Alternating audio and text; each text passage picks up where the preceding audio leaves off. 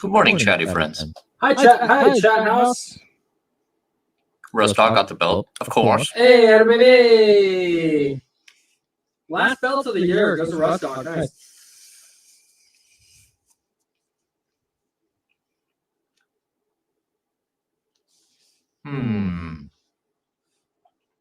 Greetings from Oxnard. Thanks for joining us, Chris Cho, Frank Amlar, Chatty House Party, Michigan, Warren, we have Inhal.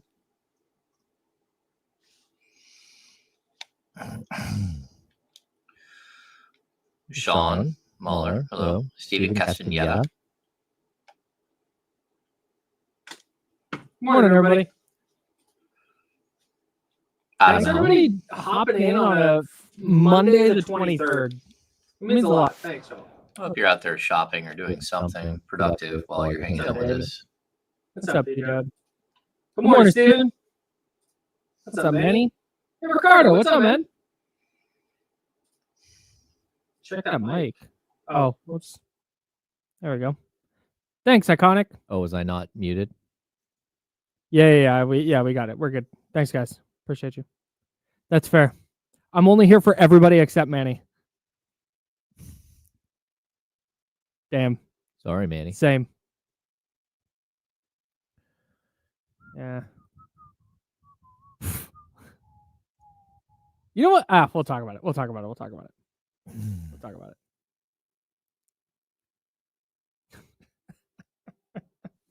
Morning, Sean. Word, Sean. Moshe? How do you pronounce that? Moshe? Moshe? Or is it Moshe? Hell yeah. Love that. Sometimes I can figure out how to. Yeah, good morning, Alex. Good question.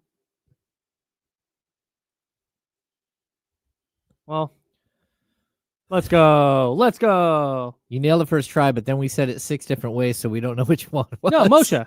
Moshe. Yeah, that's the first one. All right. Oh, hey. We're back. Here we go. It's time.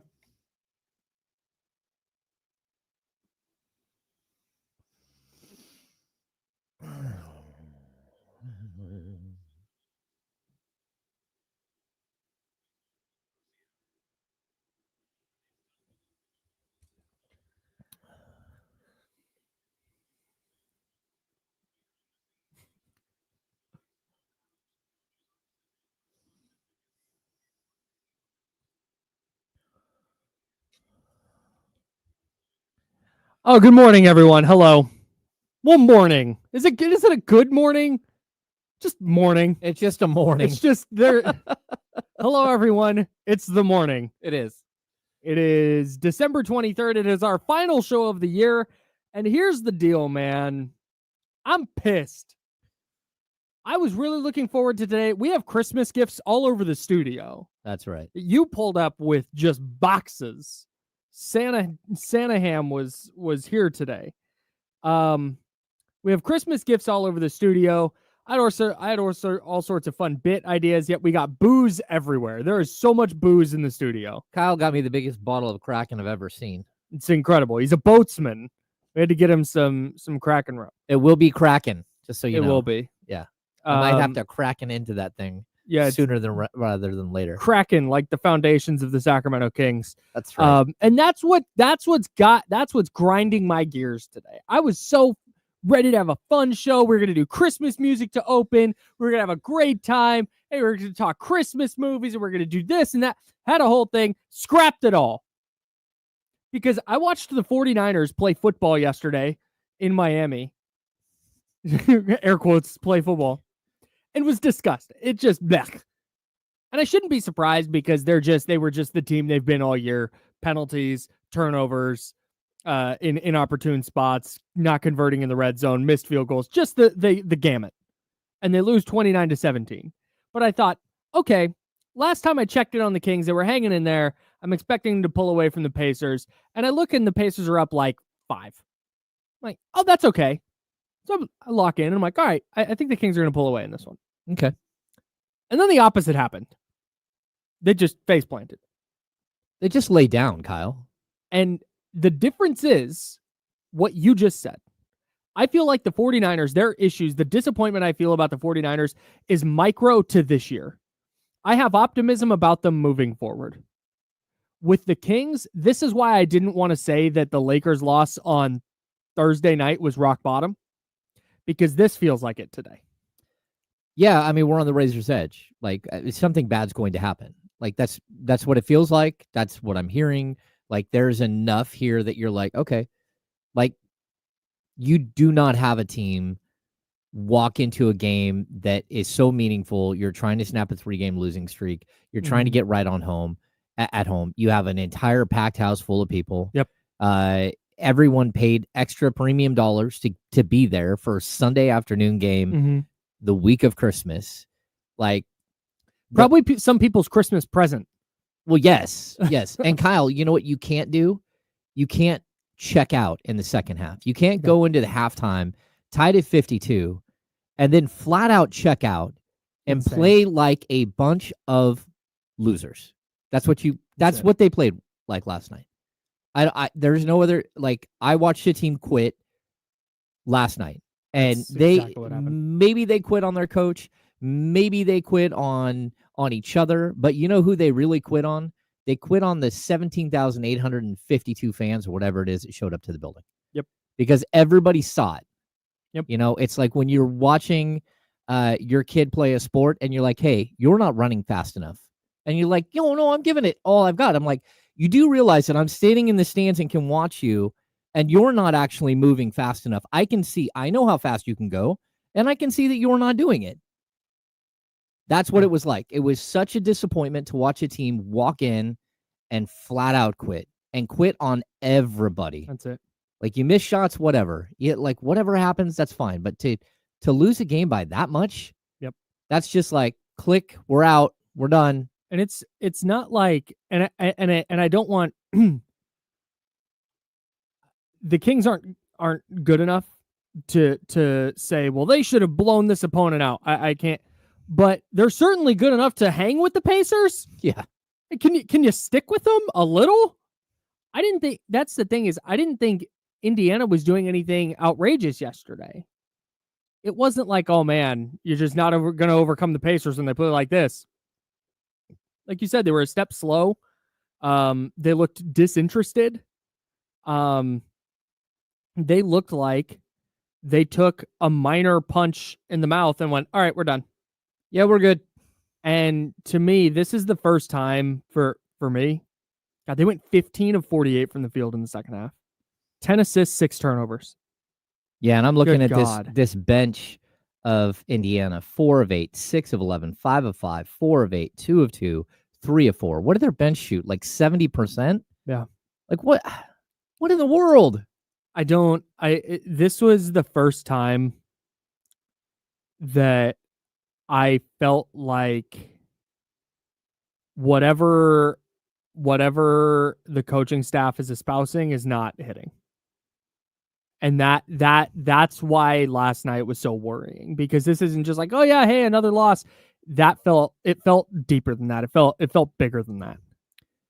Yeah. And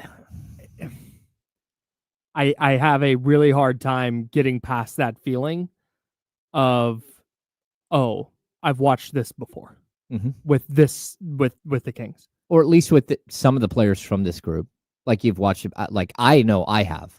I know that I've seen this play out countless times. Again, Mike Brown is the 9th head coach I've covered in 15 years. That's a ridiculous number. He was the 9th head coach I covered through 12 years. Like, it's crazy. That is outrageous. How many head coaches that they go through, and you always get to this point. Like, I remember with Luke Walton, they kept saying again and again, no, we don't want anyone getting let go. We like Luke. We don't want him going anywhere.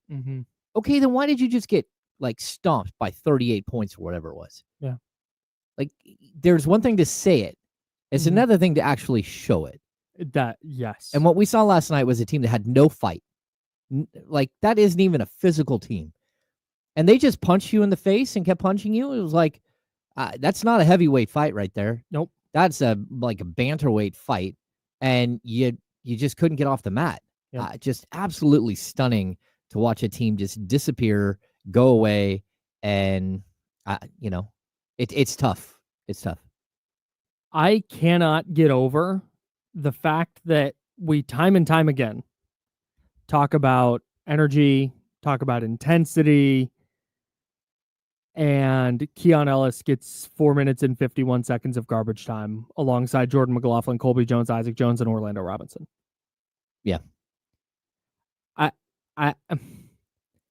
I get there might be mistakes and execution problems and this and that, but it's sure as hell better than 18 minutes of Doug McDermott. You have Doug McDermott out there to go 1 of 4 from 3 and get dogged on defense. Yeah, Mike. That doesn't make any sense to me. Okay, so I get the focusing on the micro, come on, man. I'm zooming in now. Why is Keon Ellis not playing in this game? I totally get it. And I'm not going to defend that decision like that, whatever. Mike made a decision to go with a veteran player. He went with 3 veteran players off the bench on the second night of a back-to-back. And, 2 of those players had barely played at all, and Trey Lyles and Doug McDermott. I don't understand that. And the other thing I don't understand is when Doug McDermott walked out on the court and didn't hit his first 2 shots, or 2 out of 3, or 2 out of 5, that's when, Mike typically just pulls the rug and says, hey, we're done. Yep. We're not doing this anymore. Yeah. And he didn't. And he didn't go to Keon. And I was as surprised as anyone. The way that the Pacers play isn't a bunch of one-on-one offensive. They're moving the ball really well. Everyone is passing the ball. It's popping all over the place. Tyrese Halliburton throwing lollipop passes to the corner, all that stuff. So it doesn't usually lend itself to hey, I need a great individual defender to stop this guy, except for, little dude, McConnell. TJ McConnell? Yeah, TJ McConnell. That's the one guy that, typically roasts the Kings. I was still surprised. I was surprised that he went away from Keon and that he didn't go to Keon when things were going bad. At the same time, you need offensive players. You need guys who are a threat. I get that, but it wasn't working, and you should have gone away from it. Yeah, and I don't, and that's where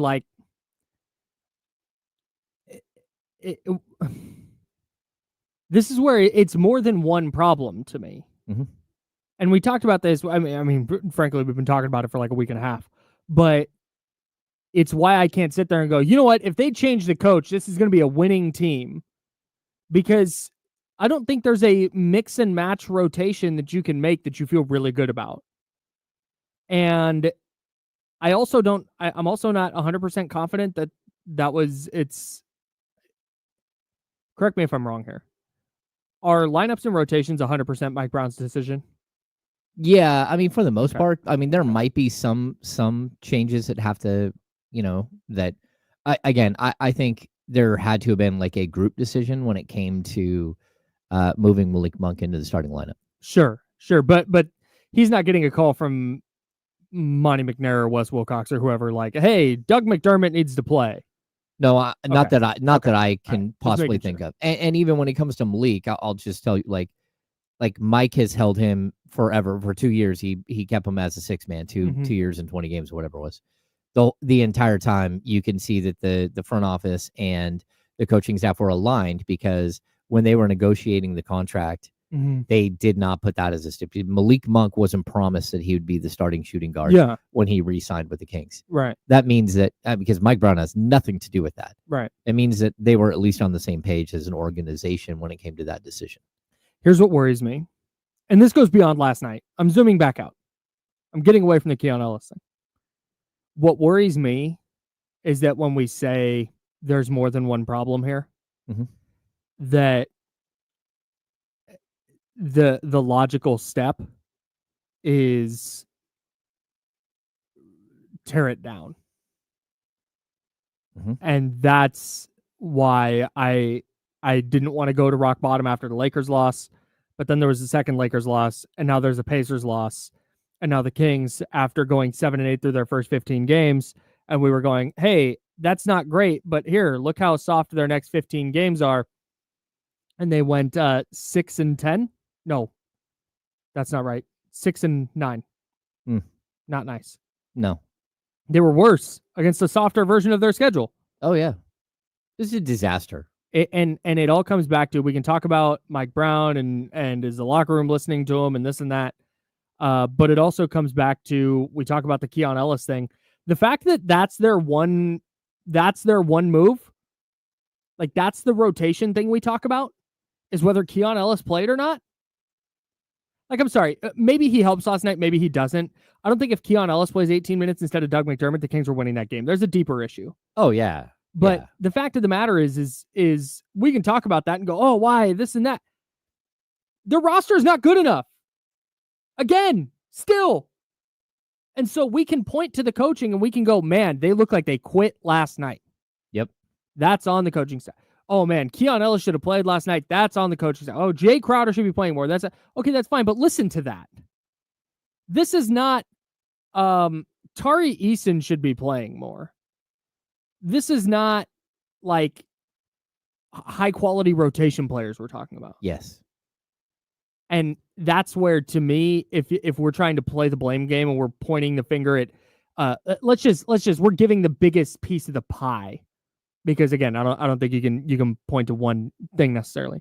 I think the biggest piece of the pie goes to whatever the heck's happening in the front office that has left the Kings roster woefully short for a third consecutive year. Well, I totally agree. And I'll just point out, like, look, Keon Ellis played the night before. He played 14 minutes the day before. He gave you 5 points. Mm-hmm. The game before that, the other game against the Lakers, played 21 minutes. He gave you 5 points. Yeah. Like, the idea, if you're going to get into a shootout with a very, very good offensive team in the Pacers, sure. The idea I think that Mike was relying on was that he was going to have scorers, that he needed as many scorers on deck as possible. Mm-hmm. Now, again, that's his own deal. Like, we asked Mike about, it was asked during the post-game scrum about why not Keon, like, about the decision. And he just said, look, I chose to go with these two guys these three guys, and I was going to, like, there was not minutes for someone else. And then, specifically Isaac and Keon. And you can say, but, you got to play those guys. And it's like, okay, yeah, but you've also lost 4 in a row. Yeah, right. And that's the thing, is he's trying. He's trying something different. Yeah, and it's like, it's to me, it's akin to, he goes into a Formula One race with like a Mustang. And yeah, that Mustang on the regular road is going to be fast. Like, it's going to be fine. Yeah. It is going to get torched by Formula One cars. And by talking about Keon Ellis and Doug McDermott, to me, we're talking about like, oh man, he took turn 6 too wide. Yeah. Like, okay, they were going to get smoked anyway. Like, there's just, they don't have the horsepower. And so I respect that. Yeah. Hey, you know what? We're going to try this. It's a different team. So we're going to try a different rotation and we're going to adjust our game plan based on the team. That's good. That's what an NBA coach should do. Because I think NBA coaches who fall into a rotation and say, this is the rotation no matter what, unless they're the Boston Celtics, I think that's doing it wrong. No, so I respect what he's trying to do. It's just Keon Ellis and Doug McDermott, like, that's the choices. Isaac Jones, that's the choice. An undrafted rookie free agent, undrafted player and again, on a 2-way contract. And again, this is not an anti Isaac Jones thing. I love him. This is I think he can play. I think he'd be a rotation player in the NBA. A, he's not there yet, but B, if the Kings going into this year were like, yeah, hey, they might be a play-in team, they're kind of maybe he plays more. But unfortunately, they have the burden of expectation now. Yep. And Mike Brown cannot, as the coach, go, all right, hey, you know what? Caution to the wind. We're out of it right now. So, hey, here's Isaac Jones. Here's 15 minutes. Keon, you're just playing 25 minutes a night no matter what. And this is just what it's going to be. We're going to get, because Mike Brown, I don't think, based on how the offseason went, I don't think he has that luxury. Oh, no, he's playing first. He's coaching first live. Right. I mean, he knows that. So, right. So he can't, if he thinks that, hey, we have to outshoot the Pacers tonight. All right, that's what they got to do. Yeah. They can't mess around with Keon Ellis specifically. I think he should have played more last night, to be clear. But on the other hand, you mentioned he had that 33-point game in the loss to the Hawks. In 14 games since scoring 33 points, he has scored 75 points. Yeah, that's not great. He's had one game in double figures in the last 8. I Is mean, that right? I get the idea. I do. And Sure. and I don't even know if that's, but I'd also point out this, like, we have like all kinds of things that people throw in the chat all the time. And Mark, if I pull something up and I mention your name on the radio today, don't feel like I'm calling you out. We're just using some of the discussion that's going on in the chat to carry it over into You are the an chat. avatar for the larger conversation. Yeah, from Mark Wong. Instead of keeping an offense that was working and making DeMar adjust and fit in, they tried to have 2 styles, and it's way too complex. And obviously, everyone isn't bought in, is what I think the point is. Yeah. All right, so I'm just going to point out, like, yeah, the DeMar DeRozan thing. DeMar DeRozan, in the 4-game losing streak, 17 points on 7 of 18, 10 points on 4 of 13, 12 points on 4 of 10. Last night, DeMar DeRozan, NBA future Hall of Famer, 35-year-old, like, offensive juggernaut, scored 2 points on 1 of 7. Jesus. That's not going to do it. That's not it. I don't know what to say. Like, you talk about a 4-game losing streak and what happens, and we can't say they're tired. Mm-hmm. We can't say he's tired. Mm-hmm. They just had 12, like, 1 game in 12 days, or two games in 12 days. So what gives? Over his last 4 games, he's averaging 33.7 minutes per game. He's averaging 10.3 points on 33% shooting from the floor, 16% from 3. I don't know what to tell you. There isn't another option for Mike Brown to turn to if DeMar DeRozan isn't giving you 20 points. Yeah, there's not.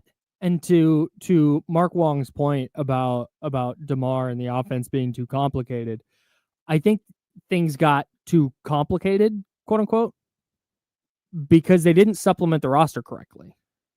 If you're going to have that top 4 of Fox, DeRozan, Keegan, Sabonis, and then I guess you'll throw Herter into the starting lineup, and then Malik off the bench and Keon off the bench. You don't need more dudes that need to have the basketball in their hands. Yeah, and that's why I think it's gotten too complicated, because it's like trying to hey, there's one ball. That doesn't necessarily the reason the like whole one ball thing. Mm-hmm. Because that was the big critique when Kevin Durant went to the Warriors. Like, well, there's only one ball. But that was a ball movement. Everybody's going to touch it. Pause. Everybody is going to get their chances. But Steph and KD, those are the 2 dudes. And that's kind of the pecking order, and that's how it's going to be. And the players supplemented what they were doing. With the Kings, it was like, yeah, hey, let's just throw more buckets at the problem. Mm-hmm. And I don't think there was a consideration for, okay, here's how DeMar fits. But then what does that domino effect? What he's going to strengthen this, but this is going to get weaker. So how do we supplement that? It's just everything last year boiled down to the problems with their roster, the lack of length, the lack of athleticism on the wings. Like, that has been their problem. It was a problem in the playoffs 2 years ago. It was a problem all season last year. And now it's a problem again this year. Yep. And you threw DeMar DeRozan at the problem. Like, great. There's 22 points a night. That doesn't do anything for me to solve the real issue. So I would agree. Like, it's gotten a little overcomplicated, I think, offensively, where they've gotten away from like Domas has been scoring more, but I think they're leaving meat on the bone with him as a playmaker. Oh yeah. And sure. He's down 2 assists a game. Yeah, dude. Like, that's your dude. That's the focal point of your offense. Okay, so a couple of things. I remember in De'Aaron Fox's rookie season, Dwayne Tickner, one of Dave Yeager's assistants, he told me, he's like, I pulled De'Aaron Fox aside because he had 7 turnovers, and I had an iPad out, and he goes, hey, I want to walk you through the 7 turnovers. He goes, well, what do you want to know? And Dwayne's like, well, let's just go through the video. He's like, no, I don't need to go through the video. Yeah, I can tell you each one. I can tell you each turnover and what I did wrong. And so he did. He started listing one turnover after another and telling him what he did wrong on each of those plays. This is not a low basketball IQ team. I don't care how many times people want to say that on the internet, throw it out there. Come on. This is not a... Domantas Sabonis is one of the highest basketball IQ players in the league. DeMar DeRozan is a 16-year NBA veteran.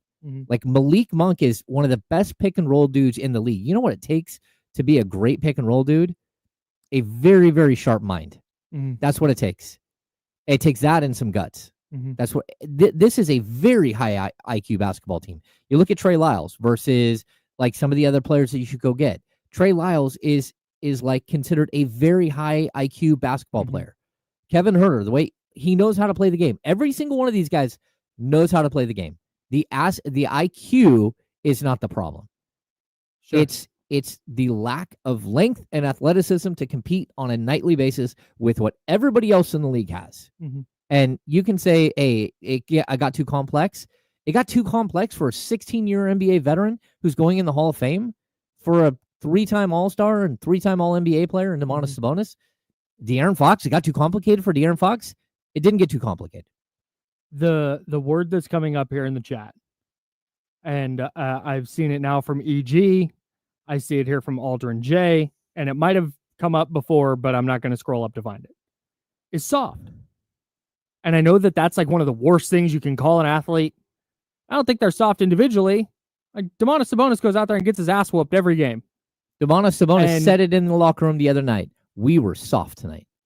And it's not just that night. No. It is a game in, game out issue. And to me, I don't know, because I'm not there. I don't know if that's a coaching thing. I don't know if that's the mindset of the star players and everybody follows it, where it's like, there's just a general like indifference where, yeah, we're good, but like, it's okay, the Pacers. But it's December. I always say this, like, it's one thing to go get a defensive player that isn't good enough offensively to ever step on the court. A defensive player sitting on the bench does not help you. Having Jay Crowder, who is the last thing in his career he'll be called is soft. Mm-hmm. I mean, that's a dude who you don't want to mess with, right? Mm-hmm. But if he doesn't play, then it doesn't matter. And so the question is should you just put Jay Crowder out there so you aren't soft as a team? One guy's going to change the complexity? No, the answer is that you have to find someone, unfortunately, at this point in his career, that's just better than Jay Crowder to do that. They can actually play 25 to 30 minutes a night and bring that mentality to the court the whole time. And this isn't, like, again, an indictment on Jay Crowder. Jay Crowder was out of the league until the Kings signed him like 15 games into the season. Which is the, I think, again, we're giving slices of blame pie here. And that's why this goes back to the front office for me. Because if you want to instill a mindset via a player, a veteran, have Jay Crowder in camp. Have Jay Crowder from day one. Allow him to establish a voice. He talked about it like, yeah, I just showed up and I started playing, and so I'm still trying to get a feel for finding my way here. When he was there for a couple of days earlier, Isaac Jones and him exchanged numbers, and Isaac Jones was texting him the whole time while he wasn't even on the team. Yeah, not to say that because you said it, like, Jay Crowder is not he's not the solution, right? But when you talk about like these little mistakes, because I don't think it's one big thing. They didn't make one big miss, and it's like, wow, that's the reason. It's a lot of little things that have just kind of piled up that have got them here, and it's little things like that. Like, we talk about mindset, we talk about energy, we talk about leadership. It's like, man, a guy like Jay Crowder in the locker room for all of camp and through the start of the season probably would have helped. Yeah, maybe a little bit. Again, the record's probably not dramatically different, but maybe they dig deep and win a couple of games that they smoked. Yep. And I'm going to bring this up too, Rustdog. Domas is playing injured. Just so people know, like, first of all, the back is a huge issue. He came off the court against the Lakers the first time, was grabbing at his low back in the second quarter. They came over, they worked on him, and he continued playing. Then in the second Lakers game on Saturday, he rolled his ankle and has an ankle sprain. No one on the team thought he would play, especially with an early game the next day. He showed up Sunday morning and said, "What are you guys talking about? I'm going."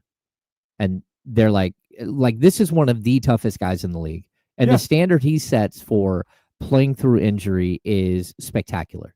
Like, he played with a broken bone in his thumb that he broke in December and played all the way through the playoffs. Didn't miss a game. Like, this dude is an absolute warrior. He is playing hurt. That's not what we're talking about. Like they're No, this is Domantas a- Sabonis is no, not a this is soft not- player at all. No, this is a team-wide mindset. Yeah, it's a team-wide mindset. Exactly.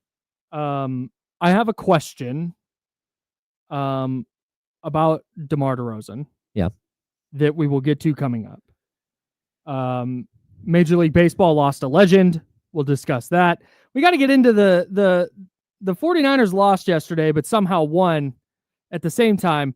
And the Raiders won yesterday and somehow lost at the same time. Mm-hmm. We'll get into all of that. There's plenty more Kings. Plus, we're going to do some fun holiday stuff toward the end of the program. I promise. We're going to try and have some fun today. It's not going to be all doom and gloom. He's James. I'm Kyle. We're the Insiders. We're sponsored by Jiffy Lube, and we're rocking with you until noon right here on ESPN 1320 at Sacramento Sports Leader. Clear.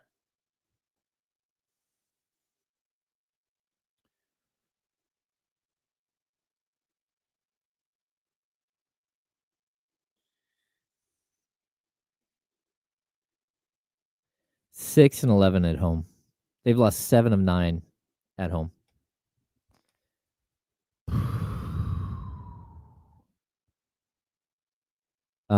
You tried this. That's why they signed Jay Crowder, because they had to try something. Because they knew that they had a problem, and they also, if you remember when they signed Jay Crowder, they started him on game 1 because they had multiple players injured at the same time. De'Aaron Fox, De'Aaron Fox did not talk to the media last night. Actually, they were supposed to bring 2 people to the podium. They told us they would bring Domantas Sabonis. That didn't happen. He spoke in the locker room about an hour and a half after the game, I believe. But I did not stick around for that because we had a lot of other things going on.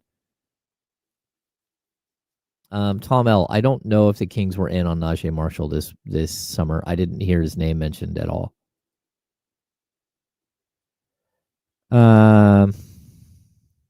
Michigan. Like I'm not going to go down that path. Like it doesn't matter one way or another. Like you needed a better fit at that position. And I think HB had kind of played his last, he played it out here. This was, I need to, let's pause and save this. Okay.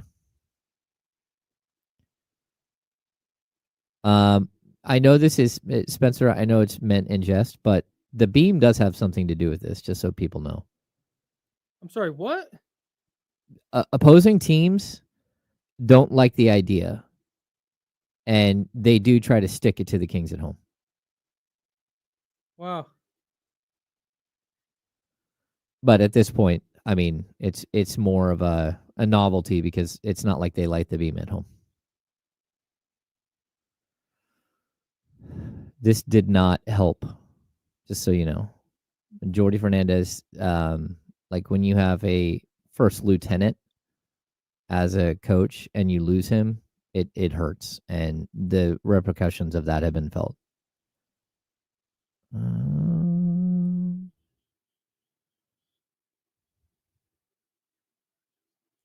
Yeah, wait until after the holidays, Soren, where you can get you're going to be able to get those things for $29, maybe less.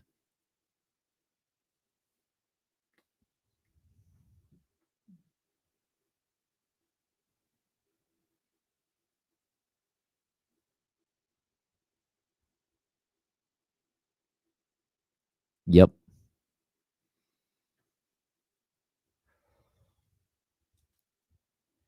You're going to miss him when he's gone.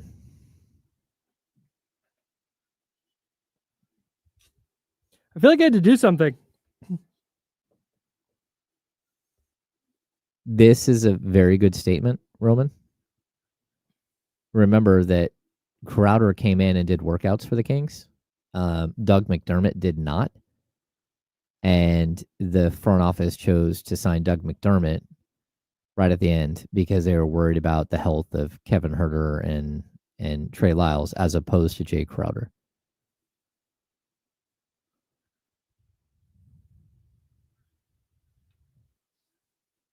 Ooh. Tank Dell tore his ACL and dislocated his knee. Yeah, I was worried because they were keeping him. I was worried that he damaged the artery, Yeah.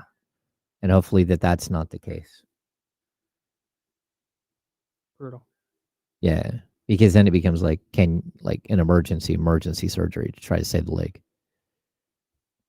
That happened to a hurdler at UC Davis years ago. Hit the hurdle, and by the end of the day, had lost his lower leg.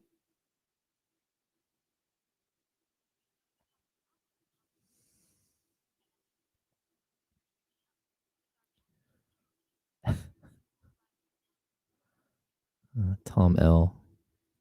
This has nothing to do with anything that's happening now at all.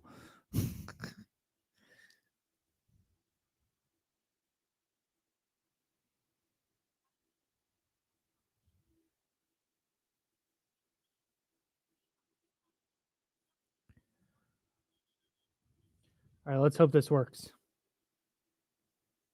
Here we go.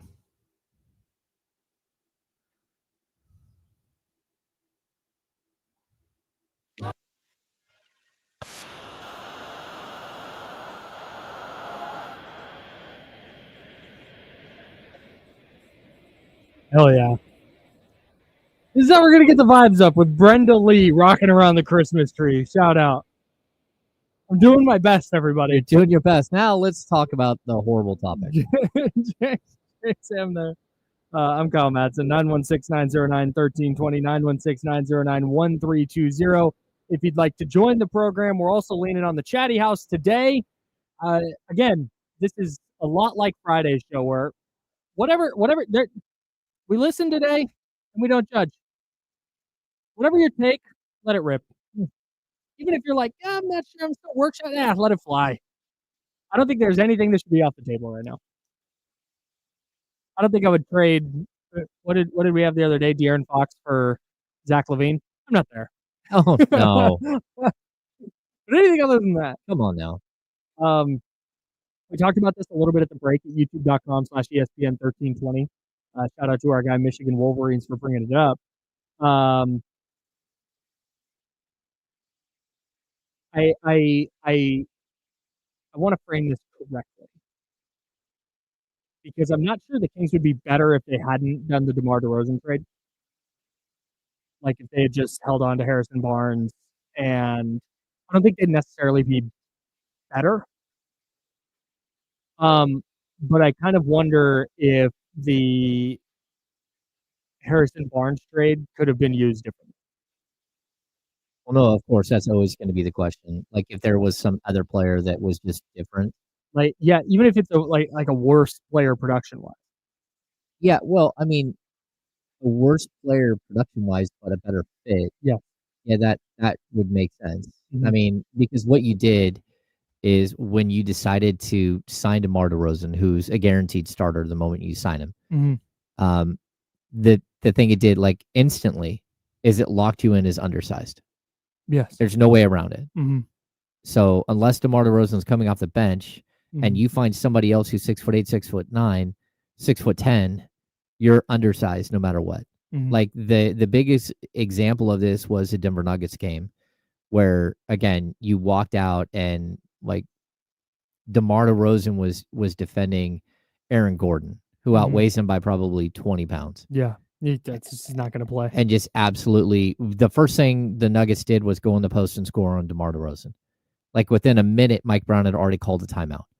And then the other option at the other wing, because you had an injury problem to mm-hmm. Keegan Murray, was you started Doug McDermott at 6'6", yeah, against a 6'10" Michael Porter Jr., and he absolutely dwarfed him. Like watching their starting lineup, watching the team's lineup for the tip, it was like, what in the world? Yeah, like, they're small. That's the problem. And not only that, but you took your most versatile defender in Keegan Murray. Yep.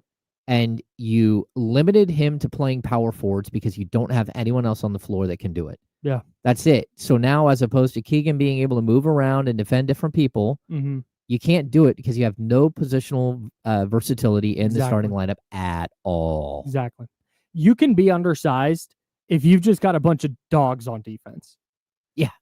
you can be undersized if, you know what, undersized, but we have two different guys who can effectively just, put a body on a center and they can defend three other positions and you can switch and you can get out and run and you can move the ball offensively. That's when you can be undersized. Mm-hmm. You can't do it because you have 6'6" Doug McDermott and 6'6" DeMar DeRozan and 6'3" De'Aaron Fox. It just doesn't. Your starting lineup is 6'3", 6'3", 6'6", 6'8", 6'10". Oof. And you run up against, again, a Denver Nuggets team that starts at 7'1" and goes to 6'10" and 6'7", 6'8" in Aaron Gordon.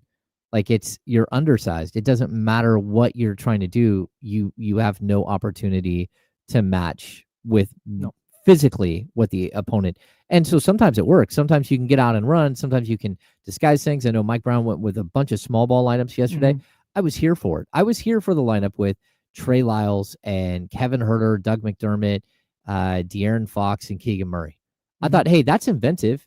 At least I'm here with De'Aaron Fox and 4 shooters, except for the 4 shooters can't shoot right now. Yeah.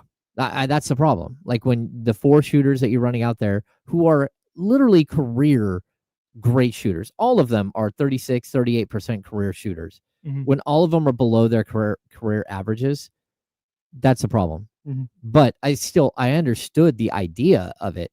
Get Fox downhill, get him to the paint, kick out to shooters, have them score. Yep. But if they don't score, you're not getting a single rebound. Yep. Because you're undersized. Yep. That's it. Like, you're toast. So if the offense isn't working, if they're not scoring, it doesn't matter what they're doing defensively.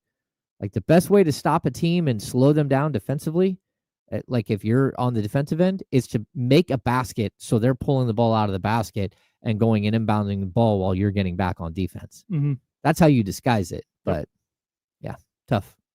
Let's get out to the Elk Grove Kia talk line. I pushed the wrong button. Mitch in New Jersey was on hold. Mitch, please call back. Oh, you hung up on him? I hung up on him. Legitimately, I was going to get to him and I hit the wrong button. So Mitch, please call back. I promise we'll get to you. In the meantime, we've got our guy Don on the line. Don, you are on the Insiders with Kyle and James. What's up?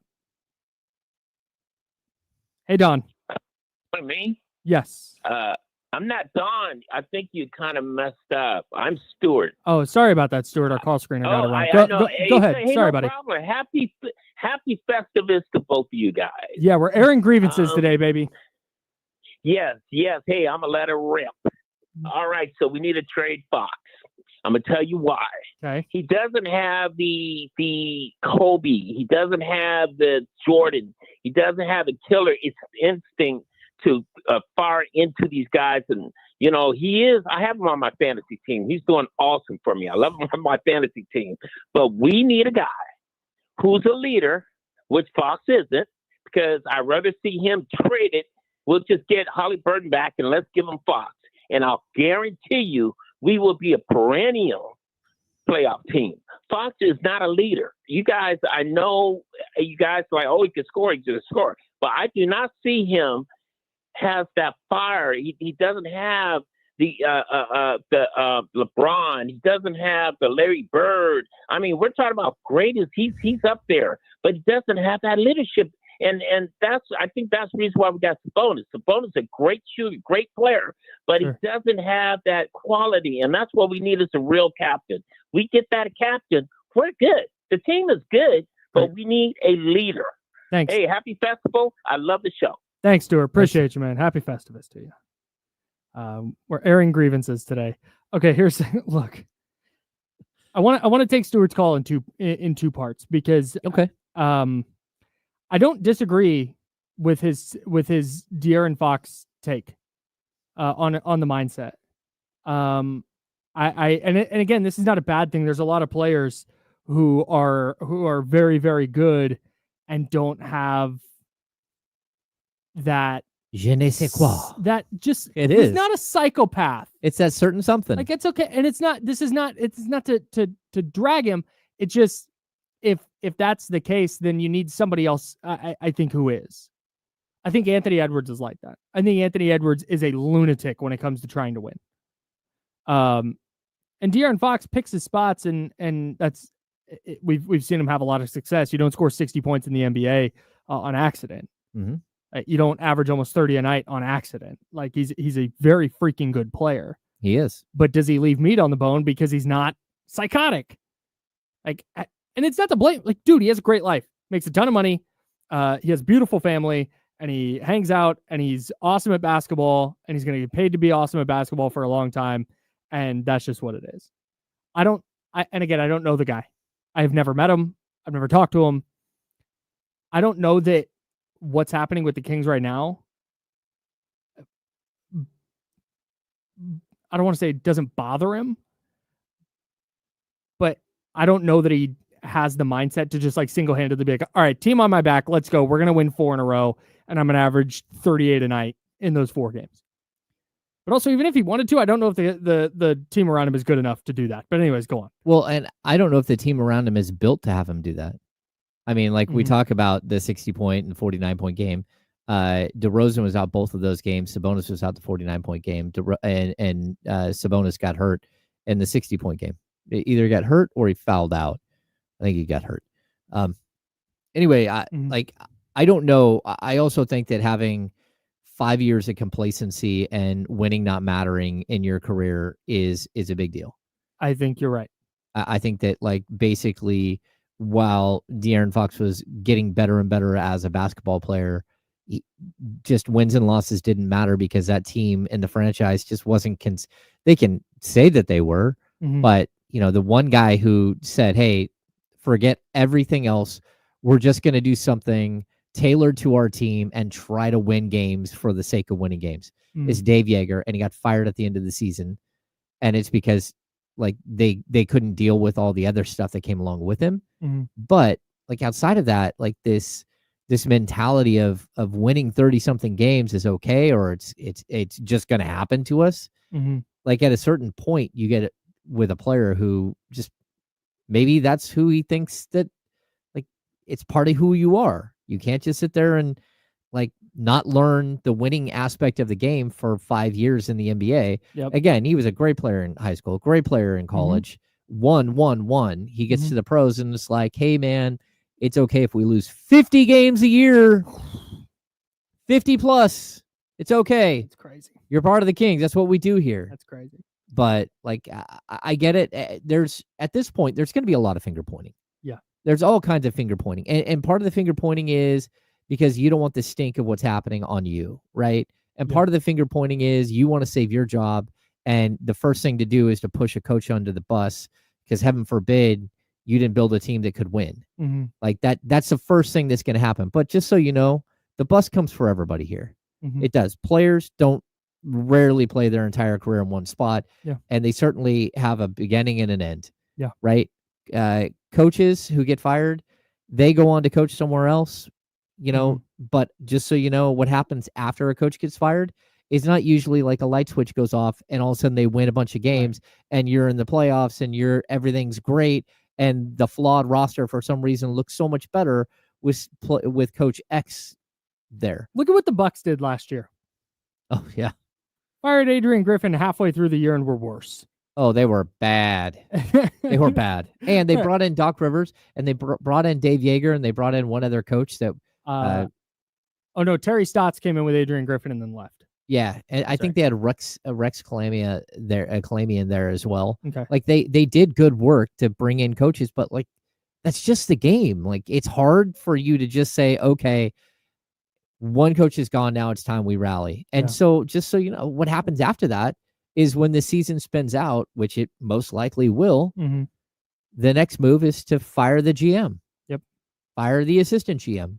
Fire everybody involved. Yeah. Clean house. Clean house. Because what you can't do is you can't have a GM who's on the hot seat hiring the next coach. Because that doesn't make any sense. Now you got to hire a new GM to hire a new coach because you're not. So here we go again. And that's where this whole thing, like I've been warning of this moment forever. We're at that moment. Just so everyone knows, we're at the moment. Like whether they're going to do something dramatic here or not. Like, and do I think that Mike Brown has done enough to save his job? I like being honest. Absolutely not. Your team is in the tank. Yeah, you can't be. What are they? 4 games under now? 4 games under 500 and Yeah. spiraling out of control. No. But at the same time, I understand the reasoning why his team is spiraling out of control. I'm confused as to how they don't show up in the second half and how you lay down against an Indiana Pacers team when you know you need a win so bad. But at a certain point, man, as players, like it's you who either makes the playoffs or not. Yeah. That's it. Like everyone here, like fans and everyone, they have no say in that. They're just here to cheer you on and hope that you go as far as you can go. But as players, I don't understand just disappearing and going, hey, game over. Like I was wondering last night, where's the puke guy? Because that's what it felt like. It felt like the puke game all over again. Where's the puke guy? Where's the puke game? Because Where's the puke guy is the name of today's episode. Yeah, we needed it. We needed someone who brought levity to the situation. Because nothing is going as planned right now for the Sacramento Kings. That's James Ham. I'm Kyle Madsen. Jiffy Lube sponsors the show. The show is called The Insiders. We're taking you up to noon, then we'll hand it off to D-Lo and KC. Final show of the year. We'll be back January 2nd. But again, we're hanging out with you till noon today. I want to get to the second part of Stuart's call real quick, and then we'll get out to Mitch in New Jersey, who's back on hold. Mitch, we love you. Hang in there. I don't think let's go to the world where the Pacers would swap Fox for Halliburton straight across, and where the Kings would do that. I don't think it helps. Yeah. I watched De'Aaron Fox be the best player in a playoff series. I watched Tyrese Halliburton actively shy away from the basketball in a playoff series. He had moments, and they went to the conference finals. I get it. That was great, but I don't think Tyrese Halliburton solves anything for the Kings, to be honest. No, and I would also I'm going to pull up again. I like Tyrese Halliburton. Fine. This is not an anti-Halliburton thing. I don't think that's the solution. No, I'm totally with you. And again, if you're looking for somebody who, I'm just not going to say it. That's not the personality shift that changes everything. Yeah, so exactly. I'm gonna pull up Eric in the chat. Mike Brown couldn't win with a stacked Lakers team, noticing a pattern in his last few jobs. Just so you know, his last job, Eric, he won 3 championship rings with the Golden State Warriors, having one of the most incredible defenses that we've seen with no defensive players outside of Draymond Green. He also, with that group, they led the league in defensive rebounding every year, even though they only had 2 guys averaging 7 rebounds a game, and their third leading rebounder being Steph Curry. Yeah. So just to point out that, yeah, you can say what you want about 5 minutes with the Lakers, but Mike Brown came in with credentials, and through his first season here, he continued with those credentials. I don't think that this is Mike Brown will coach in the league for another 15 years as an assistant, or as maybe he gets another head coaching job if he's no longer the coach of the Sacramento Kings. Yeah, I think the Warriors miss him, but I don't know that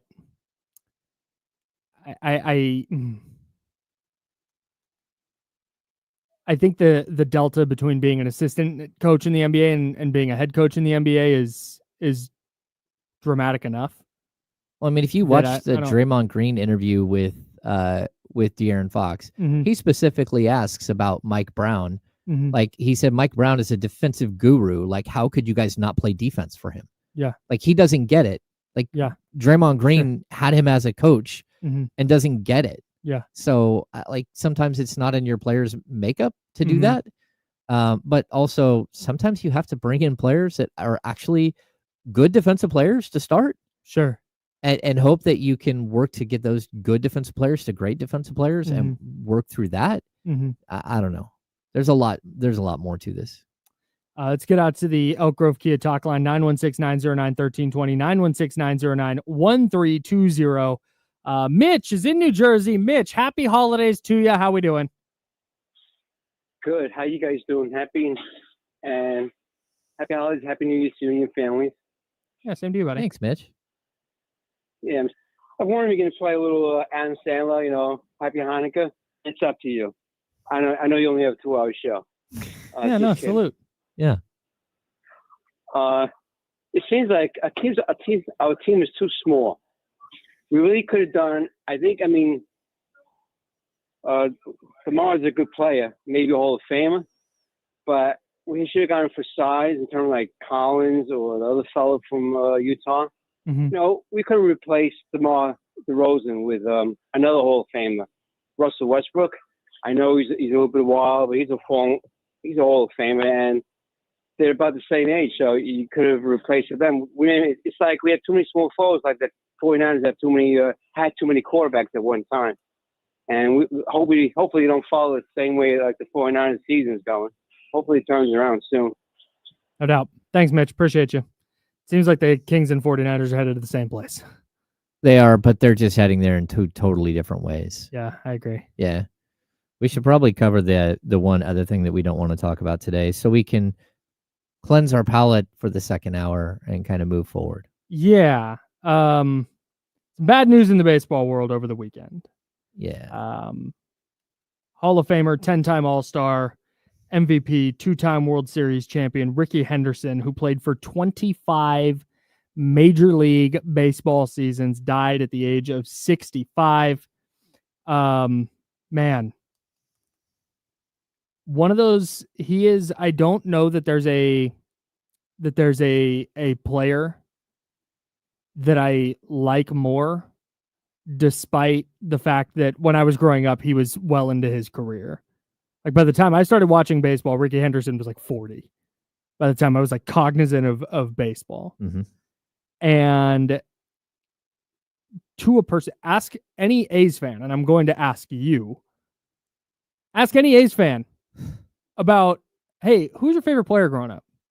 And any A's fan aged, I don't know, I'm 34 and I just missed it. So let's say 40 and older is going to go, the first name out of their mouth is more than likely Rickey. He was just that dude.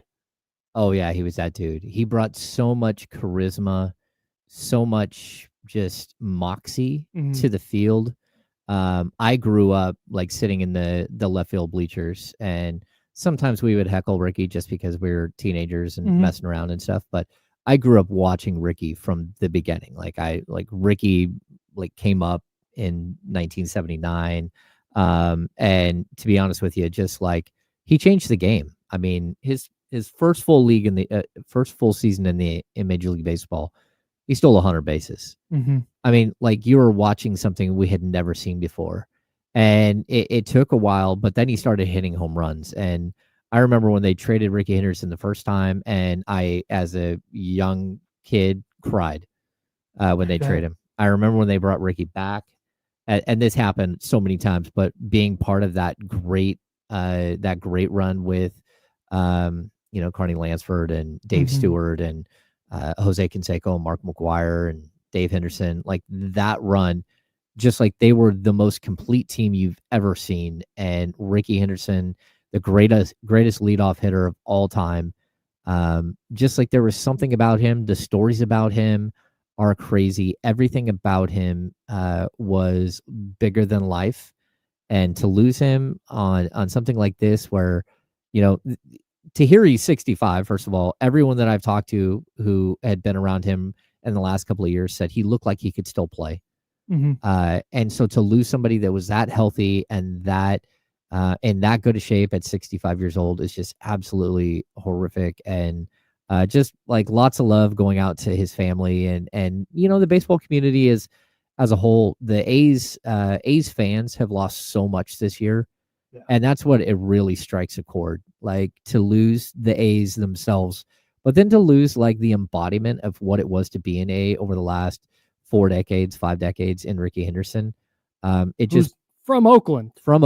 And the field at the Coliseum was named after him. Yeah.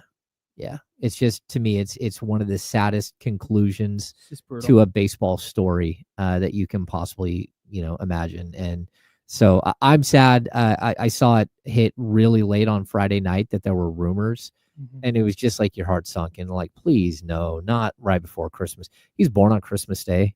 Yeah. So his family, you're gearing up for all of that stuff, and just absolutely horrible. Again, R.I.P. Rickey.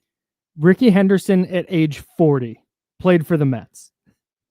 He played 121 games and batted .315 with a .423 on base percentage and stole 37 bases. As a 40-year-old. Dude, like just what Just he a was, gangster. he was, man. He just kept going, and you always felt like he could keep playing. Every time you saw him, it's like he looks the same. Yeah. He just looks the same the whole time. I know they said something like Ricky Henderson had he was the all-time leader in walks until Barry Bonds came along. And Ricky Henderson was the last person you ever wanted to walk because when you walked him, he was going to be standing on third base like 2 minutes later. And everybody in the world wanted to walk Barry Bonds because he was going to hit a home run. So for him to take all of those years to finally pass him, it's just crazy. Yep. Rest in peace to the greatest of all time. We'll be back in a second. He's James. I'm Kyle. We're the Insider, sponsored by Jiffy Lube. It's ESPN 1320, Sacramento Sports Center.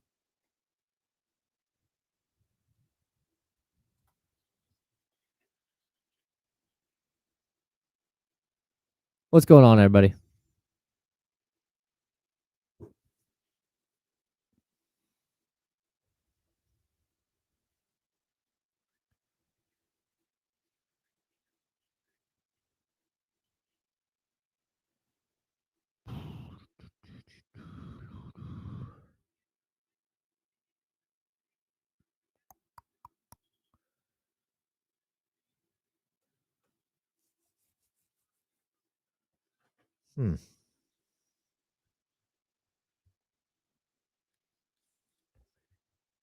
Facts.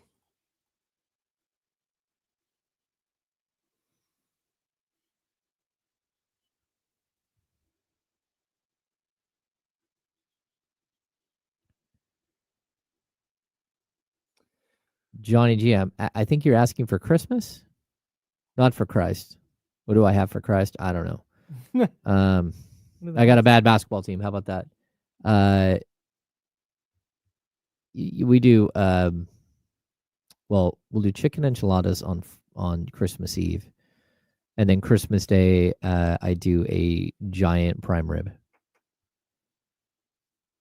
Shout out to my boy Eric, who has been unhealthy and in the hospital lately, who is usually my hookup for a prime rib. My guy, been friends since I was born, but just some health struggles. So shout out to Eric, who always hooks up the 5 or 6 rib roast, cuts the bones out, seasons underneath, ties the ribs back up. Oh yeah. Yeah. Don't know what we're doing for Christmas dinner. A little potluck with the in-laws, I think. Probably some ham. Different sides. Gonna be delicious. I'm making this thing that I saw on Instagram. It says to do it with like ground sausage. I'm doing ground beef. Pause to this whole thing just in case.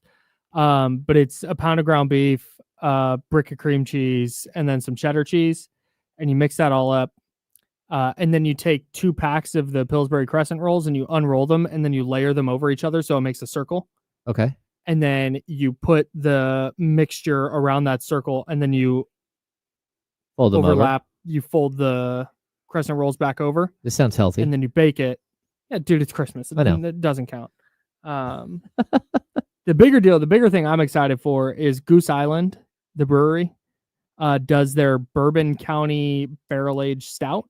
Oh. And I have one I've been aging for 2 years now that I'm going to crack open that I'm very excited for. I have a cab from Cornerstone that I've been holding on to for like 4 or 5 years. I might crack that for Chico dinner. Soren gets it.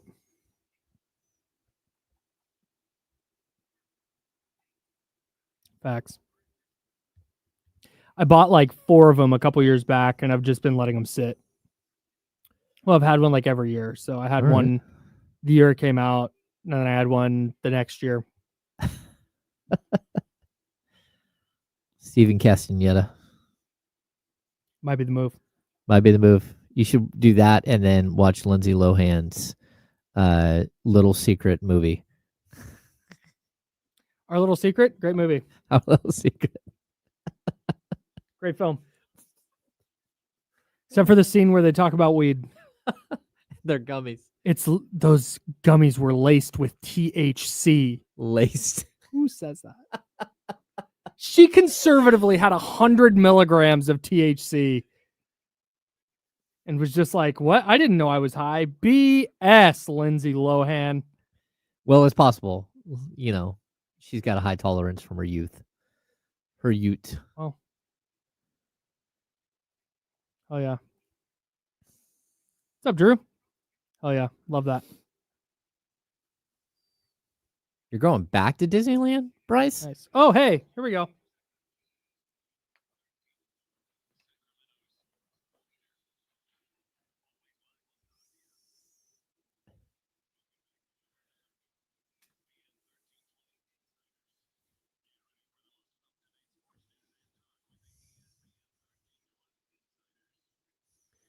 Hour number 2, that's James Ham. I'm Kyle Madsen. I'm rocking with you until noon. Then we'll hand it off to D-Lo and KC, and they will take you into the holidays. It is our final show of the 2024 calendar year. Maybe. Don't say maybe, Kyle. I don't know. If something wild happens, we might have to call an impromptu program. I don't know. Any breaking news yet? No. Nothing? Nothing. It's been all quiet on the Western Front. Too quiet, some say. Yeah. Here's what I want to do a easy radio bit here. Okay. Kings, 49ers, Raiders. Well, first of all, let's put a pin in the Kings thing just very briefly. The 49ers looked dreadful yesterday again. They lost 29-17 to the Miami Dolphins. They were eliminated from the playoffs officially before the game started, but ensured that was the case by playing terribly once again. The good news for the 49ers is everything else went right for them in terms of draft order. So because they lost to the Dolphins, the Bengals, the Colts, and the Cowboys, and the 49ers all entered yesterday at 6 and 8. So the 49ers picked 15th in the draft because strength of schedule is the tiebreaker. So if you have a higher strength of schedule, you get a worse draft pick. Okay. So with the other 4 6 and 8 teams winning and the 49ers losing, they jumped all the way up to 11th in the draft.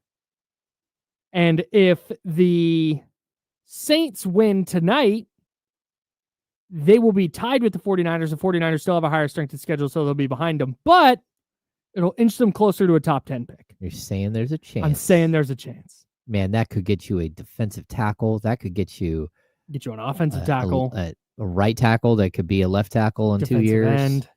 Yeah. You could get a really good player in the top 10. I think you can. Yes. So, and this is what I saw the conversation online yesterday. It's like, oh, should they tank? It's like, they don't need to tank. They're just not good. That's true. They have the Lions left who are gonna beat the hell out of them. Oh yeah. Lions are gonna win that game by 40. Yep. And if you think Dan Campbell and all them are not gonna hold a grudge because of the NFC title game last year and run it up, guess again. They might score 80. They are going to score so many freaking points. And then they have the Cardinals, who are on par with the 49ers, but they have to go to Arizona in that game. So there's a chance they might lose out just on accident. Like trying earnestly to win and still losing. No, I think that they very well, like, that's a path forward for sure.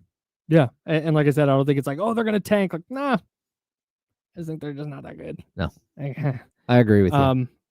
The Raiders, on the other hand, won. They beat the Jacksonville Jaguars 19-14. That game also killed the Swift, Kirk, and the Dickers, but we'll save the fantasy football talk for later. I think all of the games killed us. Yes. We had a bad week. So the Raiders entered the day with the number 1 overall pick. They lose last night. They had lost. They would have maintained the lead for the number 1 overall pick, tied with the Giants, the New York Football Giants, who got freaking mollywopped yesterday. And who are clearly looking Holy for smokes. a starting quarterback. And maybe a coach, and maybe a GM. Oh yeah. But first, all of those things matter. But for the Raiders, the fact that they are looking for a Mhm. quarterback with the first pick, that matters. So the Raiders, with their loss, dropped all the way down, according to Tankathon. And Tankathon does the draft order based on projected strength of schedule. That's how they do tiebreakers. So it's strength of schedule for the entire year, not just the opponents they've played. Okay. So if you see discrepancies in the order, that's what it is. It's people using different strength of schedule. Yep. Some people use it through week 16. Some people use it through the whole year. Some people use it through the whole year, but like with projected scores. Okay. It's weird. But anyways, the Raiders currently hold on to the number 6 overall pick. And when you talk about needing a quarterback, the New York Giants picking first, they need one. But then you've got New England. They don't. Mm-mm. Jacksonville does not. But then Tennessee and Cleveland probably both taking quarterbacks. Oh, yeah. So if the Raiders want to get up into that top 3 and get a quarterback, they're probably going to have to go some to do it. Because you're probably going to see Tennessee and Cleveland also trying to move up. Yep. Yikes, man. So a win is a loss in a big way. Because I'm not even... last year, you and I disagreed on this last year. Last year, you were on board with lose out. Just lose, baby. I was on board with, you know what? Establish that culture. Mm-hmm. If Antonio Pierce is winning and you're doing all the right stuff and you feel good going, okay, yeah, no, you know what? That's fine. But this year, every loss is damaging to me. Like, you're not establishing culture. You're just winning on accident. No, I get you.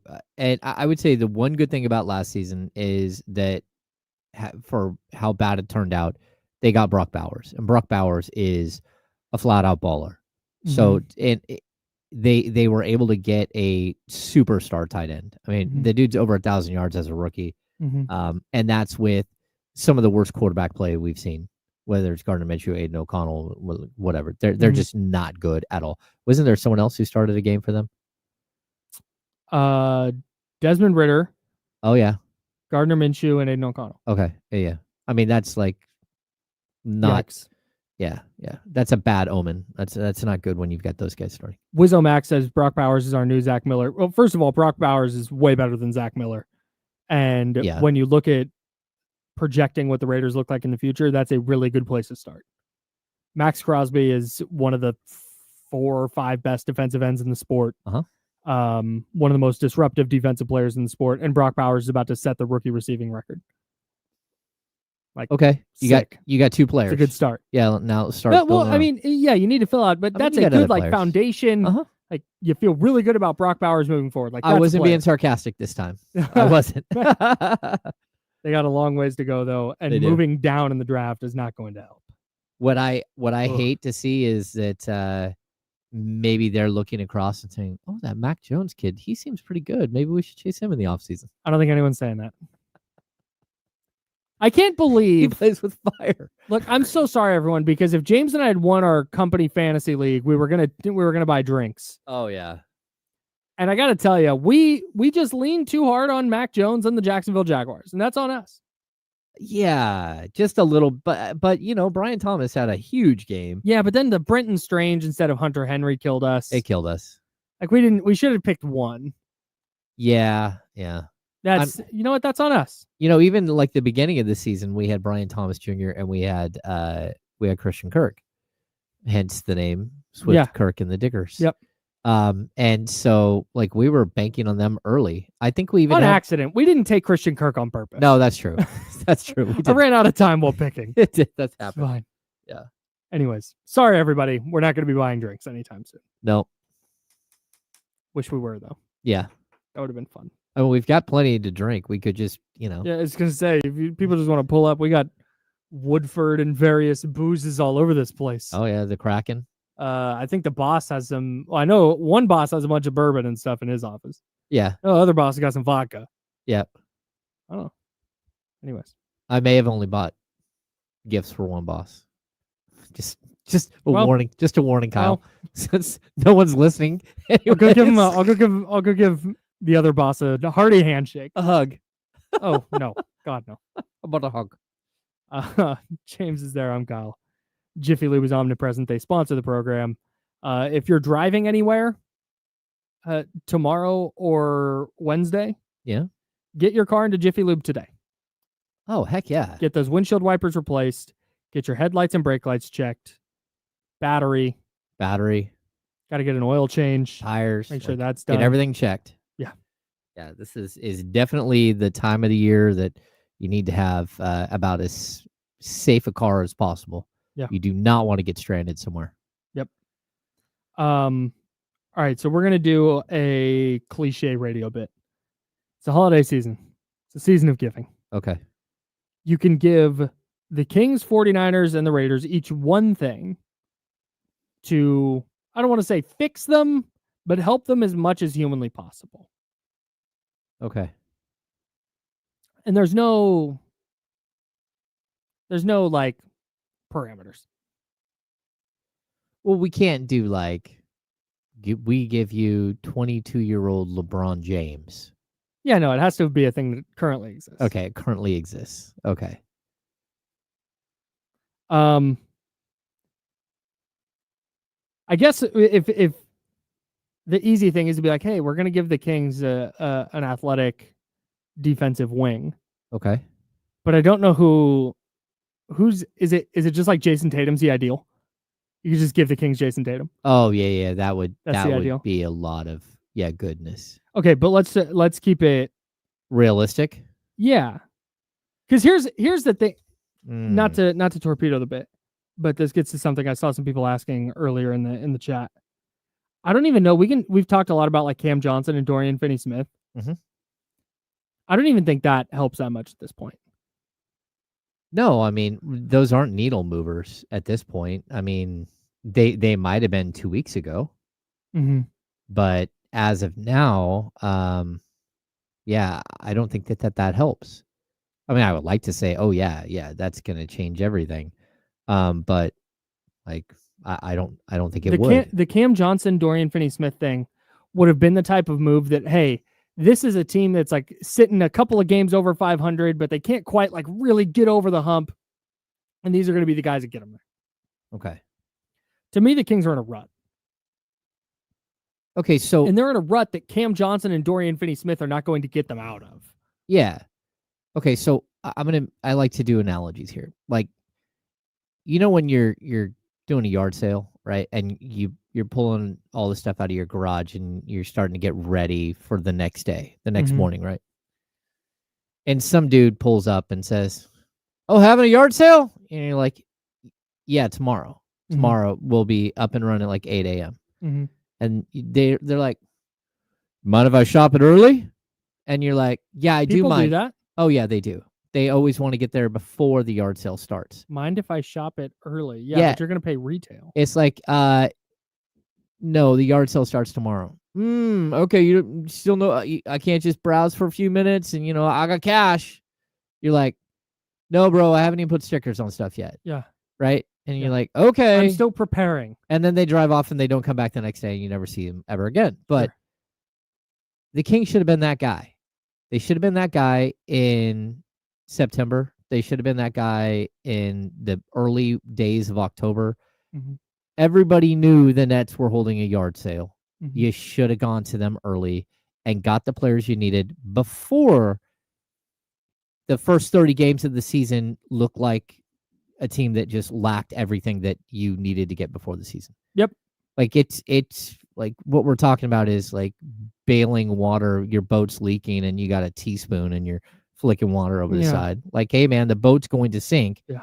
Oh wait, I got it. Hey, wait, I found a solo cup here. I can sit here and bail out water while like you waited a little too long. You waited until your team decided to go 0-4 and to quit in a game.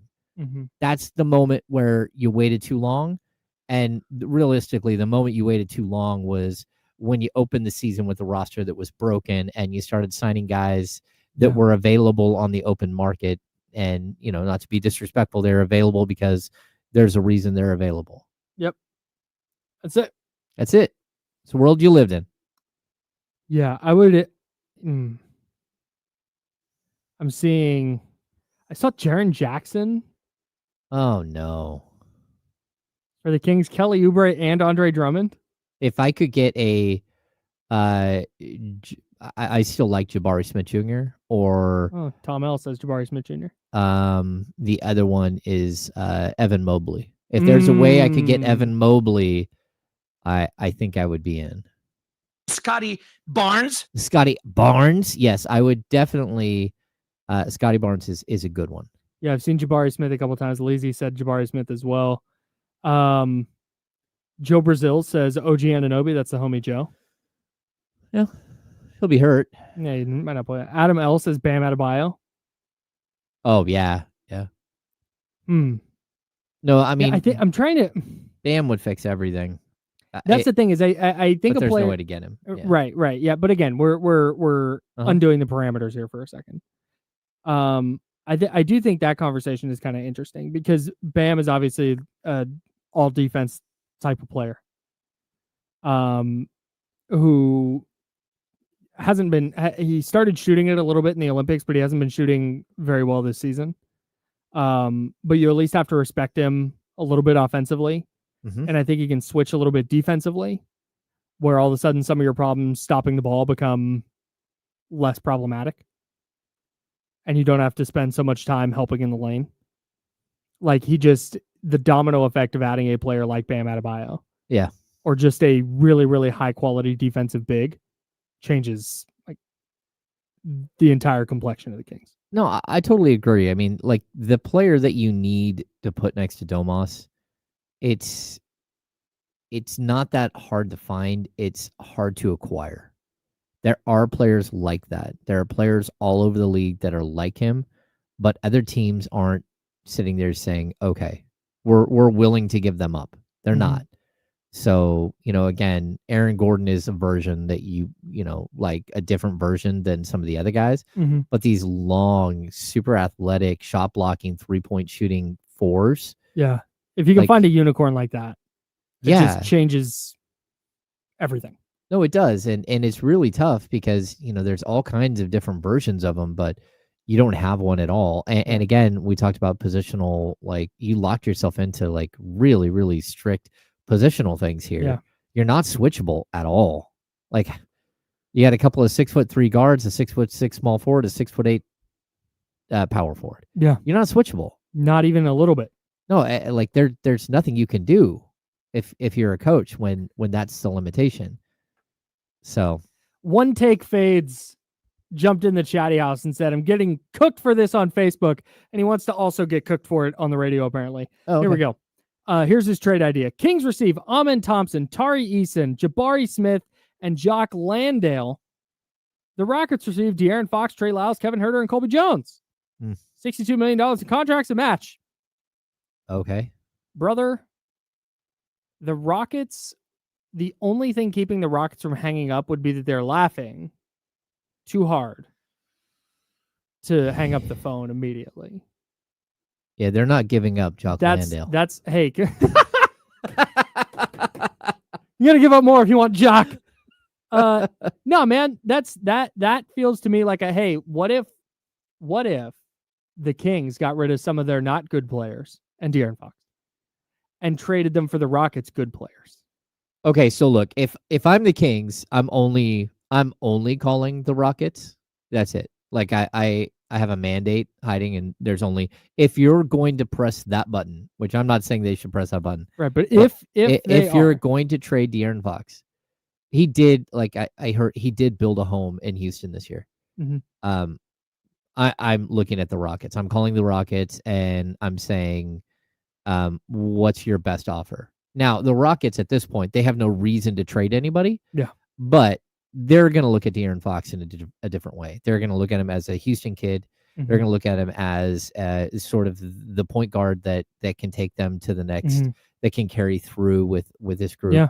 And, they've got young players that you as a Kings, like front office, you should be drooling over like what their young players look like. And can you get 2 or 3 of their young players for your one star? Right. And so, yeah, I'm starting with Jalen Green. I'm starting with Jabari Smith Jr. I'm starting with Tari Eason. Mm-hmm. Like that would be my first question. Can you get that for De'Aaron Fox? I just don't think you're getting all three of those guys. Well, maybe not, but like if I've Amin got Thompson, Tari Eason, and Jabari Smith, no, you're not getting Amin Thompson. and Jock Landale? Yeah, and Jock Landale. Are you kidding me? Jock Landale? No, but No. if you can make a package of players that make sense to them, like that's where I would call. Like I don't think there's another team in the league I would even call outside of them. Like if I'm going to trade Fox, and I'm not saying I'm trading him. That's the team that has the young players that you could build around that aren't so young. They're all, a couple of years into the league where they're starting to establish who and what they are in the league. You put them around the other pieces and you might be able to find something. But to be totally honest, while we're doing the will they, won't they trade De'Aaron Fox thing, it might not be their choice. At the rate this is going, well, I mean, he's under contract for a year and a half. So no, understood. I mean, it's one thing But to if have he an kicks agent. the door down on the front office and says, "I'm out." Yeah. What are you gonna do? Well, I mean, you trade him, but Right, I'm that's what I'm saying. I'm not taking a list. Sure. When you're looking at a player that's approaching like his No, I'm not. extension. No, I'm not even talking about who they trade him to or what or Yeah, for yeah. what. You just say I'm not saying they should, and I'm just saying they might not have a choice. Oh no, I agree with you. That's where I'm. Oh no, going with that. we're getting closer and closer to that moment. It's what we've been warning. Like there's giant red flashing lights all around this team. Mhm. Been saying it for months. Like, all right, this is where we're headed. This is where we're headed. But like, if you're gonna try to salvage something, that's the team I talk to first and foremost, and I don't let them off the phone until I got a deal done. They just have too much young talent. Yeah.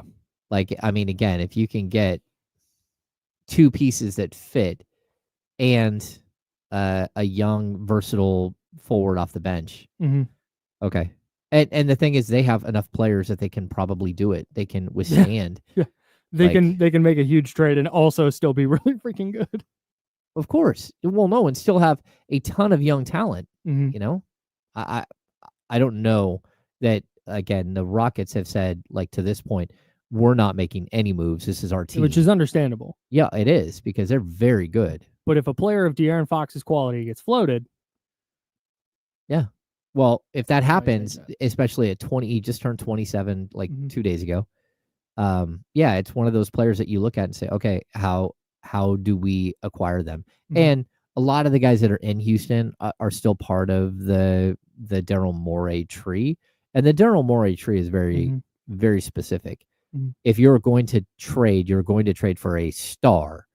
And sometimes that costs you a lot to go get a star, but that's what you're trading for. You're going to get of course. a star. And I mean, they all star hunt. That's what they do. Yep. And Fox is a star. Yep. And so I could see them taking pieces that they like, maybe one that they could even love, but going, okay. But yeah, if they reach a point where they go, hey, we need a star to get us over the top. We're repetitive at this position and this position, and we think we can get better by maybe getting rid of two of these guys, but bringing in this guy, and we think that's going to make us better. Yep. Yeah. I don't know if they're there yet, but I'm with you. That's one of the first calls I'm making. Let's quickly get out to the Elk Grove Kia talk line, 916-909-1320, 916-909-1320. Don, you're on the Insiders. What's up? My guys, this is Big E tapping in with you. Hey, what's up, Big E? Merry Christmas. Only good vibes, so no Kings talk. I just wanted to thank you two personally and Faraz because I'm in my fantasy league championship. So that's the only good thing I got going on in sports. Thank you, guys. Awesome, Big E. Appreciate you, buddy. Thank you so much. We love to hear it. Salute to Big E. All right, we got someone else on the line. Do we want to get to it now? Hey, whoever's on the line, hang in there through the break. We will get to you right when we get back, I promise. So hang in there. I know you can hear me. Chill there for just a second, and we'll be back in a moment and get to you. We'll have Christmas at ESPN 1320. We have gifts that we will open. Yep. Kenny will be here for the handoff. He'll be opening gifts. We're going to try and have a good time in this final half hour of what in the world is going on in there. I don't know. Just take a look at what's happening. That's what I'm looking at. That's Jesse there on the left. And sorry if you're listening on the radio. I'm pointing the camera at the window. That's Jesse on the left. And then Jonathan, our engineer, is currently standing on the table in Studio One. I'm expecting to go off the top rope and just that's kind of what Jesse, I'm like an atomic elbow drop on Jesse.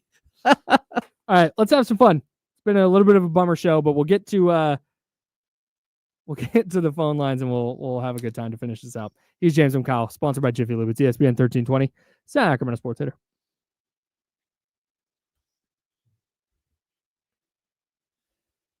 I'm gonna fire up this other computer.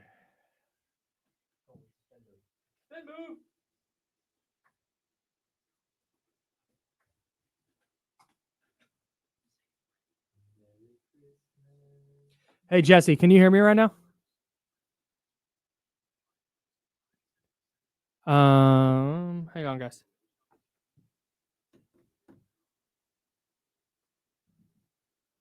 Can you put line 2 on hold? Put them on hold.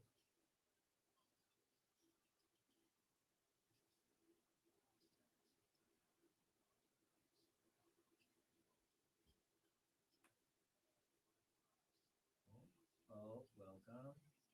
Hell yeah.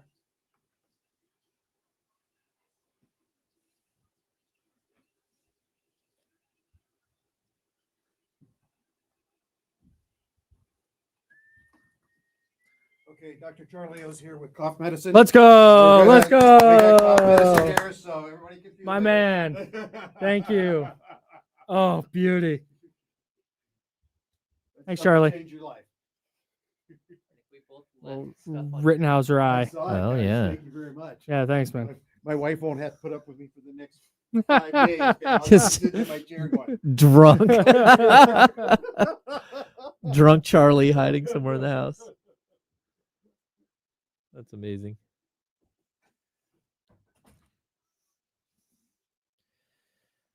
If I had had any food this morning, I would.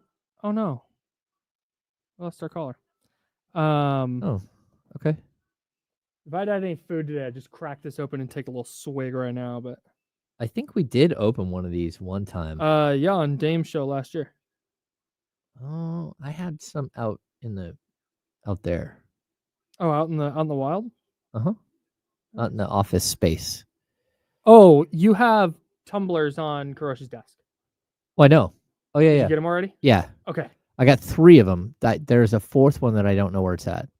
Did you get the 2 that were on Kuroshi's desk already? Yes, I got 2 Got it. on Kuroshi's desk, and New Aaron had one. And I can't remember who the 4th old fashioned was. Oh, John. John. So either John or Did you check his desk? Damien didn't give me my glass back. Do you see one hiding?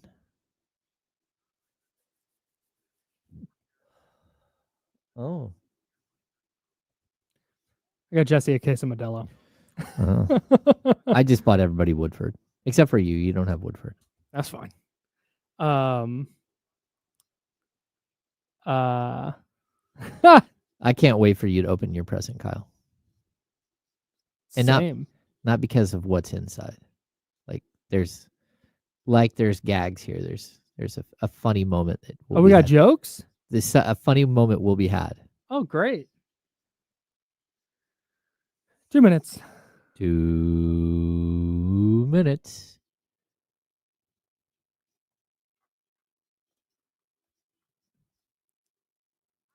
Hey, John Poles, that's crazy.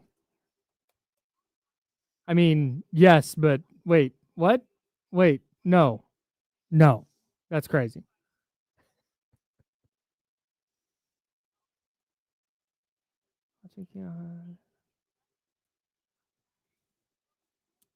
Keanu Ellis has never played in the playoffs. Yeah, he was a 2-way, right? Mm-hmm. Yeah. So he wasn't. 2-ways aren't eligible for the playoffs.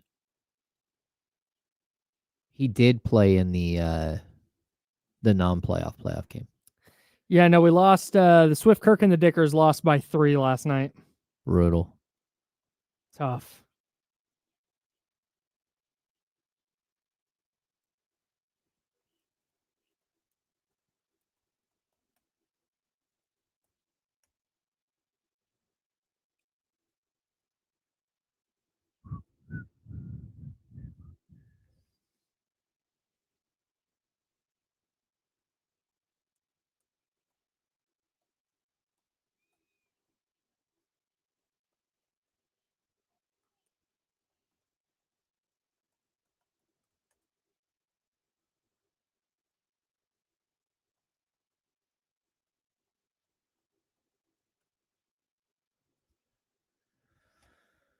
Oh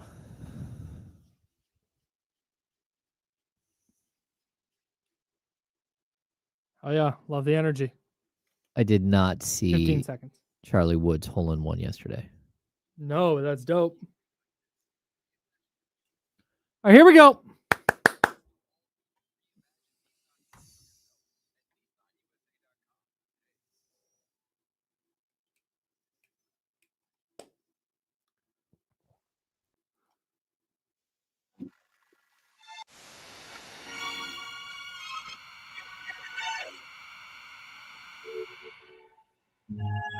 Now, back to the Insiders with James Ham and Kyle Madsen, brought to you by Jiffy Lube on ESPN 1320.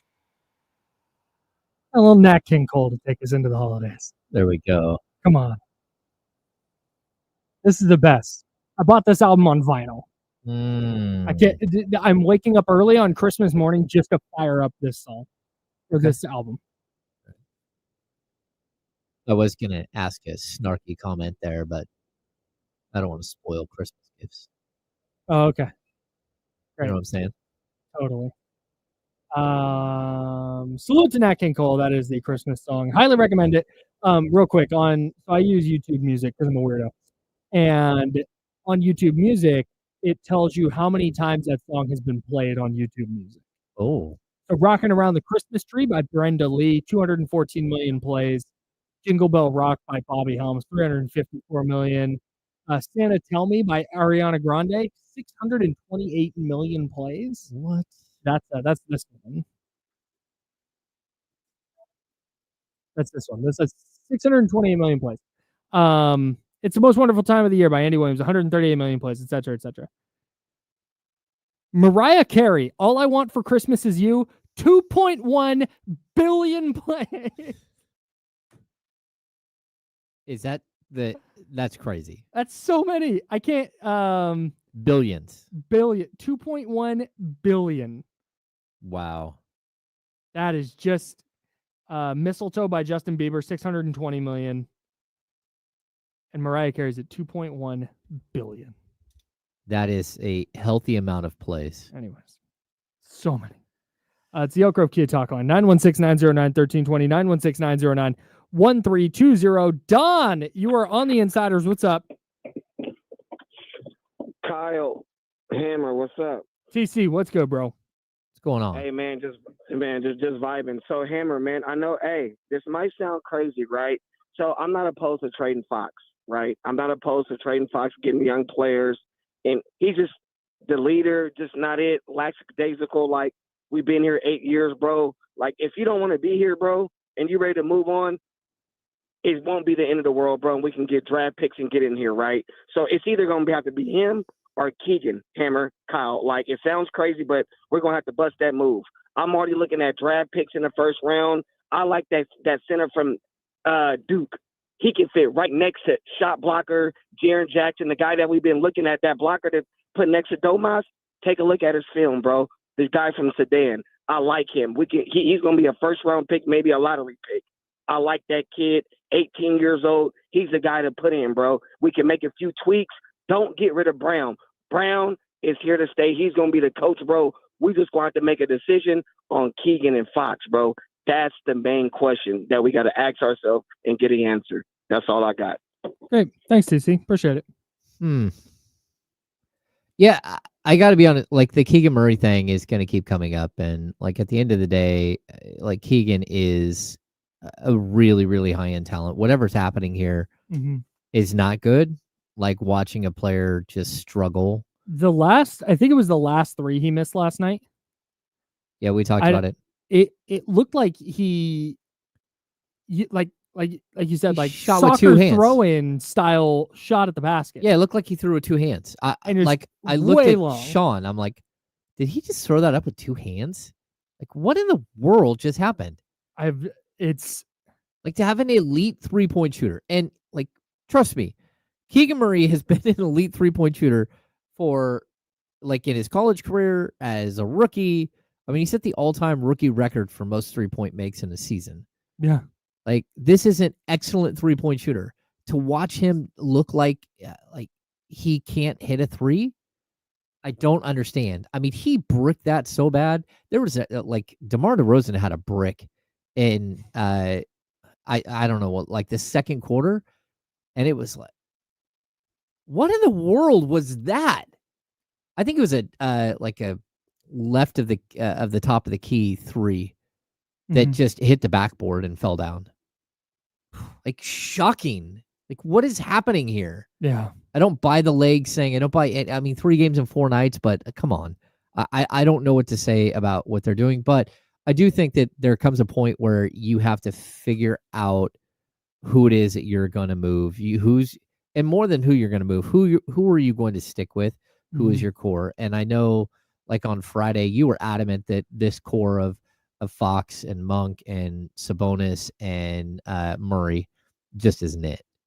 And I'm not all the way there, but I really feel like we're at a point where you've made it that's the only choice is which 2 or 3 are you sticking with, and you got to move the others because this thing is broken, and you let it get to this stage by being inactive and not doing your job. And now it's like, okay, well, you're going to have to fire this guy. You're going to have to trade this guy. Like, this is, if you didn't see this coming from a mile away, you didn't watch the 82 games last season, and you didn't watch the first 29 games coming into yesterday. You just like ostrich this thing. Put your head in the sand. Let me clarify that take, because you're right. I said that core, it was time. Yeah. But I think that not because of faults with that group specifically, because I think if you had a team where De'Aaron Fox is a starting point guard, Keegan Murray's a starting small forward, Domantas Sabonis your starting center, and Malik Monk is your 6th man, that's the foundation of a really good group. I think the change they need to make is one that is so drastic that it is going to require them to give up one of that core. Okay. That we're 2.5 years into this. It's the same issue. Like, all right, you can't rely on them to sign the right guy. And it's not going to get easier to sign free agents. So you're not going to sign that guy. You haven't drafted him, surely. And I don't know what Trey Lyles and Kevin Huerter and a pick or two is going to get you in the trade market. That to me is the logical next step. Yeah. I'm with you. I mean, again, I'm willing to take a gamble here if I'm the Kings and see if you can fix things. I would hope that there's a way that this thing is fixable, but like, again, it would require the Kings to delve into the, possibly the luxury tax. Like, if I can go trade for Brandon Ingram today without touching the core of this team, the core 4 that, or even, if you want to throw DeMar DeRozan in that, you can somehow get Brandon Ingram, and I don't know how long he's going to be out for with his ankle injury, but if you could land him, I'm willing to take that gamble right now. Like, why not? Because the Pelicans are in the same situation you are, right? The Pelicans are in a situation. They're in a worse situation than you are. Well, I don't know how much worse it is at this point. I mean, I would like to tell you that 5-25 is way better than 13-17, but it's just not. Portland's 4 games behind the Kings. I mean, but at the same time, the Kings at 13 wins, the 5th seed has 15. Like, wins wise, you got plenty of time to make this thing up. If you blow this thing up right now, it's teetering on the brink of that right now. If you blow it up right now, you are saying that the season's over and this group of players is over. I don't care whether you believe that when you push the button and you start firing people, but that's what's going to happen. Yep. Like, fans should be prepared for that. The chance of this thing just magically turning around, I just don't get it. Like, if you think that some reason that this trade, I mean, if you fire, let's say you fire a coach right now, you think Domantas Sabonis is just going to be better than what he already is? Right. He's going to be better than 21 points, 13 rebounds, and 6 assists? Yep. Like, there's no cap. I mean, we've kind of reached the ceiling. Yeah, I agree. I'm right there with you. So, hey, it's Kenny Caraway. Let's shift gears and have some fun. We're going to try and have a nice time. I don't know if Damian is here. Is Damian here, Kenny? No, not yet? Okay, that's fine.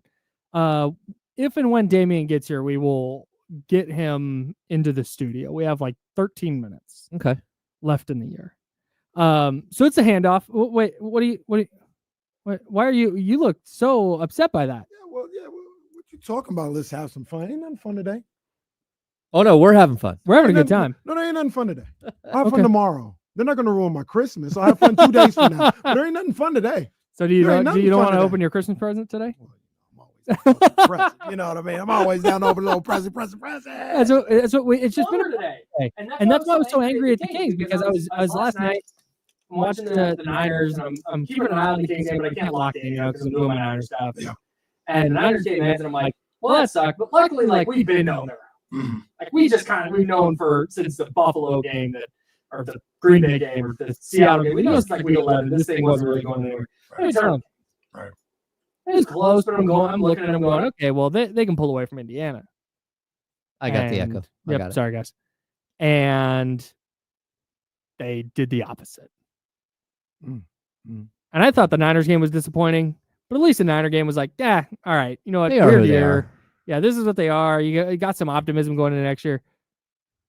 With the Kings, it's like, I mean, there's so many things to say.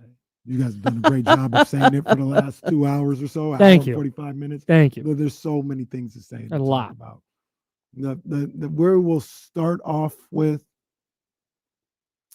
is this team has let the city down. They have just let this city down. That wanted so much for them this summer and coming into the season, that believed in them. They've let them down. And pro athletes, they may not care about that. They may not be like, oh, sure, who cares? Like, you guys can't do what we do, or I don't read the paper, I don't do anything. But I speak for my people. I speak for my city. And I don't say it lightly. You know what I mean? I feel like I'm pretty protective of these athletes and these pro athletes. But it just is what it is, man. They've let the city down. And I can say that with their performance. But most importantly, yesterday, I can say that because they just look like they quit. That's what was disappointing about yesterday. It wasn't just all the same stuff that's been plaguing them all year. It was watching about 5 minutes left in the third quarter, just the steady watching the effort wane. It's like, and that's the thing, right? It's almost like a parent or something like that, right? Like, if you're not good enough, you're not good enough. Or if you mess up, we'll be mad, but it hurts, and it should hurt. And like I said, these guys, they may not care one bit. Sure. But it should hurt when we're just disappointed. Yeah. You just let us down. You know what I mean? With quitting, with, just not showing up. You just let us down. And that's not, I'm not even mad at the Kings. I'm not mad. I'm not angry. It's just, damn, man, you just let us down. That sucks. And you mentioned as a parent with your kid or whatever, that's it. What, as a child, that's way worse. Like, that's way worse. It's just like, let me down. Yeah. As a human being, as a human being, you talk to anybody that you respect, and you do something wrong, and they be like, man, I'm just disappointed in you, man. I can't believe you did that. Yeah. I'm disappointed. They ain't even mad. They're not yelling at you. They're not cursing. They're not angry. I'm just disappointed. Yeah. And that's what we feel so far about the 2024-2025 Kings. You guys, they just disappointed us, man. Yep. Yeah, the fans were booing early. They should. Super early. Yeah, they should. Damian Barling's here. Damian, I was trying to have a good time, and Kenny said no. Kenny said no. He said no fun today. Well, I don't know about Kenny. I'm gonna have fun today. That's great. These jackasses aren't gonna ruin my day. That's right. They're gonna ruin my holiday. This guy. Oh, my holiday's gonna be fun. Today, there's some things that need to be said. I'm gonna sit up here and kick and scream. Here's my thing with sports. How much should we care about YouTube today? Can I play some music? Yeah, absolutely. My thing with sports is always, I'm never gonna care more than they are. Like, if they don't care, I don't either. Sure. Y'all want to sit around and talk about this sorry ass basketball team for 4 hours? I'm happy to facilitate the conversation, but I will not care when they openly don't. That's fair. Yeah. And we saw that yesterday. Shout out Tony Romo. Tony Romo taught me a life lesson after the Cowboys lost in the playoffs. He was like, if this is the worst thing that happens to me, I did all right. And it was like, you know what? If the starting quarterback for this football team doesn't care, why the hell do I? And I swear to you, I stopped giving a crap after that. Which time was that? Yeah. 1, 2, 3, 4, 5. Which one? Which Rumble Fump? Which one? You guys Sorry, how many Super Bowls have the 49ers won the last 20 years? Oh, wow. Wow. He's back. All right. Oh, I'm sorry. Are we going to pretend like the model franchise of the 80s is any good? Get out of here. Y'all going to leave Tony Romo alone. You're going to stop disrespecting Tony Romo to me. Hey, real quick. I want to open presents here in a second, but watching, I don't watch that much Tony Romo football or Tony Romo call games because he's on CBS and I'm usually watching a Fox thing. It is wild how much better he is at broadcasting than Tom Brady. Tom Brady sucks, dude. Tom Brady's that's not terrible. true. That's not terrible. true. No, he's not. Okay, No, give he's me one thing of substance that Tom Brady has ever said. He's 13 games into his career. And he like, stinks. No, that's He not stinks. true. No, he doesn't. He does. He does He not does. stink. That's a bootleg, and then he's gonna roll out to the right. You got to see it better than that. It's a tough throw. It's a below average throw, KB. And man, he wants that one back. Thanks, Tom. Outside really of good stuff. Outside, and this is a big deal. Don't disrespect. But outside of predicting plays when they're at the line, what does Romo do? He has energy. He gives you context. Yeah, Tony's good at breaking potential. down why plays are happening. Yes. Like Tony It's just gotta digs get- Romo's into, good. He digs into like his Romo's- his got a old little old, playbooks. though. I Romo's just old. don't think Brady's done that yet. He just needs like he's a rookie. I need insight. I don't need someone to tell me what happened in the play. and that he'll we're be watching. better next year. God, I hope so. He's awful. He's not awful. Romo's good. I think Greg Olson's better. Greg Oh, Olson's yeah. way better. Yeah. Greg the Olson's best. not way better than Tony Romo. I think. I'm sorry. I'm sorry. I think he's a little better than Tony Romo. He's way better than Tom Brady. Oh, I'm fine with that. Okay. Yeah. Okay. Yeah, I but, thought that's what but you how said. That's long what has he been doing it? Like that's my point. Like Greg Olson's a vet. Tony Romo was good from the jump. He was, and that's the thing. That's not normal. Day one. He was put Sure. he was put on Sure. the A broadcast day one, Mhm. and it was great. Yeah. Like that. That's not how the game works. None of them could touch my boy Keith Talib.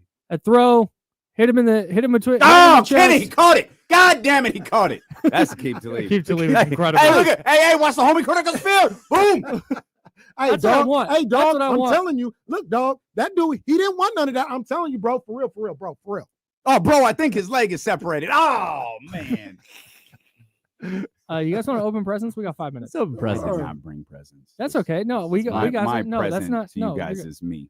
Yeah, There it thank is. you. Thank It's you a for Presents is pulling a up. present. He's the gift that keeps on giving the whole Nice, year dude. long. For you, Clark. it's room and board. Kenny, would you like to go first? Sure. That's from me. The big bag is is a big from bag, me. man. It's a big bag. Come on, man. What we doing? Hold on. Yeah, the Hope big it's a bag. Trey is from me. Lance jersey. I actually have. Oh, I one hope of it's a those. Tony Romo jersey. No, it's Oh, not. man. Hey, this is clutch.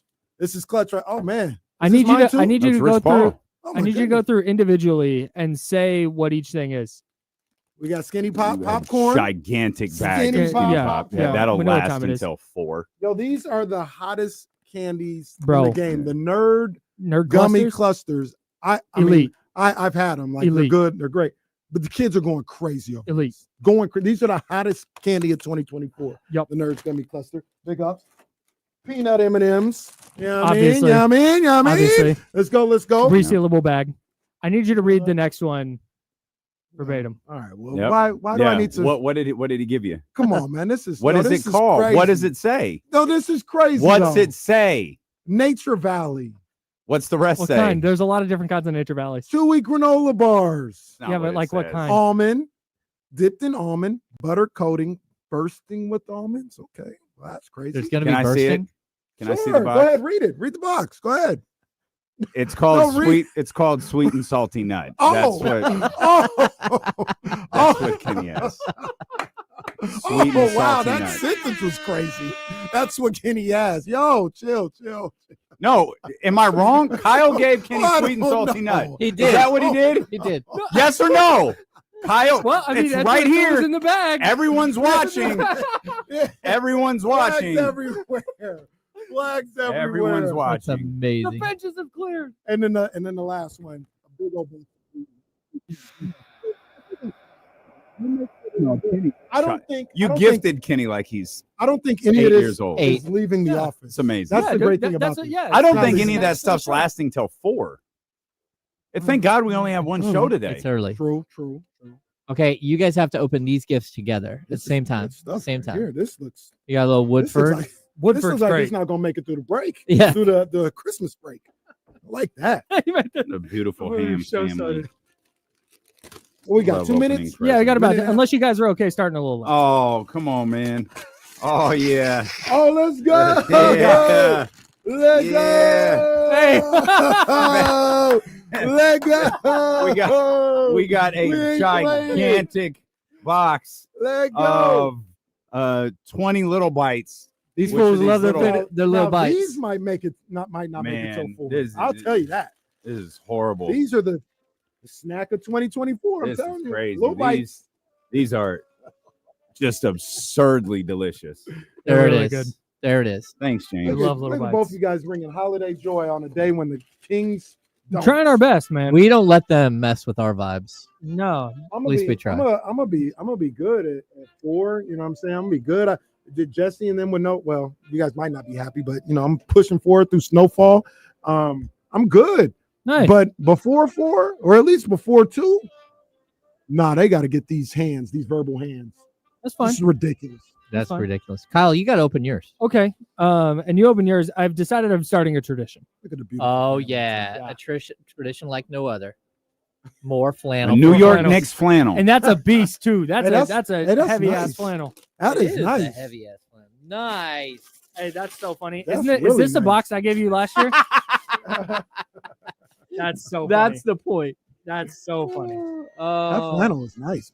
Man. It is. It's really nice. I almost Very bought nice. myself one. Yeah. And James and I can match. We got. Oh hell yeah. I got another ham family card. Yep. Shout out Big to the time. family card. Beautiful. Oh, and then a family. little This is a you know what special. time it is. A little bottle of Basil Hayden. It's Mm. a red wine. Oh, the cask red edition. aged red wine cask. Yeah, it's a little That's gonna be special one. delicious. Yep. I'm cracking that open tonight. And the box that your family's been trying to get rid In of the bo- forever. Yeah, it's back in the family. I Right. sent it back That's a to you. great bit. Right. That's a great bit. That's very good. That's a tremendous Right. bit. Can't well, this is delightful. Thank you for dropping in. Well, thank I you. appreciate you both. What do you guys got coming up? Well, apparently a cranky ass Kenny. I was just gonna put my feet up and have fun for the next 4 hours because, like We I can- said, I don't give a crap. They suck anymore. Yeah, we can get to They fun. stink. I'm gonna go answer phones for Gavin. That's what I'm gonna do. Oh, Wake up call 106.5. What would you like to talk about? I ain't gonna talk about this sorry ass basketball team for another 5 years. Team sucks. Lock in, D'Lo and Casey coming up. Oh, we're the insiders. That's James Ham. I'm Kyle Madsen.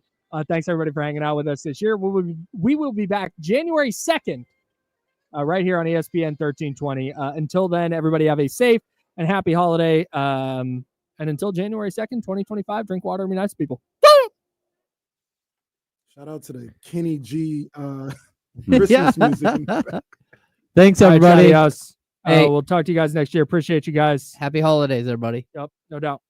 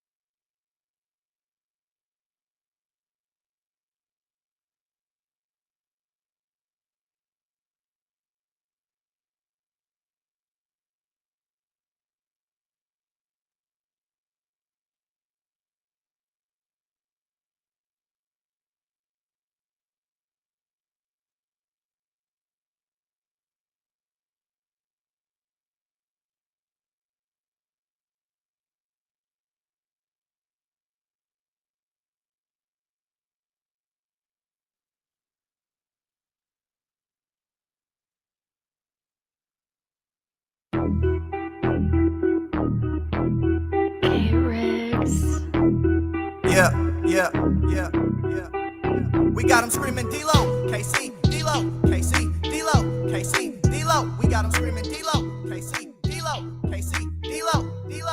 We a number one spot. We a number one spot for some sports, huh? Got the city going crazy when we work, huh? We top 2, but we ain't 2, we in first, huh? And when you need the real, we is who you search, huh? D-Lo, KC, D-Lo, KC, D-Lo, KC, D-Lo. We a number one spot. I guess we can hit air horns.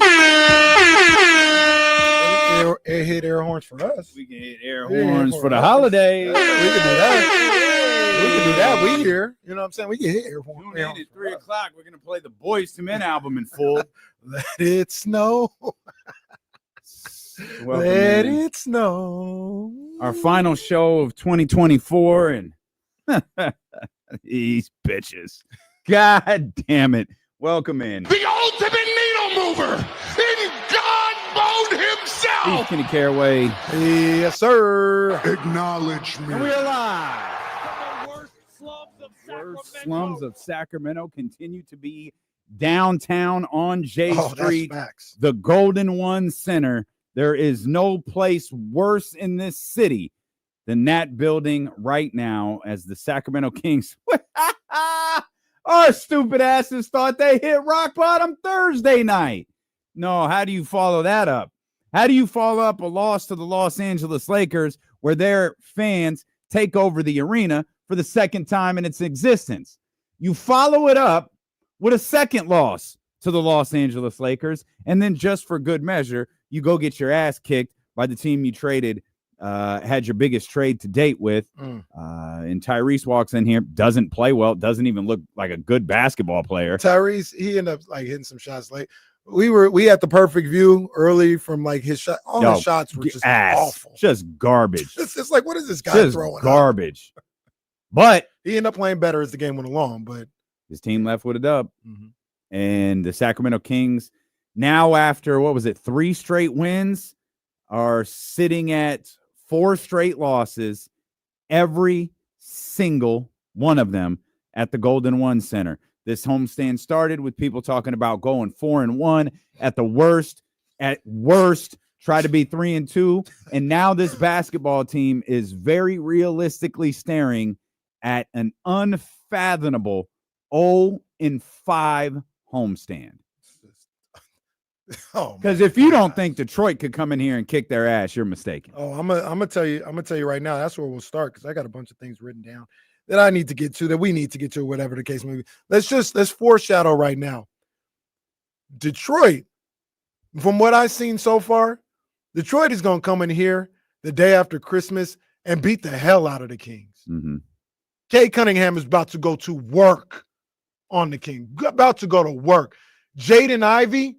Oh, Jaden Ivey. I saw Pastor Bob over the weekend, and I said I'm not going to try and curse as much on the air and all this other stuff. And just, I hope you pray. And then reset the second graders still come up to him and say they love your dad's show. So I'm trying.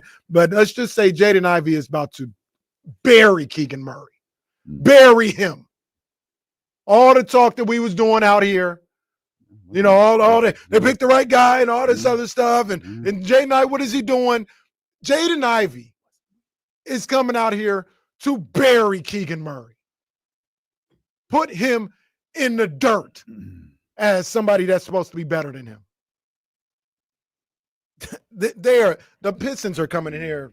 Bickerstaff, man, come on, man. They about to. Look, I'm not predicting whether they win or lose. I'm just telling you, easily could see the Pistons coming in here and working these boys, working them. This is, I'm looking at the chat. Dangerous place. My man Curtis says, Kings front office, I know you watching and reading, so I'm gonna say, don't do D Fox like y'all did to Marcus Cousins. Curtis, you can't be serious. You can't be. DeMar DeRozan is on this team. Domantas Sabonis is a 2-time All-NBA player just in his time in Sacramento. This front office has surrounded De'Aaron Fox with more talent than DeMarcus Cousins could ever dream of. And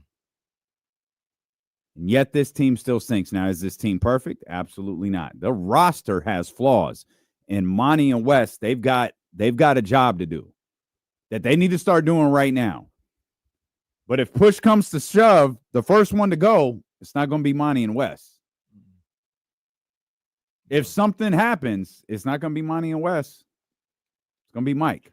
And let's just say, because last week we talked about, like, one of the things about inside the NBA is, they real talk, whether you agree with it, whether it's too much or whatever the case may be. One of the things that makes them great is, they talk. Charles and Shaq, they talk. Kenny, they talk, or whatever. And I mean, yeah, it's last show of the season. I don't really care. Like, we gonna talk. Said it to everybody that I crossed paths with last night at the Golden One Center.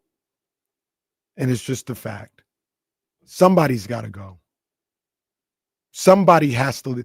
I'm not even sure if this is going to change anything. They may still be no good or whatever. But whether it's today, whether it's after Christmas or whatever, somebody needs to leave town. Player, coach, front office executive, somebody needs to go. What happened last week at the Golden One Center needs to cost somebody their job. I don't even like doing that. I don't like, but it just is what it is. All of them will be fine. Nobody will be filing for EDD unemployment. They'll get another job somewhere in this league. They'll be all right, paid handsomely. It'll be fine. Somebody needs to be fired or traded. That's just what it is. This is the business. It's the nature of the beast. And when you have weeks like you just had, somebody's got to go. Okay. Well, that might happen. That might happen sooner than anyone thinks. And I'm sorry, Roddy, he says, make a move before firing somebody. That's what, maybe a player's got to go. Somebody has to go. We can't keep trotting this same group of Sacramento Kings players, coaches, and front office executives out there every night. They don't like each other. They didn't quit on each other one way or another. Somebody's got to go. DeMar took 7 shots yesterday, and that felt purposeful. Well, I mean, that's.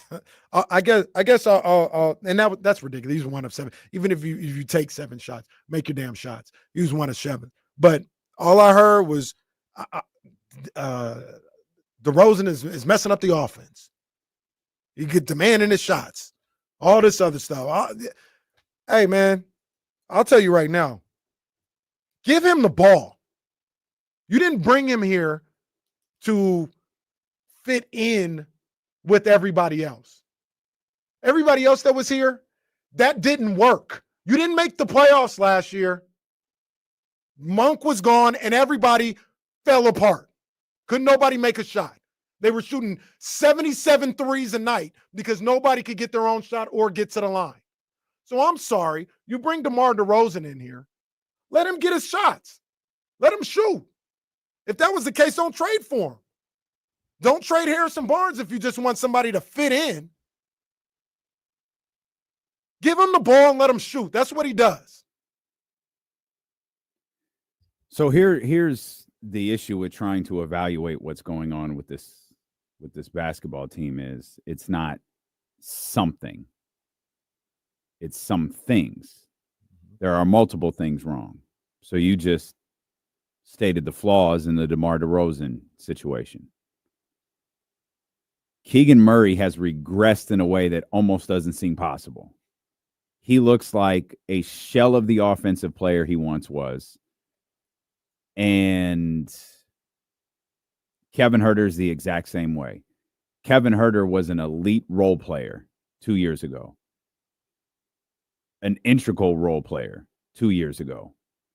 Now he's at best a guy. He's just a guy you throw in there because you're hoping he hits a couple of shots and you need to spell somebody a couple of minutes. I'm having a real difficult time forming an opinion on De'Aaron Fox. You're talking about guys that can go, and you want to point to all of these guys who you want to point to DeMar, work the offense and win them better. Point to Keegan and his regressions. I keep looking at De'Aaron like, where's the lead? This is the one thing. This is one thing that I'm really struggling to get over. Why does Memphis look the way that they do? The roster is exactly the same. Why do they look so different? One guy. One. Now, I know they were beat up by injuries last year, and they had guys kind of like coming and going in and out of the lineup until the very end when they just stopped putting guys out there. Mark has been in and out of the lineup this year. That's everyone's dog. That's everyone's leader, right? What's the difference with this Grizzlies team? It's one guy. He has brought this team. They got like single-digit losses right now. They have 9 losses. The Kings got 5 in the last 5 games or 4 in the last 4 games. Ja Morant makes a difference in every way for that Memphis Grizzlies team. De'Aaron, I believe I have gathered enough information to believe that De'Aaron can't do that. Can De'Aaron elevate his numbers? Yeah, we saw that. Can he lead his team to not a win, not fourth quarter Fox? Can he lead his team when they're struggling through a tough stretch? Not a tough stretch opponents wise, a tough stretch internally. Can he lead his team through that? No. What I feel like he does is the exact opposite. He curls up in a little ball and he gets frustrated. And he doesn't like the media and all of this stuff, different stuff happens. Oh, I don't really care. Y'all want me to yell and be demonstrative. I'm not going to do that. I'm going to go home and be with my family. Dog, good for you. Maybe the Kings, before this thing with Rich Paul and in San Antonio and Los Angeles and Miami gets out of hand, maybe Monty needs to field a few phone calls. Maybe Monty needs to start checking around the league saying, hey, what's this look like for you? Call Houston. What's this look like for you? He doesn't have a no trade clause. He can't dictate where he goes. Like, hey, we got a hell of a deal from Houston. We're going to pull the trigger on this. I'm saying at the current state that they're at, because now Monty's on the clock, and he's not on the clock for years from now. He's on the clock till the end of this season. So if you think in the move is to fire Mike Brown and move on, then so be it. But you're on the clock. And if you think firing Mike, if they think that firing Mike Brown is the move that's going to fix this team, they're far dumber than we realize, and this organization's cooked. If you want to move on from Mike, that's fine. You better do something, whether it's Jay or it's Doug or whoever you're going to put in that position. Should you choose to make this move, you better give them a better roster than you got right now. You've got guys, man, I can't get over it. Jesse, we'll just keep going. I can't get over your line about the 49ers and how suddenly this is true for the Sacramento Kings basketball team. These dudes are out there worried about other things than winning. I think that includes De'Aaron Fox. It absolutely includes Kevin Huerter. It might include a couple of other guys on that bench. I don't think it includes anyone else in the starting lineup, but I don't really know. I don't know where DeMar's mindset is now. But this team is not focused on winning, and you're 100% right. They quit. That was embarrassing. What happened yesterday at the Golden One Center was an embarrassment. They quit. I left you, parted ways with you, walked right up those stairs. Every Kings fan, because I wasn't the only one leaving, stopped by the team's store to buy one of those sorry-ass jerseys for a Christmas present. Past 10 people just looked right up, shaking their head. Just disgusted, just looking like I can't believe we lost again. 16,000 people left the arena disgusted yesterday. And here's a note for Sacramento Kings. Next time against Detroit, it's going to be 15,000. Then the game after that, it's going to be 14. And you're just going to have a group. I'm going to try to sell these tickets. I don't want to. It is so miserable there when they lose. Then you start losing a couple in a row. Whatever it is, front office, coach, player, you better do something that gets your fan base back. Because I watched them exit that arena last night disgusted with you. Oh, man. Absolutely disgusted. It's when you go to a certain place, you better be confident in what you're saying. And when we talk about they quit last night, I'm confident in that. 100%. I'm confident. It's clear as day to see. I don't know what they quit on or who they quit on, but they quit. They quit on themselves, or they quit on each other, or they quit on the coach, or they quit on the front office, or they quit on the damn city. I don't know. But they weren't inspired. They weren't motivated. They just flat out quit. And here's all these people smell blood. The Lakers, they knew what time it was. The Pacers, they knew what time it was. They can smell when somebody's quit. They can smell when somebody's soft, when they're not tough enough. Let me get down to the list here. Talked about Detroit going to smack them up. Let's go to the next one. I'm at the game on Saturday. I'm at the game on Saturday against the Lakers. And LeBron James, I know he's LeBron James, but he treated the Kings like they were absolutely nothing. Absolutely nothing. And it's not just what he was doing on the court because he was killing. He's LeBron James. We expect that. Every dunk, the little shoulder, flexing, nodding the head, yelling at the crowd. Another little coast-to-coast layup. I'm here. What? They ain't going to stop me. So he goes coast-to-coast one time. Another little flex. They ain't going to stop me, yelling at the crowd. Then proceeds to curse out Isaac Jones. Timeout called. Isaac Jones walking back to his bench. And LeBron James, bleepity bleep, bleep, bleep, bleep. This is bleep, bleep, bleep. Legends ain't got that one. They got the one where I know. I need Legends. The fans. Lynch got, yeah. They got that one. Drink a beer and shut up. He did whatever he wanted to. And I'm sitting there. I think I even tweeted it out. I'm sitting there watching him do this for the better part of the first half. And I say, yo, somebody need to check LeBron James. I know that's LeBron. I know that's the GOAT. You know what I mean? I understand that. And he's a Mack truck. So, you ain't going to put LeBron on his ass. Like, you try to foul him hard, he'll bounce right off. I understand. But somebody got to do something. Somebody got to do something. Because he's sitting here acting like you guys are garbage. No fear whatsoever. I'm going to do whatever I want. No fear.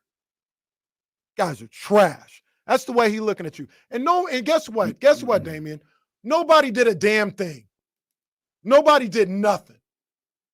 Didn't nobody talk to him. Didn't nobody get in his face. Hell, to be honest with you, there was a time, and I'm not saying you got to like fight him or nothing like that, but there was a time Mike Brown and LeBron James before the fourth quarter. Hey, Mike, hey, how you doing? Man, get out of my face. Get out of my face. This ain't the time for that, LeBron. Number one, like if we were already just in a game, like I'd be hesitant to do it. But you didn't curse out my players left and right for the better part of 3 quarters. And now you want to, put your arm. No, not now, man. Not now. That's not what we're doing. Or at the very least, if you want to talk, we're going to talk about that right now. But it's the fraternity and nobody does that, man. All right, man. All right, whatever. Everybody laughing at y'all, man. Everybody look at y'all like a joke right now. Ain't nobody got no respect for the Kings. You know why LeBron could do that? I'm putting this together as you laid all that out, going back to the thing we started with. Who knows Mike Brown better than him? He knows they ain't going to do anything about it. I guarantee you LeBron James said last year, probably the year before, last night or 2 nights ago, whatever it was. Hey, let's execute this. If we catch them on their heel, they won't do. Mike won't make an adjustment. There's nothing Mike could do. He won't be able to. He'll use the line he used last night. I'm gonna keep searching. I don't know what you're looking for, Mike. What are you looking for? You talking about keep searching? You gotta. You did that the year before. You found Keon Ellis. Now Keon Ellis can't play. Now you got Doug McDermott out there, and you're talking about sizes and matchups and all of these different things. And it's like, man, we're really here. You're going to get fired. And in my head, it's ridiculous. You're going to fire Mike Brown. This is ridiculous. But at the same time, I don't know, like, I'm watching. They're not either they collectively are not responding to you, or someone important in that starting lineup or on this team is not responding to you. And that's creating a domino effect. That's a problem. And it might not have anything to do with De'Aaron Fox. You're 100% correct. 100% correct. And once again, I go back to because it's LeBron that bleeds over to the Pacers dancing and jumping around on the sideline yesterday. Nobody, they do all this because they know the Kings ain't going to do nothing. Mm-hmm. They're not going to do nothing. They sitting around talking about who going to check me, boo? Who going to do something to me? Not nan one of y'all. Y'all ain't going to do nothing. I'm going to jump up and down. I'm going to skip around the court. I'm going to dunk on you, yell at your fans, yell at your bench, and you ain't going to do a damn thing. You ain't going to do nothing. Fox, you ain't going to do nothing. Sabonis, you ain't going to do nothing. Keegan, you damn sure ain't going to do nothing. Monk, DeRozan, none of y'all going to do nothing. I'm going to skip around this place like it's mine because ain't nobody going to do nothing to me. Ain't nobody going to check me. Not once. Not once. And that's why they get their ass beat at home all the time, because that's why people come in here and that's how they feel. Ain't nobody going to stop me. Ain't nobody going to stop me from doing nothing. That's how the league looks at you. And they cool with that. I said it half jokingly a couple of times the other night because they're struggling and all this other, half jokingly. But the more I talk to people, and people were telling me this around the arena, yo, they need to get in a fight. Our tribal chief, I didn't even talk to him about this. What's one of the first things he said when we were sitting down watching the game with him? They're too nice. They're too nice, and they need to get in a fight. Mm-hmm. Man, don't people around the league look at the Kings soft as Charmin. Soft as Charmin. I'm going to come in here. Detroit, Kay Cunningham, Jaden Ivey is going to come in here on Thursday, think I can do whatever I want. Who going to stop me? Keegan Murray? Keegan Murray going to do something to me? I'm going to go to the lane. And you know what happens when I go to the lane? I'm going to jump up, go to the lane, and I'm going to land on my feet because ain't nobody going to stop me. Ain't nobody going to touch me. Zero fear of what the Kings doing because the Kings are soft. The Kings are soft as hell. Ain't nobody going to do nothing. They certainly didn't do anything yesterday or the night before or the night before that. It's a damn shame because in the midst of all this, Domas had 19-19 against the Lakers, and he had like 17-21 or something like that against the Pacers. And it's all amounting to those old James Harden numbers. Just a Snickers bar. Empty calories, doesn't impact winning, doesn't matter one bit. And that's where we are.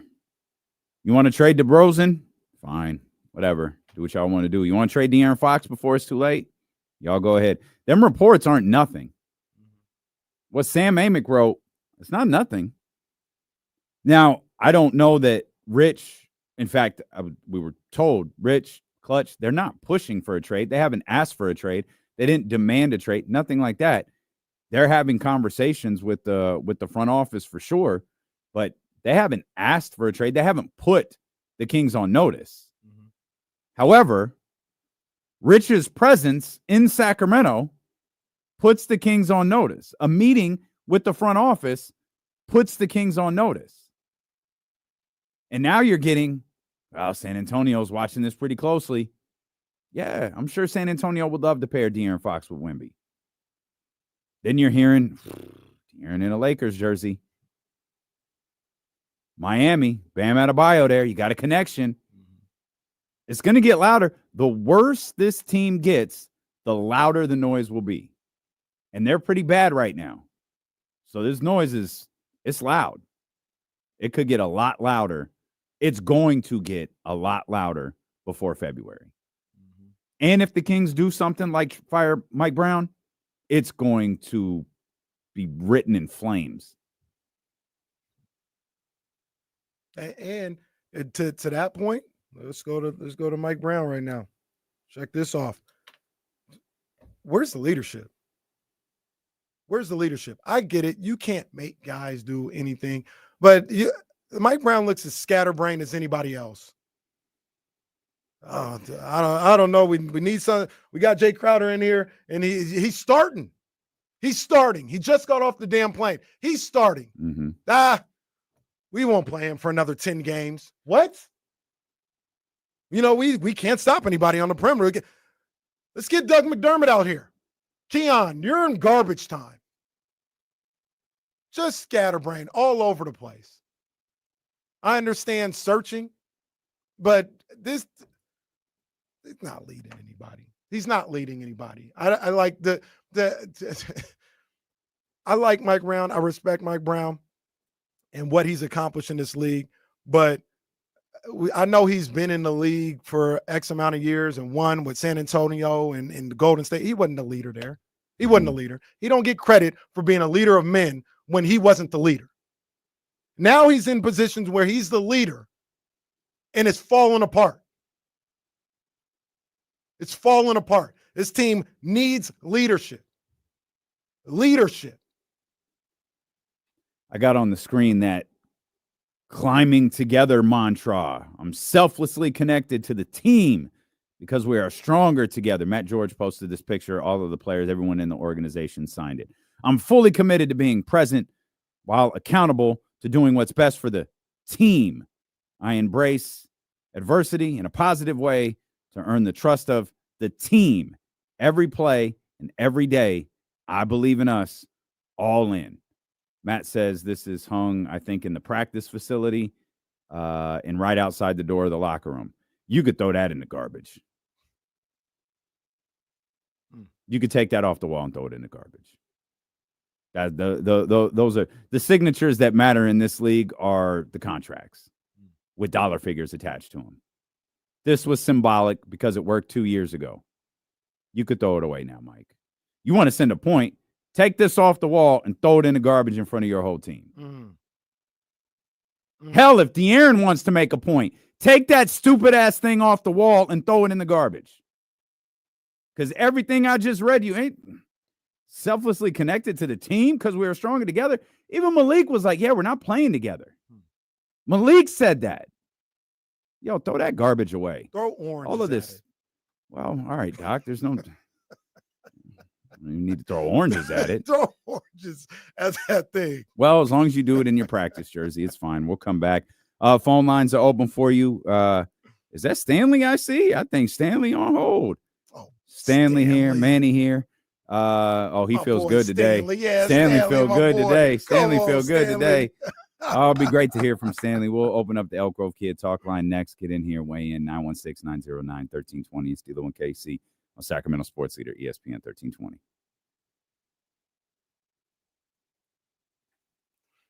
Something to drink. And if you think I'm not opening that box of little bites, you're wrong.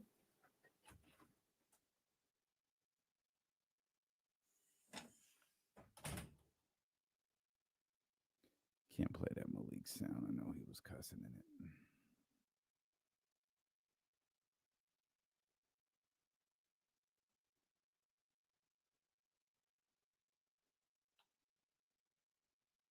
I saved another. Which one? Jonesy. I love this. Sabonis is your rim protector. 80, Bam, and Wemby. Name 3 other rim protectors. Rim protectors. Name 3 others besides those 3 edges. Besides Bam, besides AD, besides Wemby. Name 3 more.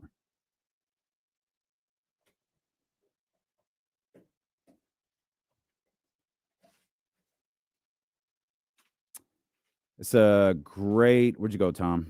That's a great question, Tom. I kind of feel like it's a firing.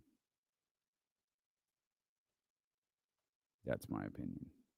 Yeah, Miles Turner, and the Pacers stink. How's that helping them? Well, they're fine. Someone better be the GM, bro.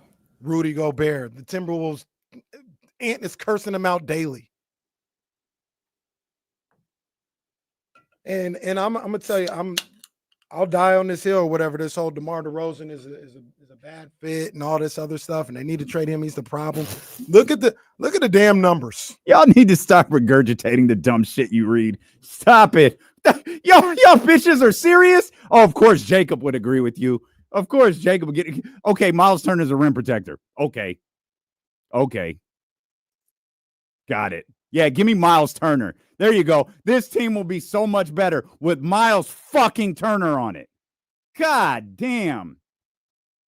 Now regurgitate. Okay. Yeah, there you go. Okay, let's do this. Let's play this game. Y'all want Rudy Gobert on the team? No, then shut the fuck up. Y'all want Joel Embiid on the team? No, you don't. Please shut the fuck up. You guys are being ridiculous. This team has got y'all acting stupid. Rudy Gobert. God damn it. Okay, I'll tell you what. You can have Rudy Gobert on this team. Domas is gone. You get Rudy Gobert. Rudy Gobert getting You good? Rudy Gobert getting cursed out daily by his team. He getting cursed out by his country. That's a fact. Man getting cursed out by his country, and y'all talking about, no, he could protect the rim. We'd be so much better. Okay. And like I said, we could talk about it here or on the show or whatever. This whole thing with DeMar DeRozan, y'all got it twisted. Y'all are dead wrong. Dead wrong. Give him the ball. The way the season is played out, the numbers, all this other stuff, give him the ball. Let him operate wherever he wants to operate. This whole, we got to move and the passes and all that. Man, that ain't working. Y'all can't shoot good enough for all that. No, give him the damn ball.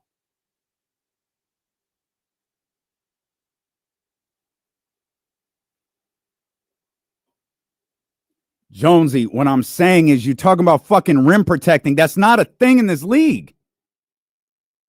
I named you the 3 rim protectors in the whole league. Wemby, AD, Bam. That's the end of the list. Y'all just regurgitate this stupid shit over and over again. Who won the championship because someone blocked shots? Name one. Ben Wallace won Defensive Player of the Year 15 times because he could rebound like no one else.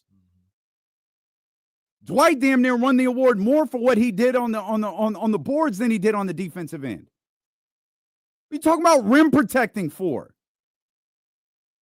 Answer my question, Jonesy. You want Rudy Gobert on this basketball team instead of Domantas Sabonis? Tell me.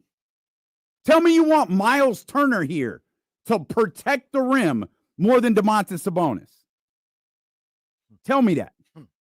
Jacob, do the same thing. Tell me that's who you want on this team. Tell me that fixes this. Rim protecting is such a regurgitated word, phrase. Fuck out of here with that.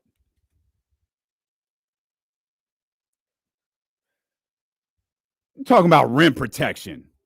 My God. This is silly. Now we're fighting each other. I don't even know where to begin with some of the things that we're talking about and all this other stuff. I really don't know where to begin. And the one thing that I really am tired of. Oh man, I'm shutting the chat off. I can't deal with these. See, what I do love is like Kings fans who hate the Kings like to poke in when they're not here. The rest of guys like Curtis to talk about, oh, Giannis blocked the shot and won a championship with it. Okay, he blocked a shot, and that's what we need. We need a guy in Sacramento who could block a singular shot one time in his career. That's how bad things are in Sacramento right now.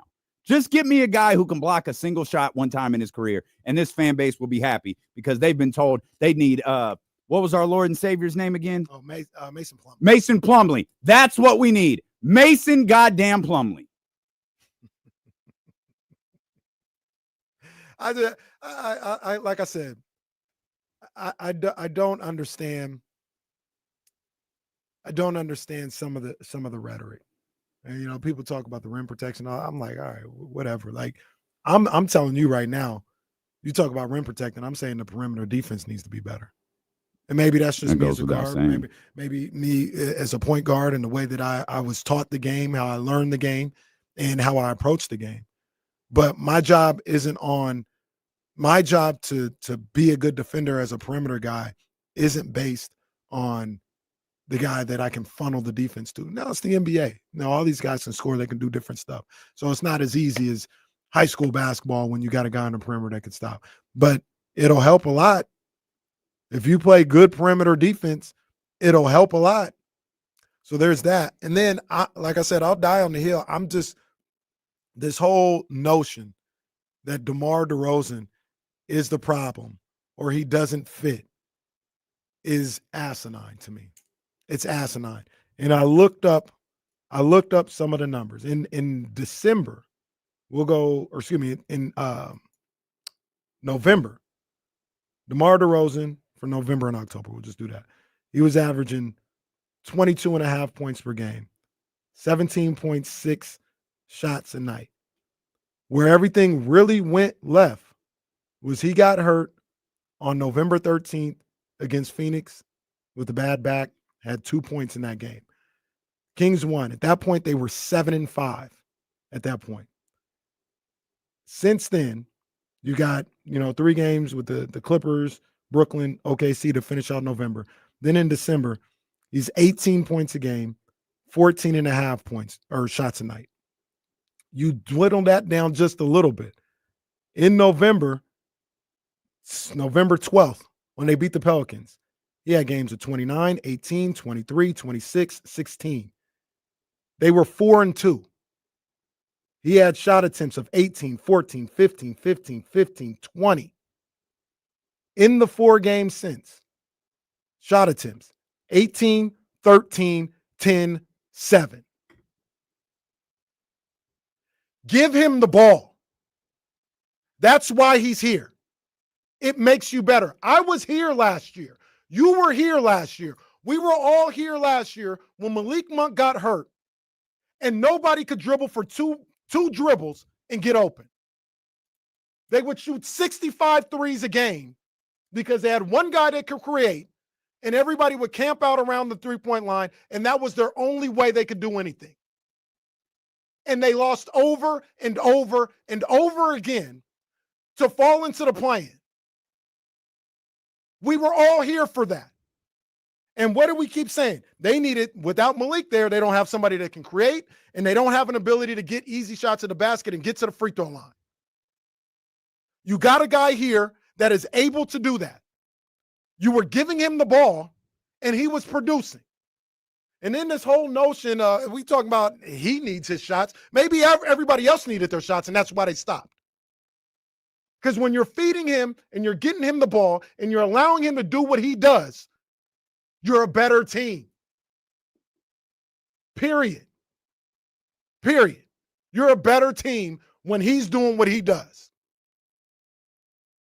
Give him the ball. Stop with all this nonsense. Give him the damn ball. So the thing we have to decipher is this Mike Brown, or is this Mike Brown placating De'Aaron Fox?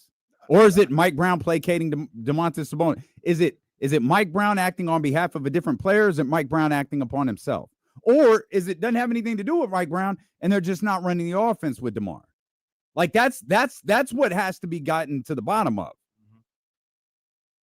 Because if you're going to make a decision to move on from somebody, you better know the answer to some of these questions. Jacob P. KC is terribly wrong. Tell me where I'm wrong. You get in here or call 916-909-1320 on the Elk Grove Kia talk line and tell me to refute the numbers that I just told you. Tell me if I'm wrong, Damien. When they give him the ball, they've been winning more than when they haven't. Is that what it sounds like to me? Am I the only one who sees that, or is that you just read the numbers out? Clear. When they give him the ball, I don't care how many passes or what it looks like, all this other stuff. When they give him the ball and let him operate, he produces, they win. When they haven't, they've looked awful. They haven't even scored over 100 points in I don't know how long. They stopped giving them the ball. All of a sudden, they can't score 100 points. People were telling me the other day, that ain't the problem. They're scoring just fine. Now they can't even score 100 points.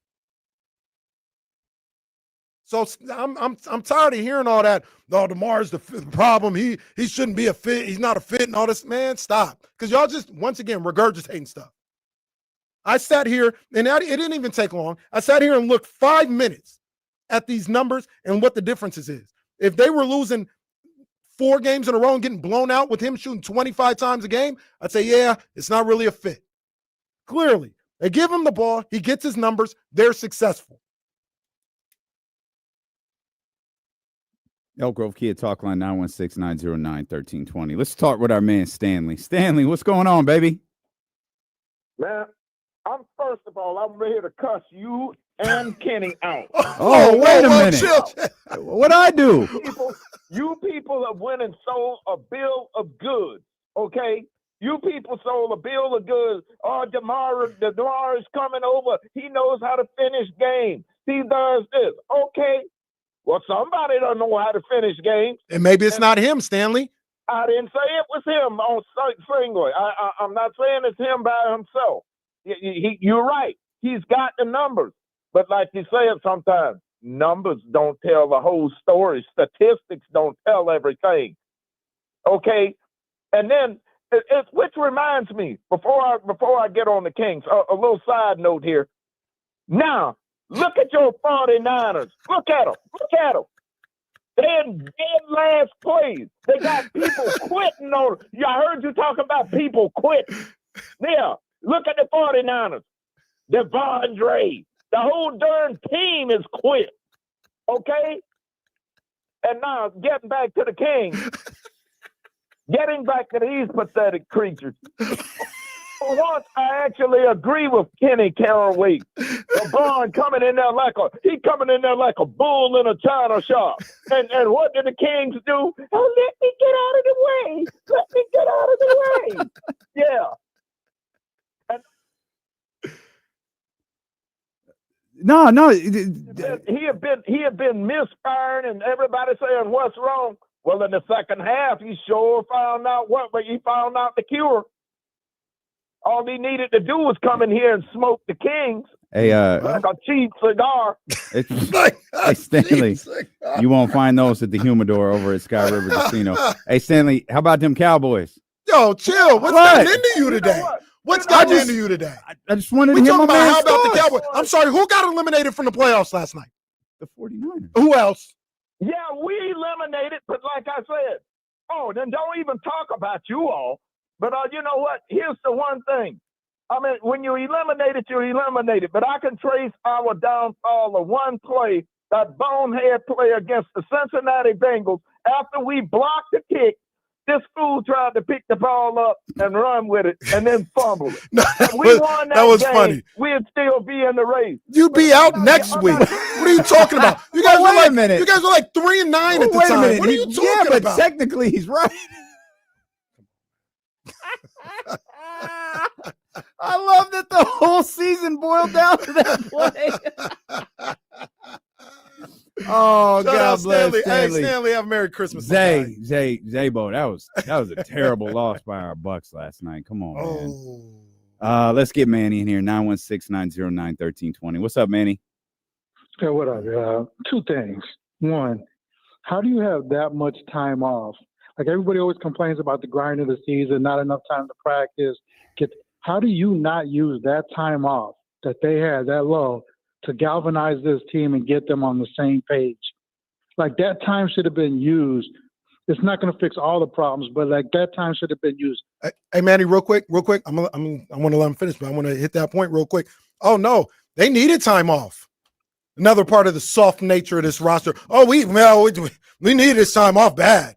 The season just started 3 weeks ago. What are you talking about? 13 games into the season. Oh, we needed the rest. Oh man. All right, man.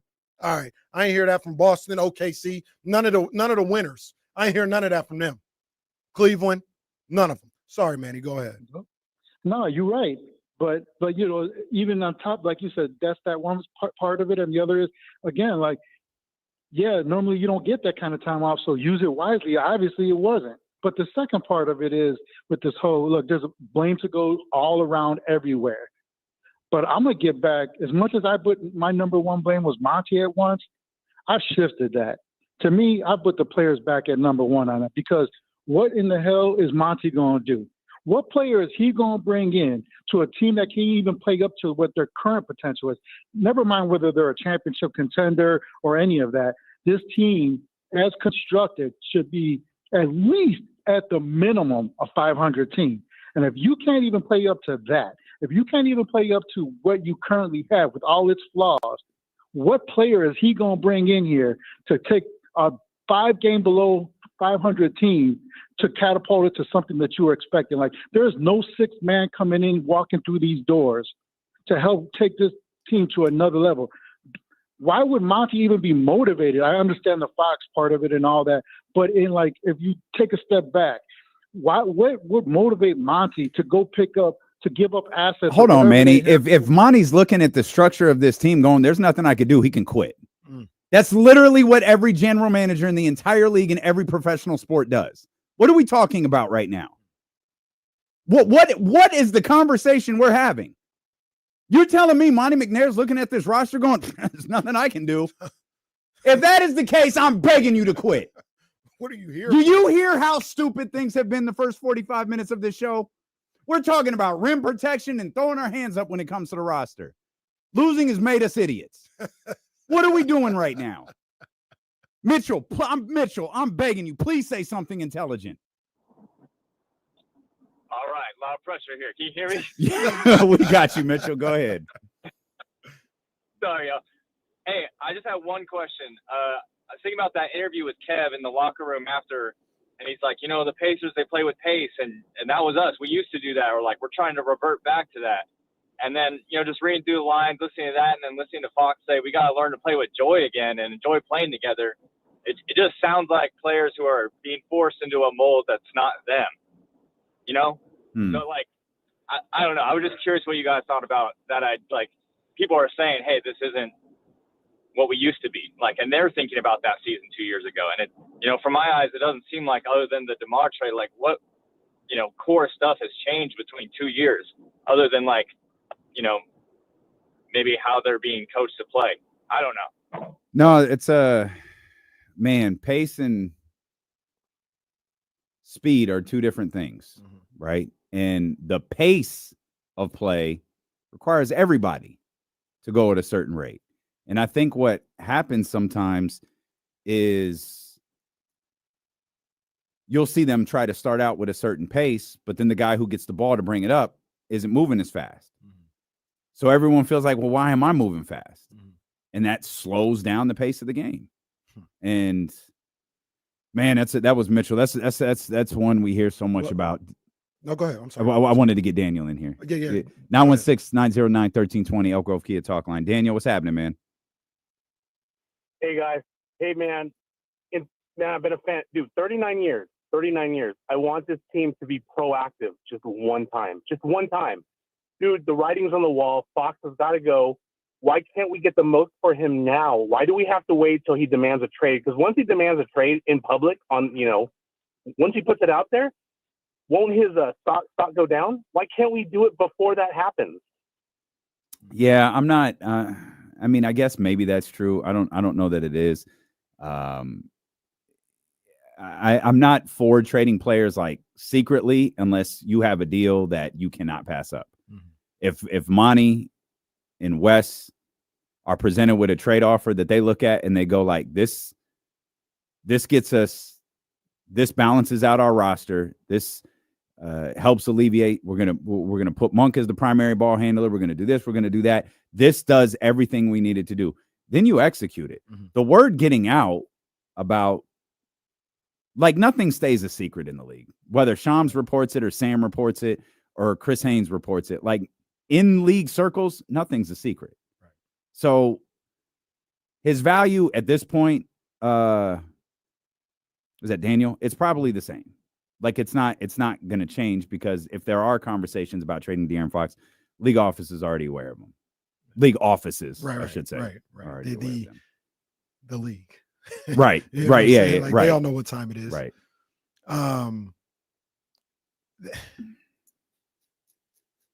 We talked about last season, because that was Mitchell who talked about, them basically losing their identity. And I feel like Mike Brown has, for the better part of the last season and some change, tried to turn this team into something they're not. And I'm not even saying his thought process is wrong, because defense is important if you're trying to be a championship team. You have to defend at a certain level if you are going to be a championship team. But we said how many times at the beginning of last year and during last year, why aren't you just doing what you are? Why are you trying to turn into the 04 Pistons? Or are you trying to turn this team? They don't do that. They shoot, they score. They get up and down the floor. That's what they do. Will it win them a championship? Probably not. But it'll win them a lot of games. And hey, I don't want to say this is the reason for everything. But everything changed and everything got murky. Do you know when it was? I think you know. Everything got murky in one moment, starting last season. What was it? When he brought in Duarte and said, we may need to start him at the 2. Yeah. That was in training camp. Yes. Things got murky. Because now you're worried about something other than what got you here, which was your offense. Mm-hmm. And you're affecting one of the guys that helped you get that offense in Kevin Huerter. Kevin Huerter was at his locker saying, I don't know what's going on. Because Mike can say the whole time, no, it wasn't really going to happen, just experiment. Kevin Huerter was at his locker. Telling, I don't know. I'm just doing the best I can to do what I can. That's when everything changed with this team. They had some up and downs and things do whatever, but people talk about getting back to being Team 1 days. One of the guys was trying to eliminate the Bean team and say, nah, this ain't good enough. We need to do something different. Not we need to be better. We need to do something different. There's a difference to me. And they hadn't been able to get back. But in his mind, he was saying we needed to do something different, or we needed to do something better. Because remember what Mike's thing was last year. So how I took it, it's about how you take things, right? You can do something better defensively and still strive to be who you are offensively. It came off as if, yeah, the offense is cool, but if we take a step back on that and we improve on defense, that's the team we need. I think he actually said that. Yeah. I think he did. Like, I'm dead serious. I think he said that.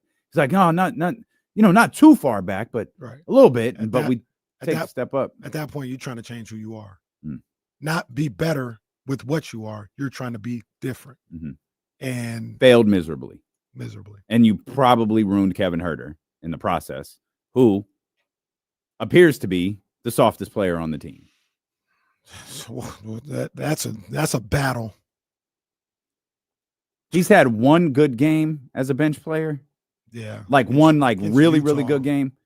And then he's had a couple like that are okay. Mm-hmm. Yeah, it's and look, this bench is something else. And Rob in the chat, he says Huerter was already in ruins. That's when you bring him in and you uplift him. You don't bring more doubt into his mind. Unless you're gonna go all the way. Like you don't yo-yo it, right? That's what he kind of did. He was like, might kind of start, might have to look at some things or whatever. If you don't think he's it, then just get him out. Mm-hmm.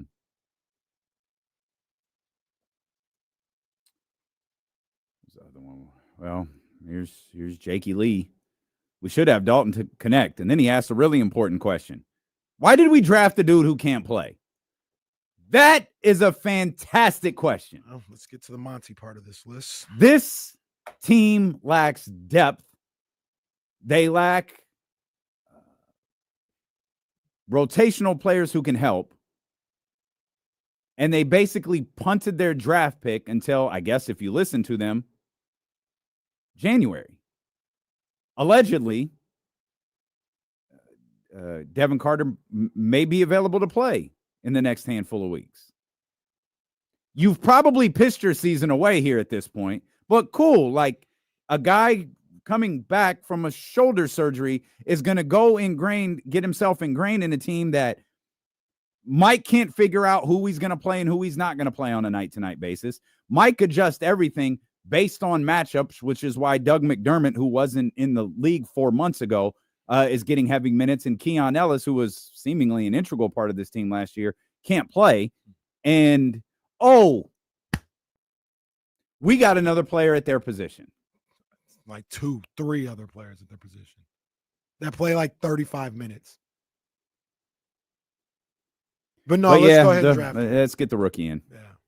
No, let's just draft him. This is great. Not to mention, people were talking about, and look, I know he hadn't had the greatest season. I don't really care. Like, I'd rather him not have the greatest season here. You know what I mean? Apparently, this Kyle Kuzma deal was there. Something happened. Somebody got cold feet. Somebody wanted more than what was originally offered. I don't know. But that was there for the taking. And you passed on that to draft Devin Carter. Mm-hmm. Yep. It's crazy.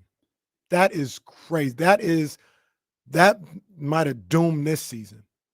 How you make that pick, I don't understand. I don't understand. Oh, neither. Let's get Maddie here real quick. 916-909-1320. Maddie, what's happening, man? Hey, what's going on, my guys? How we doing today? Good, man. All right, man. So I just wanted to pose a question to y'all. And I apologize if you guys already answered this, but just wondering, is there a specific record or just like a general feel of how the team is performing where you would blow it up this season? You know, we've all talked about De'Aaron potentially leaving and what that would mean, but you know, if you move Fox, unless you get something of like equal return as a talent, you're probably just getting picks, right? And I think that would mean like the dominoes would start to fall, and DeMontis and DeMar would probably be moved eventually, and I guess that would mean Keegan, you're building around him, right? So I guess my question is, could it get bad enough at any point before the deadline this season where you would blow it up? I swear to God, if this team's building around Keegan, I'm going to go do something else with my life. I'm going to cover the A's. Maybe that's what I'll do. I'll cover the Oakland, the Sacramento, Oakland, Las Vegas A's.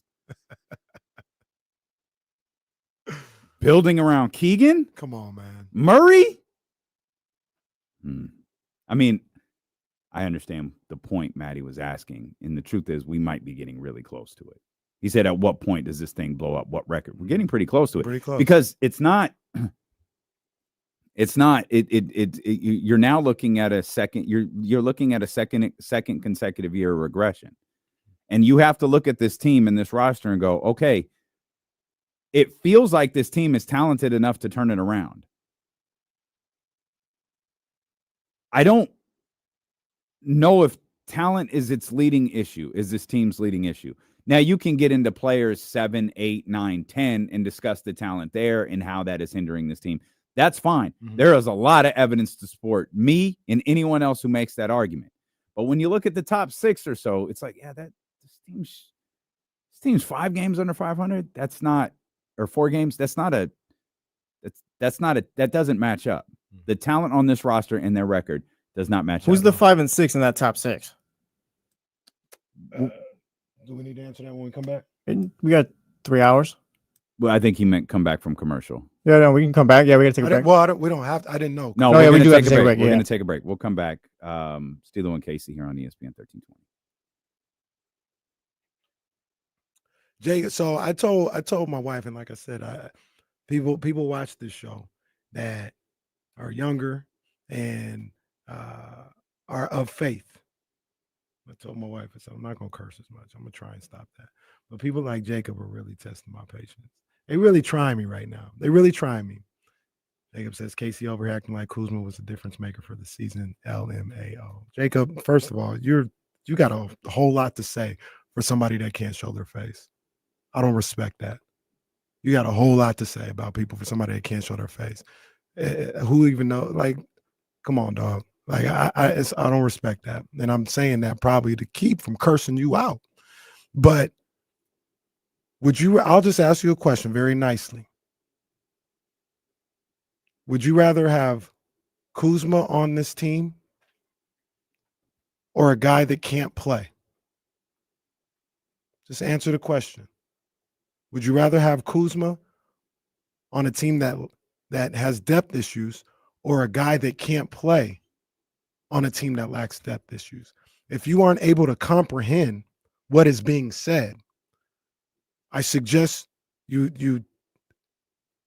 just calm down on the thumbs and on the keyboard. Because if you can't comprehend that, I really don't know what to say.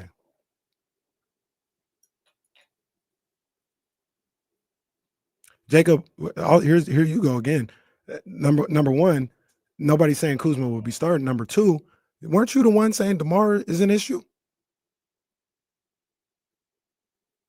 If it wasn't you and I got you wrong, then my bad. But I think you were the one talking about trading for DeMar DeRozan was a problem and the fit and all this other stuff. If it wasn't you, then it wasn't you. But oh.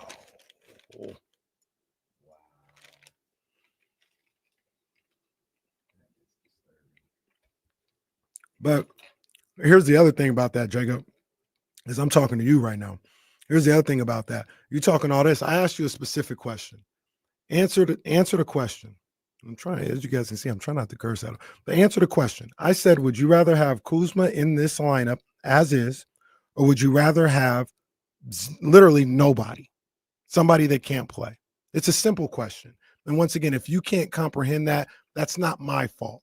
If you have poor comprehension skills, that's not my fault. It's not my problem.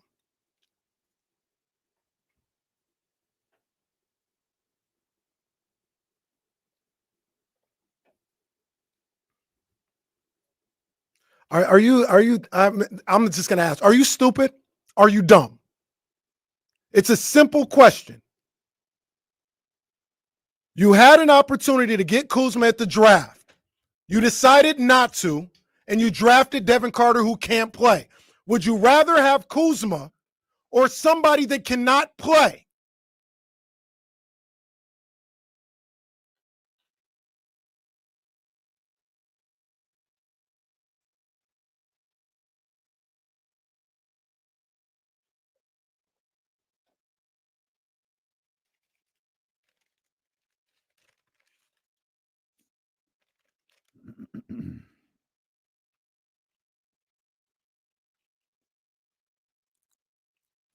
Goodbye. I don't have time for this. I don't even want to see you. Goodbye. Sit out somewhere. All right, let's get back to the Elk Grove Kia talk line, man. Lots of folks want to talk. Let's start with Jeremy, 916-909-1320. What's up, Jeremy? Hey, what's good, guys? First off, happy holidays. I know that the Kings are looking pretty bad. They're definitely going through some growing pains. I don't know what the fuck. Nope. All right. Thanks, Jeremy. Let's go to Cy. Cy, what's going on, man? How you guys doing? Good, brother. So, I have a few things I want to touch on. First, let me just say I love DeMar DeRozan. I'm very happy we got him. I do not think we should trade him. Nothing's his fault. And I think with what we have, the offense should be going through mainly Fox and DeRozan, same way they dominated at Phoenix. I don't know why we don't go through them more. There's no reason they can't carry the offense. I don't think that if we don't go through Fox and DeRozan consistently, I don't think the team can be better than it is. I don't think I was never a big fan of getting Sabonis, even though I like him, but I don't think he's worth the money he makes. I think he makes too much. I don't think he'll have enough money for the rest of the roster. So I'm happy with Fox, DeRozan, and Monk, and I think the rest of the team should be available to be moved. Okay. I can't get mad at anything like that. I mean, with what we've seen this past week, it's all there. It's all there. 916-909-1320. What's going on, Ash?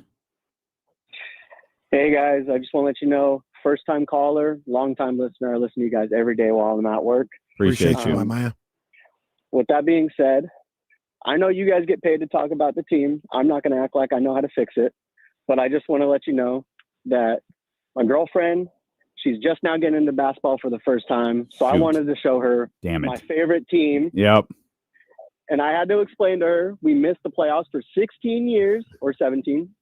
And we got back there. And the first year she's watching, I have to explain, yeah, we stink again. You're not supposed to do this. This is not how a rebuild goes.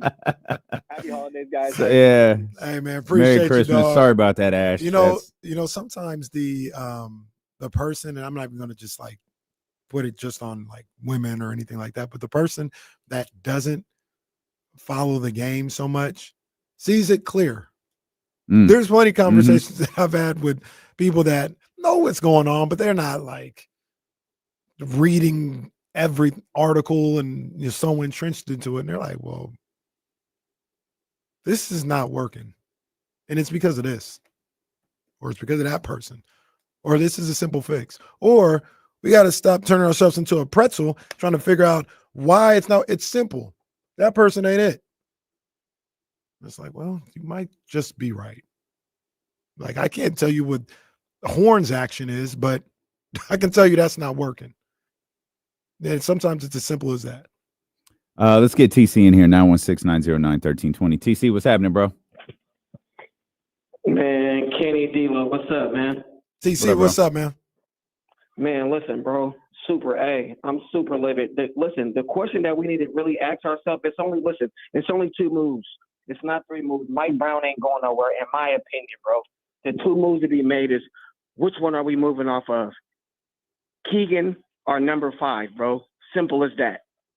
We need a big man to put next to Sabonis. That's why we go get that first round pick, one of them picks, and go get that boy from the center from Duke, Sedan, the 7'2" dude. I've been watching film on him. I got to do some more research. Look at him, Kenny. Dude, to be perfect for us. Malik can do everything that Fox is doing, bro. If we get ready to move on from this dude, he's not a leader. He's not a leader of men. He's too laid back. We've been here 8 years with this cat, bro. It's not gonna get no better. That's the question, D-Lo and Kenny. Which one are we moving off of, Keegan or Fox? That's it, bro. I'm gone. I hear you, TC. I'm gone. I hear you, TC. Kenny, go. We've lost it. Kenny, go watch the kid at Duke. I've seen him. He can play. This is where we are. Here's the beautiful. And we're talking about moving on from Keegan or De'Aaron. Like, they're even remotely in the same category. Hey, there's that. Yeah, I've seen way too many build around Keegan takes the last few days. What? Keegan is barely Build around Keegan's Keegan, barely who? a 4th guy right now. Yeah, let's stop. What are you talking about? Barely a 5th guy. Yeah, you asked the question, who's the 5th or 6th guy? I want to answer that. But here's the beauty, real quick. Here's the beauty thing about what TC said about going to get the guy from Duke or whatever and trading so you can get him in the draft. You might not need to trade. You might just be there. You might just be there to draft him. Wouldn't have to give up anybody. That's the way this team is playing right now. Hell, you might be there to get Dylan Harper. You'll be there. You can get whoever you want. You asked before we went to the break, who's the 5th or 6th option? Is that what who's the 5th and 6th guys? Because I think the point was like they should be better with the top 6 that they have. Well, you don't have a 6th, and 5th is Keegan. Well, no, but that's the thing. Kevin Huerter is not trash. He's not trash, but he's not good. Yeah. No, he's not playing that, but that's what I mean. Keegan Murray's not trash, but he's playing like it. Mm-hmm. Like Kevin Huerter, the basketball player, is better than what we're watching. How good is he? I don't know, but he's not as bad as what we're watching. Well, my point is just neither is Keegan. My point is just with how they're playing, like this is what they are. You can't get anything more because this is what Kevin Huerter is. We're still waiting for Kevin Huerter to return to what he was Beam Team 1. He's not. No, I'm just looking for something in the middle. And he's not good. And the whole point is like that's where like Monty needs to like make moves. It's not Mike Brown fix it. It's not De'Aaron Fox fix it. It's get these guys out of here. I don't know about Keegan. You let him figure out because he's still young, 4th pick, whatever. You got business is business.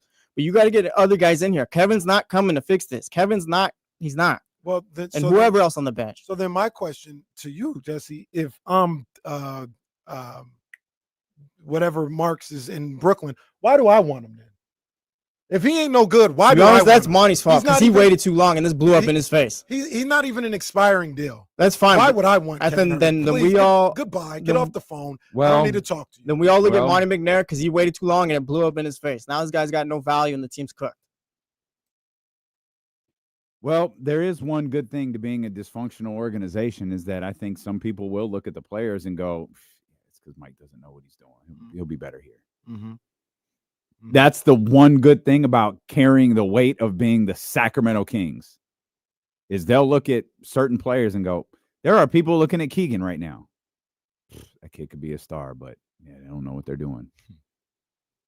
I don't know who's saying it, but one of the 30 other teams are, 31 other teams, or 29 other teams are. It ain't LeBron and the Lakers. That's They definitely looked at not all them. these guys like these guys. We'll Well, run right through them. LeBron and the Lakers are looking at one player on Sacramento. Mm. Just one. They ain't even ran through him. He didn't do nothing. You know, one of the Well, I teams- can't run through you if you're on my team. This is true. This is true. You could be the little homie. Mhm. You could be the little homie. That's all good. Well, I can hand the reins to you you're when not- I leave. Well, you're not franchised. You could be a little homie though. That's the way you look. Like, I ain't coming here to be friend. I got AD and all these. I got some dogs. Like you ain't gonna Might be the franchised. perfect role for him. Yeah, might be. But look, you look at a guy like Fox, and when I talk about standing up and not being a pushover and not being soft, one of the proudest moments we've ever had in this city. One of the proudest moments we've ever had in this city. Second quarter, game 4 of the first round series against the Warriors. And Draymond knocks Keegan on his ass. Like he should, because it's the playoffs. And who was there to say, no, we're not doing that? And called him every name he felt he needed to call him. De'Aaron Fox was right there saying, no, Draymond, I don't care if we on the same, if we clutch and all this other, and we supposed to be boys. We're not doing that. We're not doing that. And he let him know about it. Where was that on Saturday? When LeBron was running roughshod over everybody, yelling at poor damn Isaac Jones for no damn reason. Well, I think I have an answer to that. Draymond's his boy. It's fake toughness. Who's LeBron? LeBron hired him indirectly. Well, I don't know if they're boys or not, just because he's with his agency. But Draymond and De'Aaron were talking about on the podcast. It was for show. Like, and I credit Fox for it, but he wasn't stepping to him. He ain't gonna step to the king.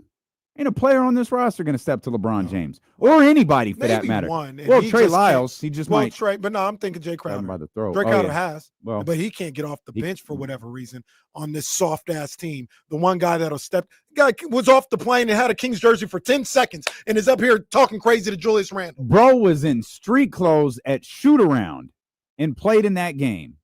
And Mike was just like, okay, thanks, pal. Grab a seat at the end of the bench. And came in talking about this is our city and talking crazy to Julius Randle. And we got a guy coming into your arena running all over you, cursing out your damn Dream League rookie, and don't nobody do nothing.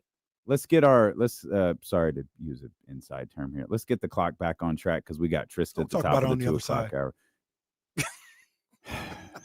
Steelo and KC here on Sacramento Sports Leader, ESPN 1320.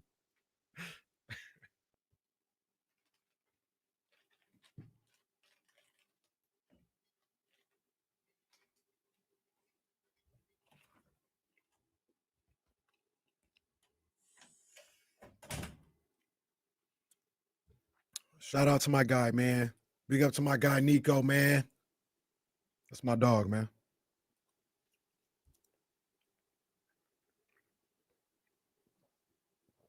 Well, Brandon, you're not wrong. You're not wrong. Matter of fact, you're 100% right. It's one of the best things that happened all weekend. And maybe he can just go away now. Maybe he can just go away forever.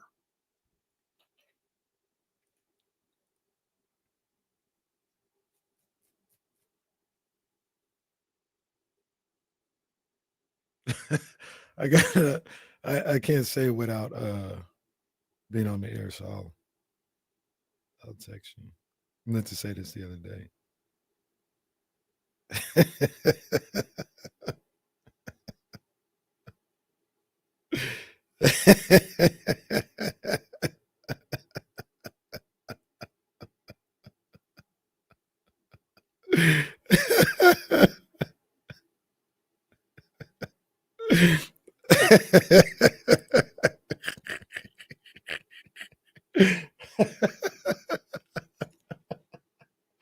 Oh, this is crazy, bro. This is crazy.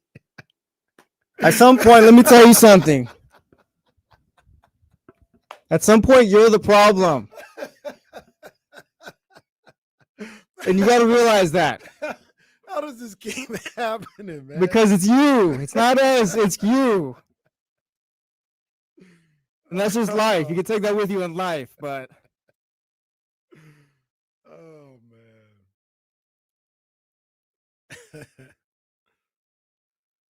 Jay Woods, I don't even know if I can say your name, man, but you're good people, man, so that's what we're going to do.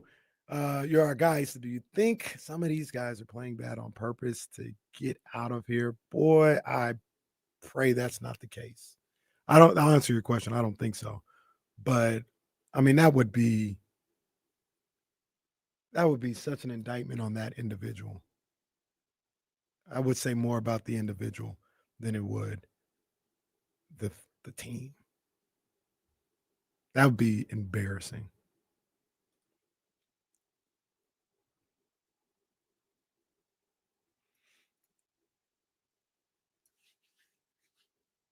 Where do you go at that point about that text that you sent me? What do you do? You can't even change the channel or whatever you want to call it. Apparently, he got in trouble and got mad. Well, number one, his takes were crazy. Yeah. I actually heard the phone call, but then he was addressing the host by talking about a conversation he had with another host, and that host that he was talking to was getting mad about that. There's nothing like radio, bro.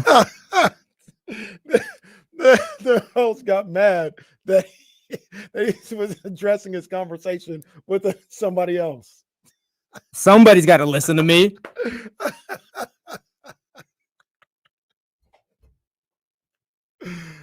Oh, man.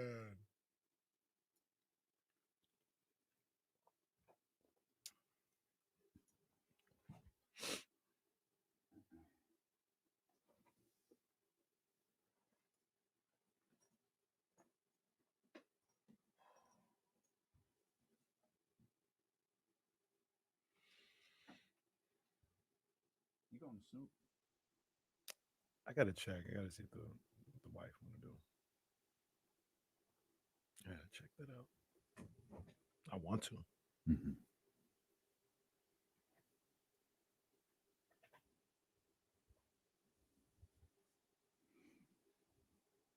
Drew, is the chat still down, Drew? I thought I saw news that it was back. I thought it was back. I heard it was never coming back. Shout out Drew down. Keep fighting that fight.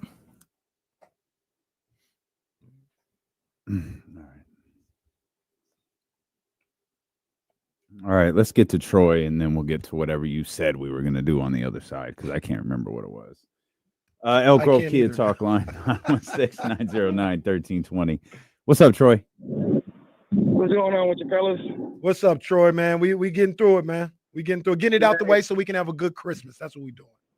Yes, sir, man. Hey, thanks to my Vikings, I can wear some purple with pride, you know. But there you go. Hey, well, look, they got a shot. I ain't gonna lie to you. Troy. They got a shot now. Now that Detroit can't defend. KC's just over there watching highlights like we're not doing the show. I'm sorry, Troy. Go ahead. It's time for the $5 tickets, Uncle Beck. I'm sorry. I'm only paying for the part that's on the floor, man. It's time for the Coca-Cola can to the game, all that stuff. That's good. It's $5 ticket time. Bring your Coca-Cola cans to the game to get $5 tickets. That's a deep cut right there. That's good stuff. That's good stuff. Appreciate you, Troy. That's a throwback, man. That's a throwback. They used to do the read 10 books or whatever, and you get some tickets to Modesto Ways. Maybe we do that for the Kings. Do that, man. Well, we ain't that far. Look, let's reopen Incredible Universe. Let's do it. Devin Carter out here signing autographs because Lord knows he's got nothing else to do. Hell, send Monty out there to sign autographs. He ain't doing anything. Hey, come meet the tag team champions, Monty and Wes. At Incredible Universe. Are we at the point where the jersey giveaway is a bad sign for who's getting traded? I think there's always the Marvin Bagley story where they were giving his jersey away. Right I don't before think he got traded. I think he refused to go in that game too. Yeah, I think that's facts. That's facts. That was an impactful game because they did that. He refused to go in the game, and that's where you got a text from my mom. It was the same game. Oh, this idiot. That one? Yeah. Yeah. That was tough. Boy, oh boy. Man, tough. This was an awful week. Vibes are lower than when Alvin Gentry said they won't quit. Well, we knew that team stunk. That's what I'm saying. It didn't matter. Like this team wasn't supposed to be bad. This feels worse. Also, where was Alvin last night? Because you know what? Poor Alvin couldn't say, we're not going to quit because he watched that team quit just like we all did. Well, 16,000 people leaving the Golden One Center in disgust. This team cannot function around Christmas time. They can't function at the Golden One Center. Can't function at all. No, I was gonna let me find it because the alarms went off in my mind when I saw this, and it was Saturday. I was on my way to the game, and where is it at? I'm almost there. There we go. Saturday, on my way to the game, checking my Twitter feed. It was 1:29 p.m. Mm-hmm. Our guy Matt George tweets out, Sacramento Kings head coach Mike Brown, quote, "There's no quit in anybody in this locker room or anybody in this organization." Okay, I wasn't sure if I misremembered that. They quit, and he knew it. I ain't talking about last night. I'm talking about Friday night, Thursday night, whenever. He knew this team was on the verge. They either on the verge of it or they didn't quit. You don't say that out of nowhere. You don't say that at the very least unless you're feeling it. You may not know for sure. I didn't feel like they quit Saturday. I didn't think they were good Saturday, but I didn't feel like they quit. No, I don't think they quit yesterday. Yeah. Maybe they didn't quit Saturday, but they're a dead team walking. And I think that's why LeBron and the Lakers are walking you down every time. No doubt. I just don't think it was quit. I think when you say they quit, you better be positive. Mm-hmm. There is no question from anyone who watched that game last night, they quit. Mm-hmm. And like I said, but I don't think that happened Saturday. And like I said, who they quit on, what they quit on, I don't know. I can't speak on that. They could have quit on each other. They could have quit on the coach. Could have quit on the front office. Whatever. I don't know. I can't tell you that much detail. But I know that they checked out yesterday. Is this fixable beyond a rebuild? Yeah. We're talking about quitting. Your star player's already in the articles talking about he may not requesting a trade, but that's already out there. He may leave. Teams are circling and all that. It can be fixed. You just have to identify the crux of the problem. Like if this team, and as we've laid out, they don't have a singular problem. They have multiple problems. But where does the problem originate from? If it's Mike, then Mike has to go. If it's De'Aaron, then De'Aaron has to go. If there's a fractured relationship between a player and a coach, you've either got to correct that relationship or Mike has to go. But you have to find the origins of the problem, because the origins of the problem can't just be that the roster's not good enough. Mm-hmm. The roster isn't good enough for what we want the Sacramento Kings team to be. But they're not this freaking bad. This is not a 4 games below 500 roster. They missed the playoffs. I guess I'll play a devil's advocate here. They missed the playoffs last year, and Monty added DeMar DeRozan, but didn't really do anything else. Mm-hmm. You added Jay Crowder off the street and Doug McDermott. Whoop-de-doo. Like, why not? Like DeMar DeRozan, I think you can say, like, you add DeMar DeRozan, great, but you needed to do other things that help fix. Like, you missed the playoffs last year, so you weren't a good team as it was. The reason why is because you got... And like, I feel like getting worse are coming off a year of minimal, like coming off an offseason with minimal changes, and you get worse, like, that's kind of like, that happens. You probably should have made a move already, moving off the bench, moving off of Kevin Huerter instead of waiting. Like, there needed to be more other than DeMar DeRozan. The reason why... draft pick would have been awesome. Well, that's the thing, too. The reason why is because you have, I'm just going to say, you've got De'Aaron Fox. That's why you shouldn't be worse than 5 games under 500.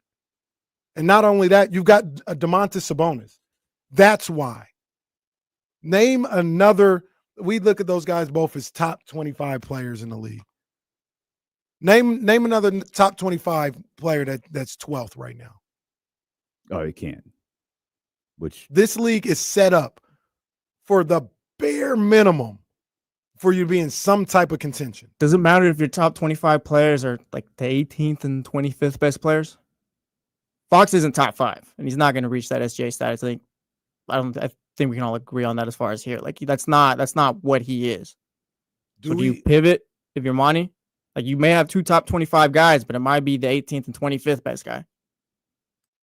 No, I'm just asking. To me, it don't matter. And somebody asking for one, and one of them dudes want to be all NBA. You think you're that talented? Which I don't disagree. I agree with him. He's that talented to be he's an all NBA talent. He's not an all NBA personality. There's that, but you're an all you got aspirations, and you really believe that you can get, like, for instance, Mikal Bridges don't think he an all NBA talent. Great player, solid player. I'm not all NBA. Cam Thomas, I'm not an all NBA player. That's not where I'm at. This guy, both of them, Sabonis and Fox, think they're all NBA worthy today. Ain't no way you should be 12th in any conference. You could think it too. But that's the thing. You're not all NBA if you're 12. You're not, because it shows that what you're doing doesn't matter. Right. Like, not you're and tell me if this is what you're thinking too. You're not all NBA just because you won't get the votes. You're all NBA because that's not what all NBA players do. Mm-hmm. That's not how their teams behave. Their teams could be sorry, and they find a way. They find a way to be 9th. Come on, man. I think you can win with De'Aaron Fox and Domantas Sabonis, but I don't think they're like one of the I don't think De'Aaron Fox can put the team like he's not Tatum or those guys. Like he's not going to be that. I think you just have to accept that. You got to work around that. But I don't think he's going to be that. And I think a lot of people think that this team had a ceiling, right? The De'Aaron Domas combination has a ceiling. I think what's jarring is none of us thought the floor was this low. Mm-hmm. Mm-hmm. And it's getting lower by the day. Yeah, it's going to keep getting worse, it feels like. It doesn't feel like it's going to get better. I mean, they got beat up on Saturday, and we went to, maybe they quit on Sunday. Yeah, which means, like, what the hell is going to happen now? I don't know if they were off today. I don't know. I don't know what today was. Tomorrow's Christmas Eve. I don't know what they're doing. They got game on Thursday. And they probably off today because they had a back-to-back. So, was typically is that like, we're not going to practice? It could be.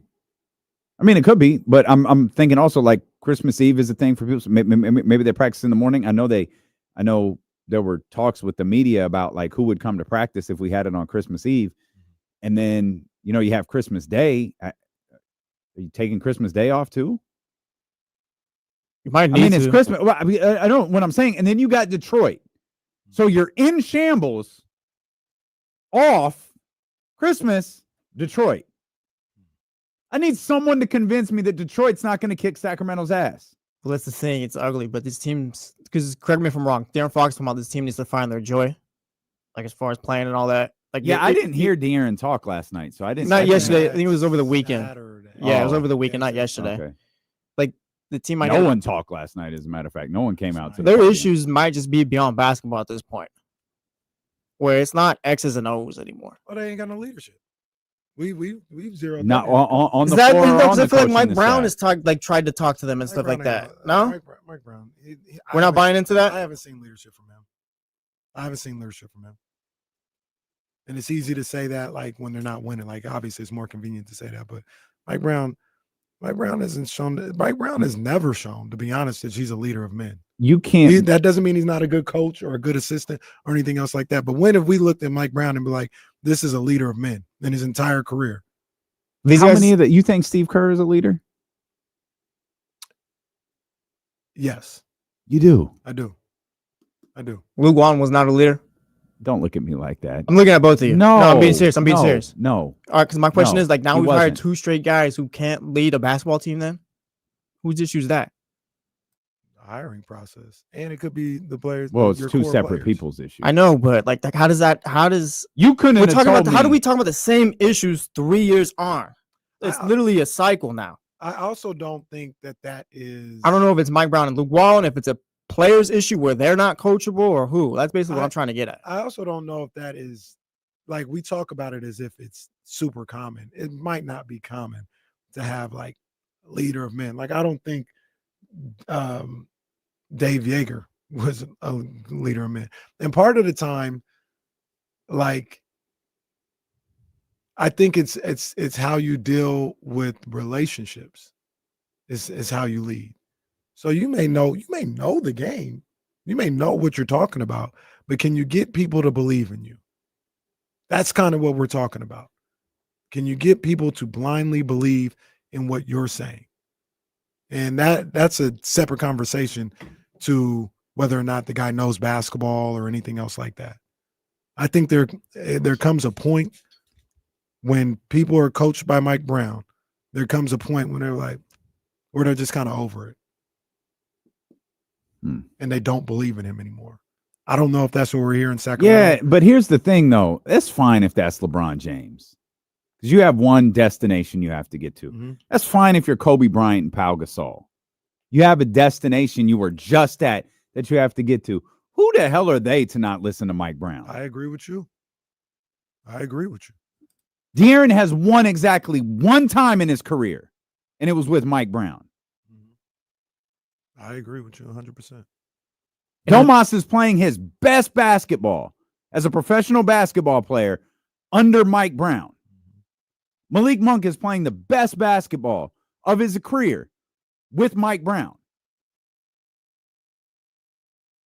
So what are we doing? I ain't got no answer for that because I agree with you. I'm not saying Mike doesn't have his faults. I'm not advocating for Mike to lose his job either. And I'm not saying Mike is without his faults. But you have to, if you're Monty McNair or Wes Wilcox or whoever runs this team, you have to find the source of what your team's issue is. Because your team, DeMar DeRozan shot 7 times yesterday. Your team has a problem. You as the general manager need to pinpoint it and fix it. If fix it is some stupid ass meeting and rally, rah-rah session, fine. If it's a FU session, fine. Fix it. If it's a firing, fix it. Because at some point, when that 18,000 is down to 17,000, down to 16,000, now Uncle Vivek is coming. Hey, my bottom line is down, dog. I don't know if y'all saw, but the NBA valuations came out last week. My team is up like 400 something % from what I bought it as. Y'all ain't going to send that number down.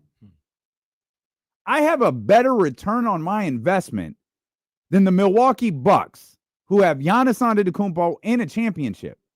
I have a better return than they did. They sold like 6 months after me. Y'all ain't going to send my franchise back to the gutter. Fix it, or I'm fixing all of you. Simple as that. And all these guys that are on that roster, they bear responsibility for what's going on. It's not just Monty. It's not just Mike. It's not just the players. It's a collective. And these guys, the problem is, here's what I think the problem is everybody else, it feels like, I'm not in there, so I don't know. But it feels like everybody else is pointing to what the problem is instead of looking in the mirror. Everybody is looking to blame somebody else for what the issue is instead of taking the time to ask yourself, am I doing everything that I can to turn this around?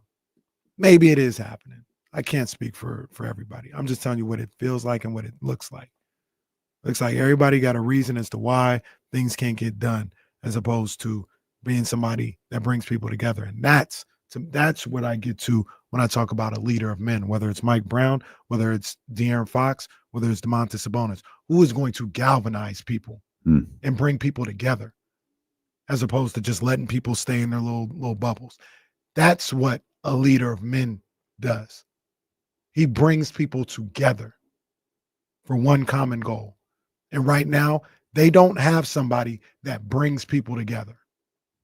They either got people that are divisive, which I don't think they have that, but they have people who just lets people stay in their little bubble and lets everything fall apart around them. What do you do if you don't have that person there then? You're SOL. Because when things get bad, like if things stay wherever, like you can get away with it. You got a ceiling on it. Like you'll be a winning team. But what happens when things go bad?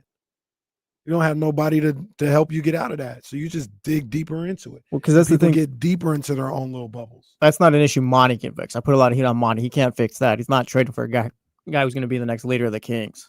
And I wonder if you're able to overcome the personality of your best player too. Like, De'Aaron is the best player on the Kings, no doubt. But obviously there's something lacking there as far as leadership. We've been talking about it all last week and now today. We've been talking about De'Aaron's leadership for years. Yeah, for years. But like, I don't know how you overcome that. This team, like they take, like I think we talked about last week, they take on his personality, good or bad. Like that's just how. Well, take on Domas's. That's the thing, though. Like I don't know. Like I've never watched Domas and wondered, like, is he into the game? You think Domas is like on the court? He lights him up, and I'll be thinking off the court in the locker room. He comes off as a quiet guy. You think he's that guy though? No, I think he talks. I absolutely think Domas talks. I think De'Aaron talks too. But the thing is, you've got to talk in a way that people listen. You can't lead if no one's following. You can position yourself as a leader. You can tell the world you're a leader. But if no one's following you, you're just a person. You have to talk to people in a way, whether you're Mike or De'Aaron or Domas or Malika, whoever. You have to talk to them in a way that people will respond to, that your team, that the people closest to you will respond to. If not, you're just talking. And I saw something last night. Like it's the whole thing for me is it's what do you do when adversity hits, right? In a grand scheme of things, adversity is hitting with this team and nobody's able to do anything. Going into the game yesterday, you had lost 3 in a row. You got Indiana coming into town. You had reached some adversity. You come out in that game, and I can't remember exactly when it was, but there was a play when maybe about 3 guys got on the ground, starting with De'Aaron Fox. Loose ball, De'Aaron dives on the floor to get the ball. Kings end up getting it. They pass it around, maybe get a foul. Golden One Center gets excited, because there's a level of life shown from these guys. And that is an example of leadership with your actions. But the second Indiana started to, kind of bow up and stick their chest out, it just fell apart. They whittled back away again. And that's, once again, when adversity hits, that's when the leaders are most important. Whether it's a timeout, whether it's you have a timeout, you go over everything, and then after that, you get the players together. Hey, come here, guys. Come here. This ain't happening. Sometimes I will say this. Sometimes it doesn't have to be this verbal outward display. Mm-hmm. But what do you do when that doesn't, like when you're like, no, I don't need to be that. I don't need to do all that, but it's not working. You just, well, I just lead how I lead or whatever. Like, I'm not really demonstrative. I'm not really hyped up or nothing like that. All right, well, that's not working. Like, not everybody, like you said, nobody responding to that. What are you going to do? You're just going to let it die? That's what they're doing right now. They're just letting it die. I can't get over, I'm sorry, I keep talking over you, but I can't get over what happened on Saturday. That stood out so much to me that they just let LeBron come in here and stun on them. just stunt on him. It wasn't the fact that he played well, because LeBron is LeBron James. He's going to play well. He stomped on you guys and said, what are you going to do about it? Matter of fact, don't answer that, because I know you ain't going to do nothing. You ain't going to do nothing. I ain't worried about you. I'm not worried about you, not one bit. I'm going to talk to your rookie, and your best player ain't going to stand up for him. Your second best player ain't going to stand up for him. Ain't nobody going to do nothing. Hell, to be honest with you, even if you looked at a situation where like this is the way I think, maybe I'm just wrong. We talking. But if you don't want to do nothing to LeBron, and you go and LeBron goes and talks crazy to my rookie, let Austin Reeves come down the lane and see what happens. Let him come down the lane. When Austin Reeves is picking himself up off the ground, I mean, you better tell LeBron to shut the hell up. You talking to my guy, you come down the lane, you going to feel it for him. Or Austin Reeves just going to punch Keon in the in the groinal region. He did. That's the moment. That was the moment when I said they need a fight, because him and Keon had just gotten a steal in the backcourt, which was really cool, right? Like he kind of pressured up the way like a Doug Christie always wants him to do. And Anthony Davis had a lazy pass. Keon was there to pick it off, got the dunk. Everybody was excited. So Keon was like 90 feet away again. And Austin Reeves was trying to run up the court to do his part in offense. And Keon would kind of step to him. And Austin Reeves would slap his arms down. Keon put his arms right back. Slap his arms out, put it, and they're doing this all the way up the court. And then Austin had enough, tried to push him, hit him in the groin. And there you go. You see that? Yeah. Hit him. Good callback. I was going to say the nuts, but you know, He's trying to be better. But be better in 2025. Yeah. And, get all the dams and bitches and nuts out now, and then we'll just be better next year. And then, you know, Keon goes down. I'm like, oh man, he hit him in the nuts. And then I was just like, yo, they need to squabble up somewhere. Or nobody really, I ain't saying like bench is clear, but man, step to that dude. Hey, chill, bro. That didn't happen. Nothing. They just stand around. Something always happens. They just stand around and be letting stuff happen, man. Trysta Krick joins us for the final time this year. Normally she's with us on Tuesdays, but we're not here tomorrow on Christmas Eve, so she's going to come hang out with us. We'll talk to her, and we'll see if she can solve all these problems without making a ridiculous trade when D'Lo and Casey return here on Sacramento Sports Leader ESPN 1320. I was trying not to open this box, man, but I'm about to. Oh, yeah, just do what you got to do. I was about to get another one. Ridiculous. It's getting ridiculous. Giving us 40 bags of little bites. Jesse, you want some little bites? I can't hear. Hold on. You want some little bites? Got a box of them.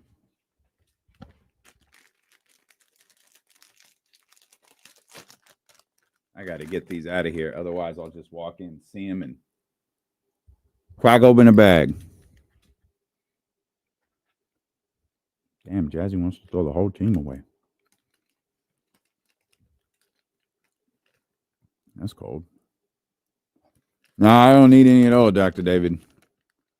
Nah, there's no way these ingredients. You know, the first ingredient on this bitch is sugar.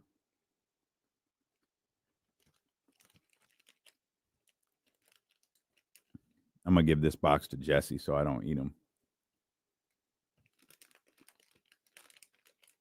Live your life, man. Need some little bites if you need to. Can't, man.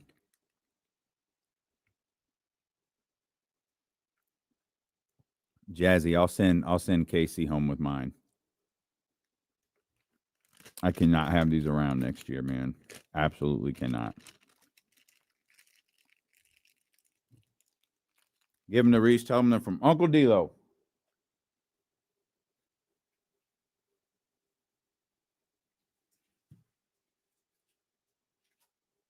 They have like no value to them whatsoever. Like I just ate them and it was good. Now I'm starving. It's good for the soul. Nah, your boy got to be better. Got to be better. That's for real, Chester. Snacks everywhere. Little Bites confetti flavor. What? Little Bite. Shout out Stephen Brown. Is hilarious. That's well done, Wheezy. Well done. Empty calories, eh? That's exactly what they are.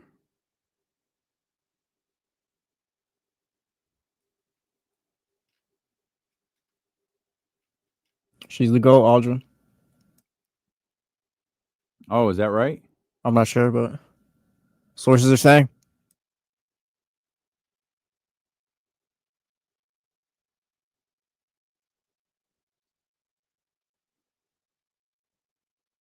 Well, the empty calories are delicious. That's correct.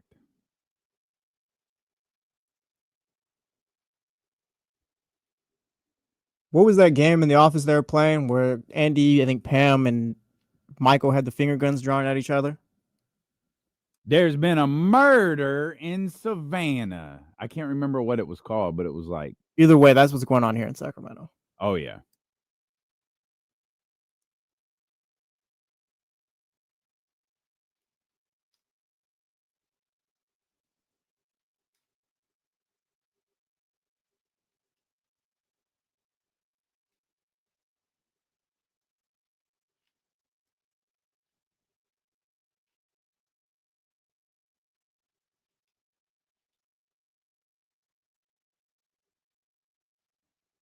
Yeah, shout out, create another low key part.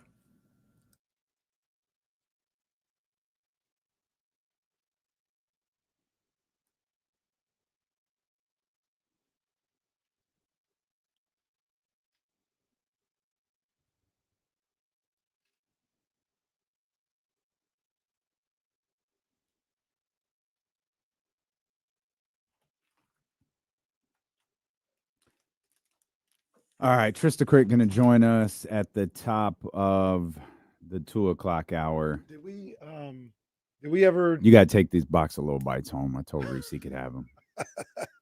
Reese don't need them. Ryan don't need them either. Uncle Casey, Dad gonna eat them all. Did we ever get a head count on how many people were here today? No, I just assumed no one. The only one who I know is here is Jonathan. Old Aaron was here for a second. I don't know if he's still here. I saw him. Aaron was here. No, I saw him. I think he forgot something. Yeah, I saw him. Yeah, I think he forgot something. Charlie might still be here. Charlie was here. Mm-hmm. It's Complex? Complex is not here. It's the lights are dark back there, by the way. It means no one's there. We're the only station on. That's today's title. Andy was here.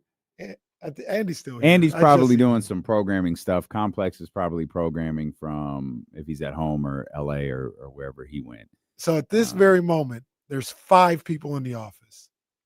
The 3 of us, Jonathan and who? Charlie? And I just Andy. Okay. Should just do a round table with the people left in the office.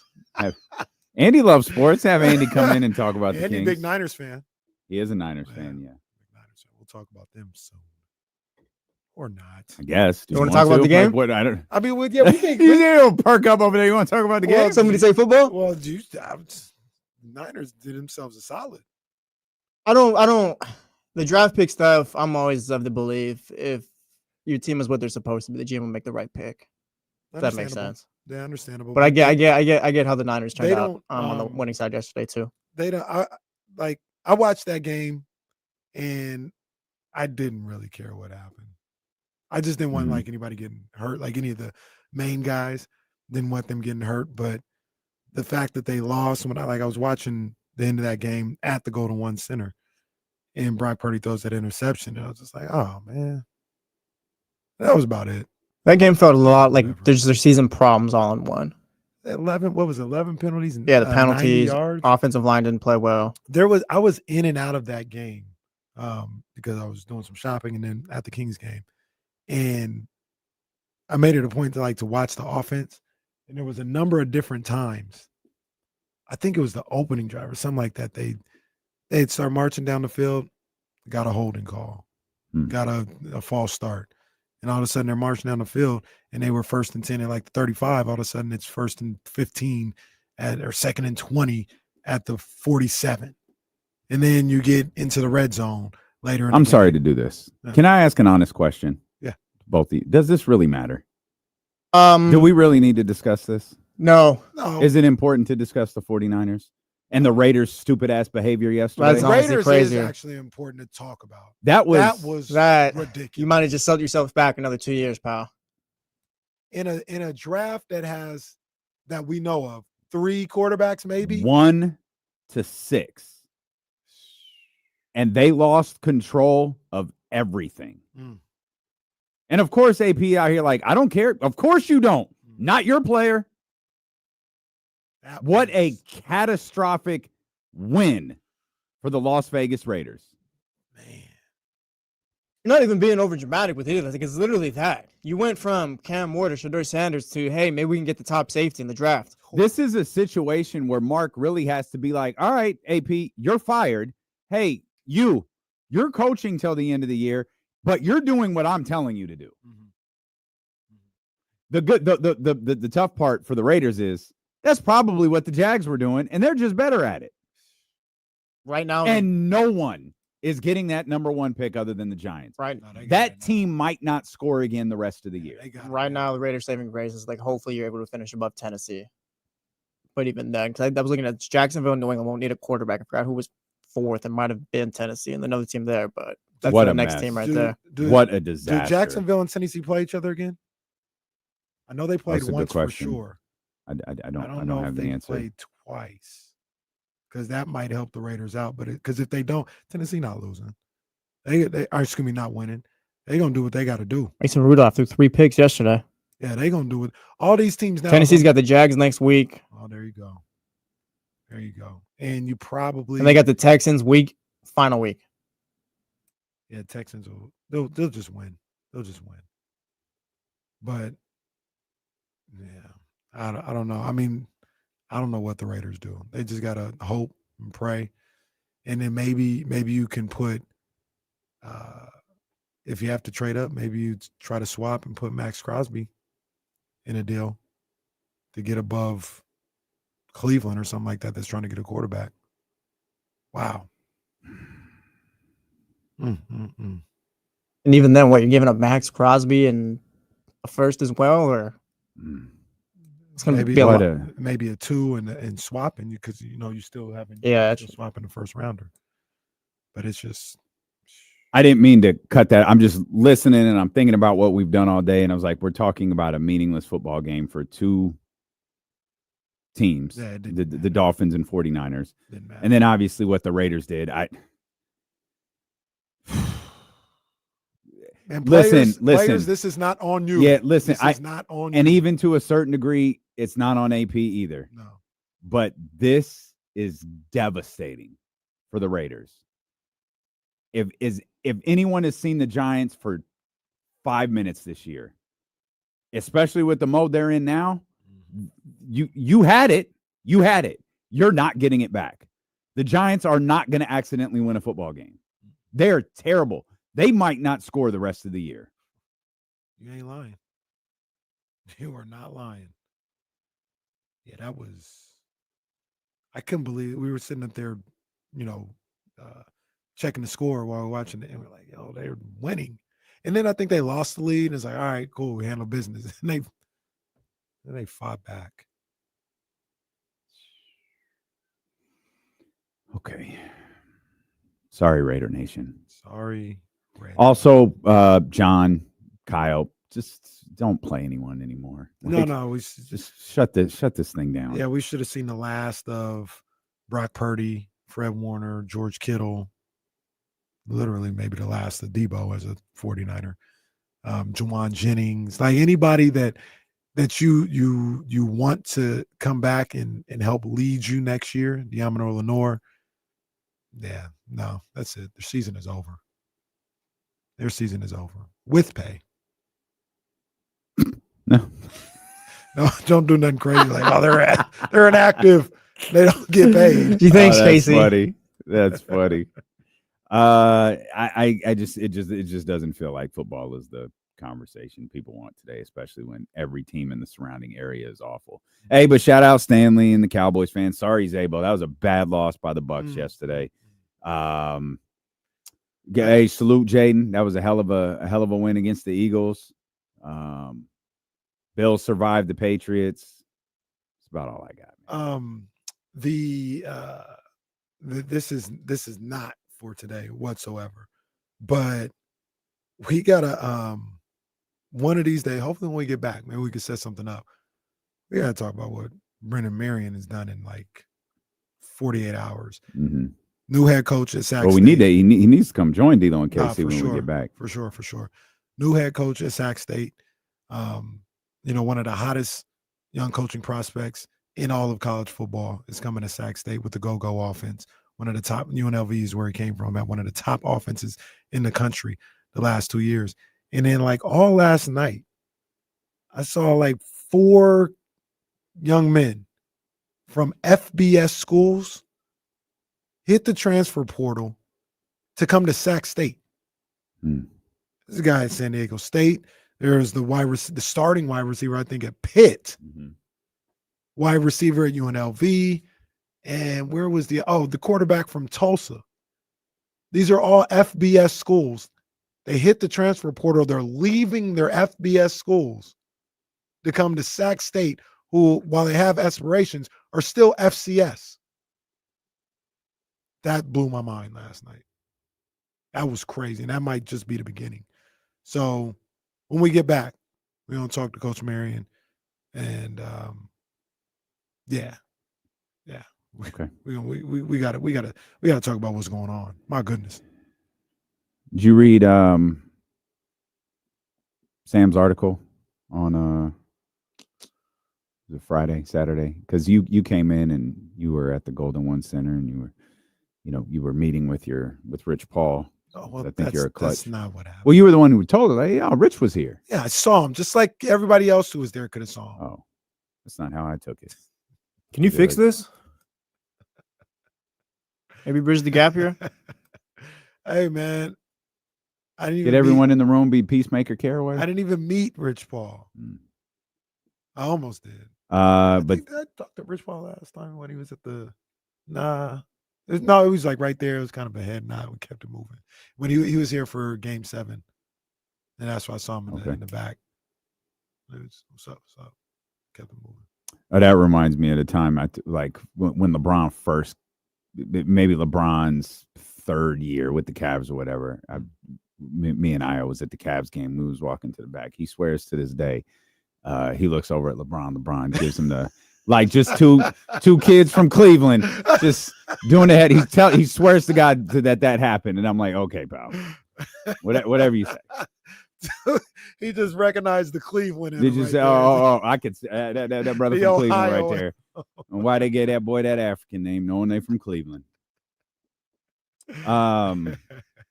But Sam writes the article that things are getting a little tense as far as the Sacramento Kings and De'Aaron Fox, and Rich wants to know what direction they're going in, and the article and even some private conversations where they're not pushing for something to happen. Mm-hmm. They want to know what's going on, but they are not pushing for something to happen. But that's right now. That's not tomorrow. That's not in a week. That's not in a month. That's not in the offseason.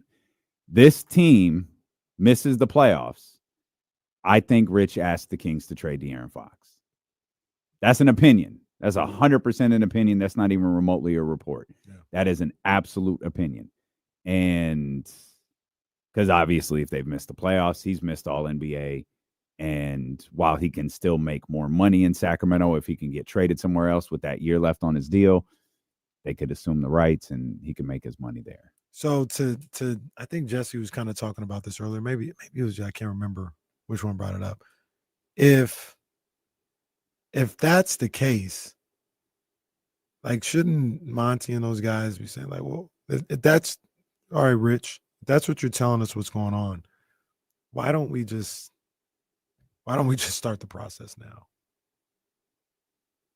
Because it's not like you're like, I'm with you. I'm here, I want to build here. Not saying he hasn't done that in the past. There comes a time where you're like, I'm done with trying to build. I want to establish team. Like, I understand that. I'm not disparaging him for feeling that way.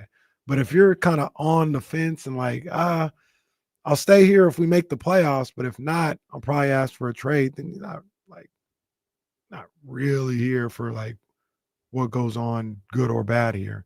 Let's just see what we can do now. And mind you, I'm not necessarily asking for that, but if that's the stance,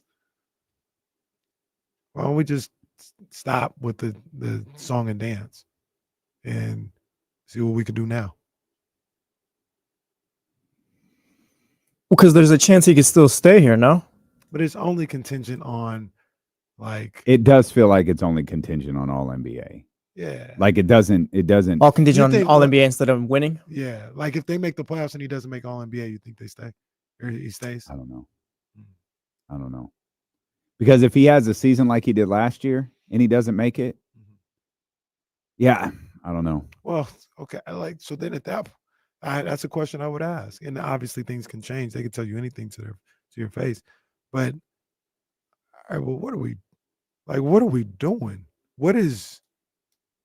What do you want out of being an NBA player? If they make the playoffs and you miss All NBA, you're still thinking about leaving? Like, what do we? Okay, I need to. Maybe this isn't the guy that needs to leave my franchise. And maybe I'm right. Maybe that's not Right. true. No. Yeah, this is all. it's We're just complete hypothetical. having a like- conversation. Nobody has said this, or we haven't heard this. But I'm just saying, if That'd be that's- pretty tough if this team made the playoffs, won a couple games around, even won a round or whatever. He missed on All NBA, and he still requests a trade. Yeah, which I don't think he would. I think they turned the season around, made the playoffs, but it was too late for All NBA. I think that would be good enough for him. Let's bring in Trysta on a Monday. TK, where you at, girl? I'm out. Oh, okay. But I just feel like my mic is. I feel like my camera is so far away. I mean, so close. So you guys. The just lighting, have such- perfect. The lighting looks Well- it looks like professional. And when I say professional, I mean like, office lights. It looked like the lighting was a little different. No, it's just I got all the little room lights on. It's not as good as a. Maybe we'll put a little oomph in it and see if I can find a ring light in here. Shout out Let's see. Jagged Edge. Big shout out. Yeah, Jagged Edge. like shout out Jagged Edge. I'm glad I can't find it.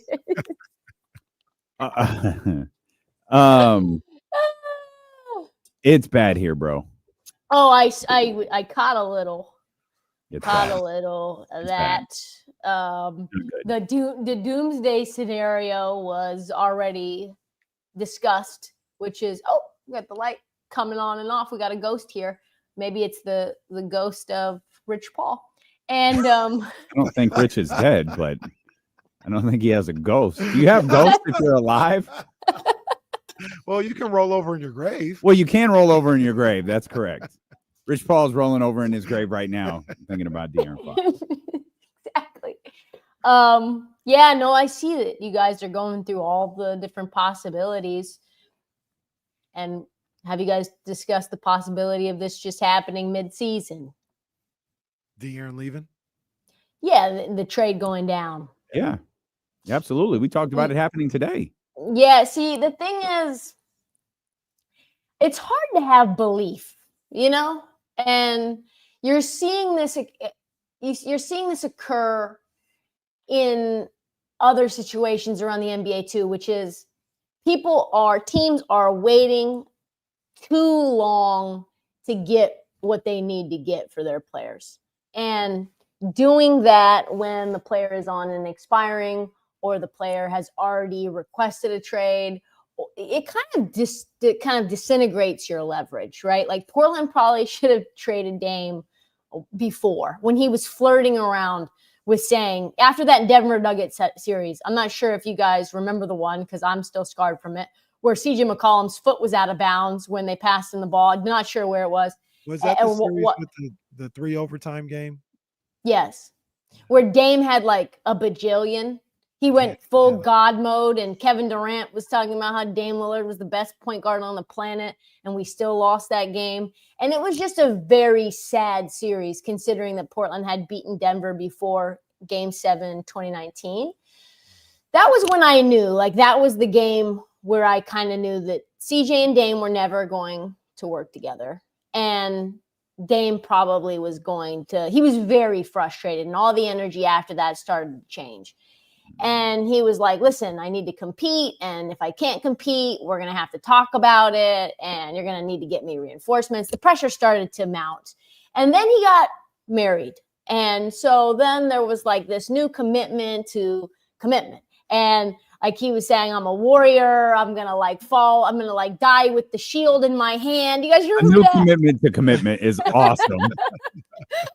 So, especially considering that him and his wife at the time had been, I want to say, college sweethearts, and it had been a little like yes and no, right? And so new commitment to the Blazers, new commitment to I forget the gal's name. Anyway, so there was this big article on The Athletic that came out about him being like the samurai. And he was like, I'm going to die with the shield in my hand. And it's not about, read the article, guys, because it's wild in hindsight, right? Knowing what ended up happening. And I was like, this is BS. This is about as ephemeral as, you know, the other ones. And so, and you kind of know, you're talking to me nice right now. You're talking to everyone nice right now. And he had said that he like reconnect God, no shade to God. But like, it was kind of a full package of like, I'm not sure if I believe you. And that was the Blazers' downfall, is believing that. So to me, and now you've got the same issue, not saying that it's the same caliber. Oh, I found it. All. Did you Hold find on. it? Wearing a smile and preaching optimism, Dame Lillard is back with his shield and a message. He is not giving up on Portland. Oh, man. It was such a great article, guys. It was so funny. It was so funny. It That really is was tough. like a samurai analogy that he gave. I didn't make that up. That was what it was. So don't be that. Like Sacramento, don't be on the other end. Don't be the samurai. Don't be on the other end of those, you know? Because you know it's starting to dwindle down.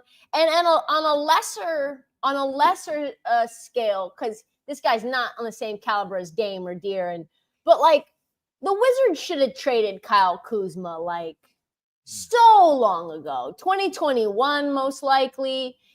If you wait, Brandon Pajemski was like his stock was at an all-time, you know, at a very high point this offseason. The Warriors saying no to trading him, and now he reveals himself to be not nearly as good as people thought he was in his rookie season. Same thing with Jaime Hawkins, actually. But now the Warriors are open to trading Brandon Pajemski. I'm sorry, that's not when you make those deals. You don't fiscally trade players when you think they're not that good, or you know that they want to leave and everyone also knows they want to leave. You have to have some sort of information gap where you're like, okay, everyone else thinks this player's hot. Everyone else thinks this player's committed. We kind of aren't so sure, but this is going to extract the maximum value. We're going to get a lot back. People aren't going to try to do what Miami tried to do to Portland. Right. And that's what I want for, if you can't have a contending team with De'Aaron Fox on it, because it's going to take a long time for this team to build more young players that can turn into something. Maybe that, I don't know. I think Kenny still believes, because Kenny's a lifetime optimist. I don't believe that. So you might as well get a bunch of picks and young players from like the San Antonio Spurs. Like get yourself a Devin Vassell, get yourself, you know, a bunch of first round picks, figure it out, and don't wait until next season to do it. I don't think that is a good idea at all. So the thing, because I was like big on trading Dame Lillard, like trade him, like it's not going to work. The timelines, I guess, for lack of a better word, were a little different. I looked at Portland and I said, you guys have gone as far as you can go with this guy. You've had some great playoff moments, the bye-bye, the shot against the Rockets. And you've had those moments. And it's not going to go any further than what it did. You should move on from him right now. Now, with De'Aaron Fox, on the outside looking in, you may be saying it's not going to go any farther than what it is. Trade him right now. But I don't want to say the goal isn't the championship. People would be happy in the current time if you said the Kings are going to make the playoffs, maybe win a series or two for the next 3 years. Sign up. Like if you ask Kings fans right now, would you re-sign De'Aaron Fox? And that meant that you probably probably. You're never going to win a championship under his contract, but you'll have the same experience that Portland had with Dame Lillard. I think the majority of people would sign up for that and be like, okay, yeah, do it. Definitely. Now, Portland they wasn't bitch and there. complain when we don't get to the next level, but that's part of the fun in what we Right. do. Mhm. And at the time, Portland had already experienced that. And then it was like, all right, do we re-sign Dame and keep going on this ride, or do we move on? And it's like it's time to move on. But they re-signed him and then moved on. Well, because you know what he said is he said he wanted to be a Blazer for life. That's what he said. Well, he believes in Portland because he's a samurai. I just read the article. He's on his shield and he's got a message. Chatty House, look it up. It's tremendous. Oh, Put that in the YouTube link. But here's the thing: maybe Kings fans sign up for that, but does De'Aaron sign up for that? And that's really the question that you have to ask. If you said De'Aaron, all you're gonna do with the Kings is go to a couple, like we'll call it 3 playoffs, and you'll win 2 series one time. What does he say about that? So Dame brought it up last night on Sports Sunday. We don't know. Or TV stars, Trysta. That might be if you do all that and say, hey, you're going to get an all NBA in there and you're going to make $300 million and be respected around the league as a good ball player. There's worse. Oh, okay. He might do that. He might say, there's worse. That's cool. Or he might say, no, I want to win at all costs. I'll take less money or something. The whole point was they even said, I don't know. I don't know who De'Aaron Fox is. And that's part of the problem. Like, we don't really know. We don't know what motivates this guy. We don't know what pushes him. Mm-hmm. Is it money? Is it just being good at basketball? Like, do you just want to be a good basketball player and nothing else? Is it winning? Like, nobody really knows.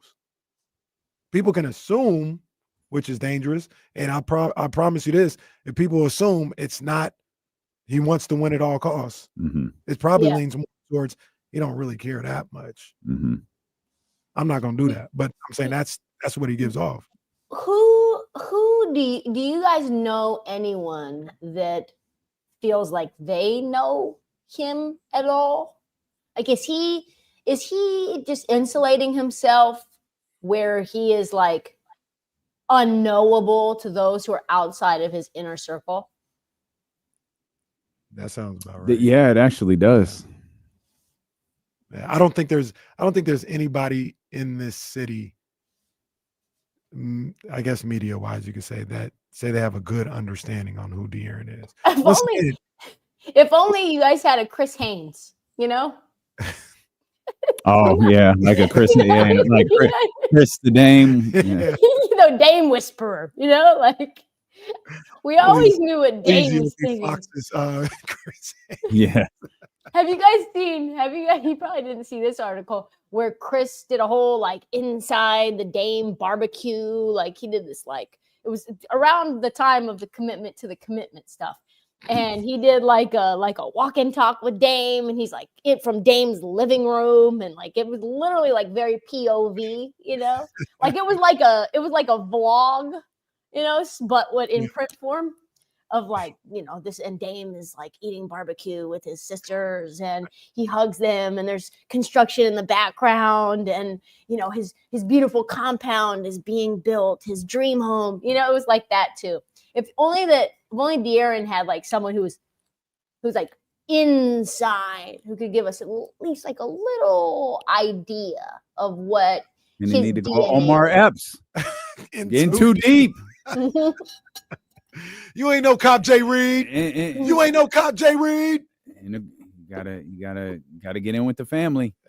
But like, so, and this is where, because nobody knows, that's why I try not to like put labels on guys without knowing them, right?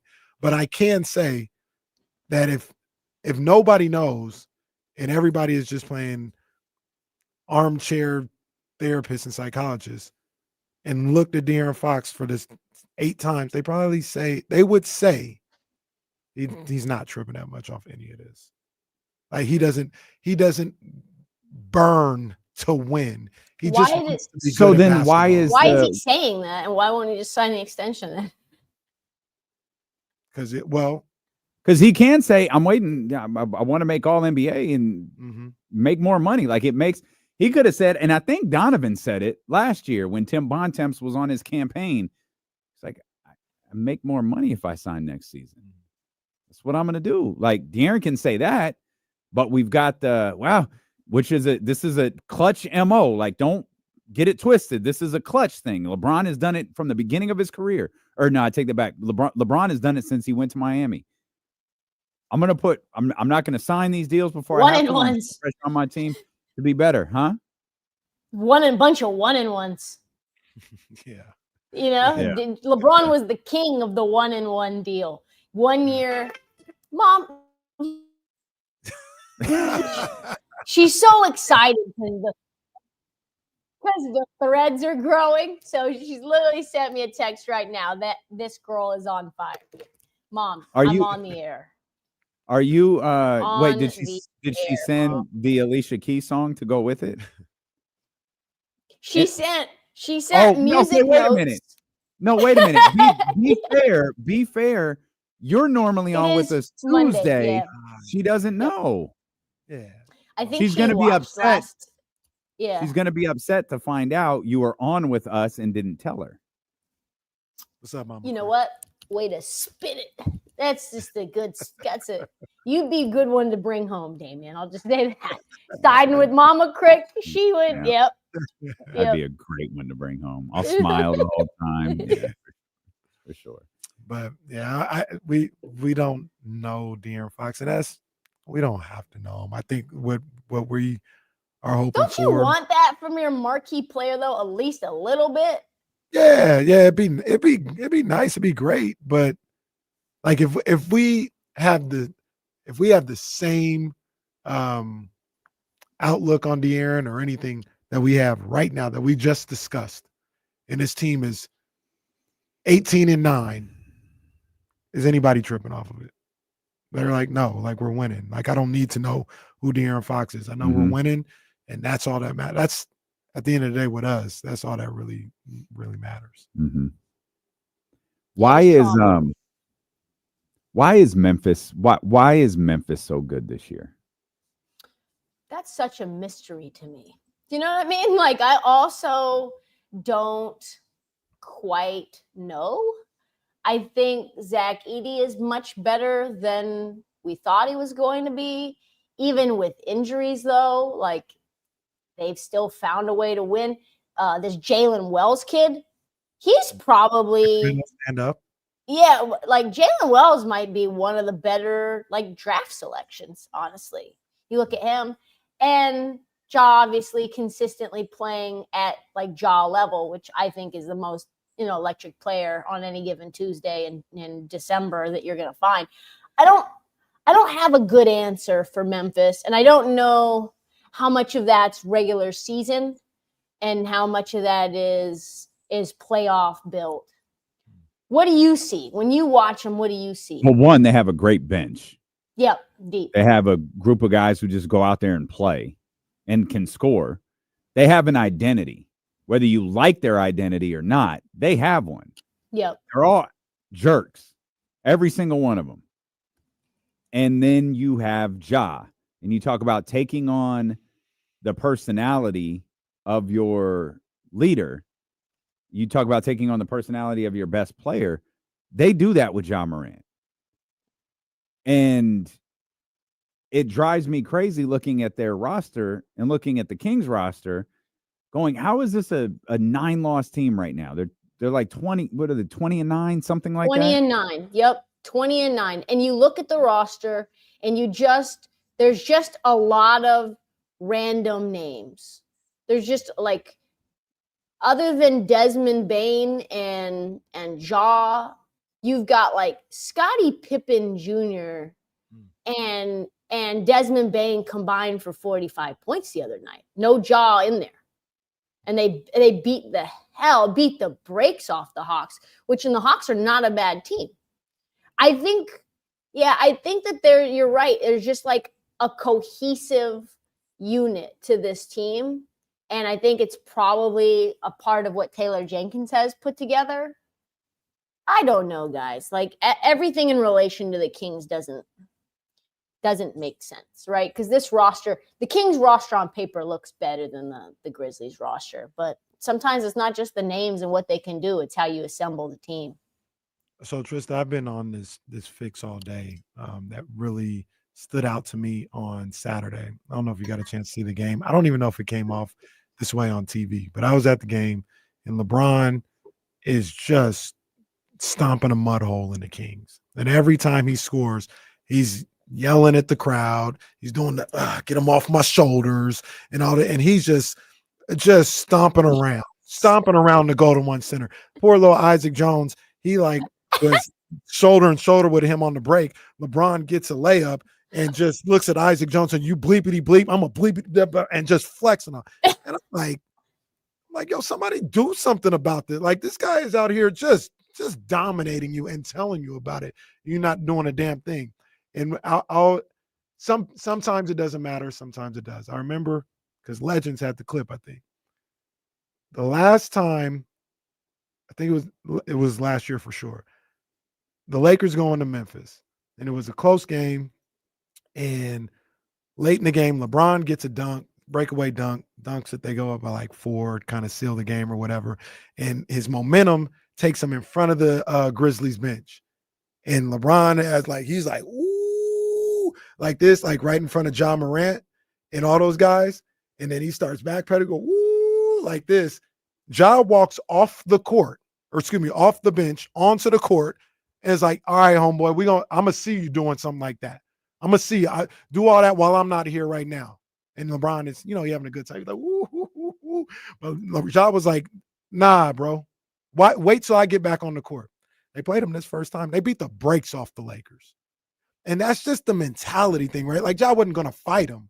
But he's like, no, you're not going to come in here and just start styling on it. I'm going to see you again. You come in here styling on me, and you may beat me.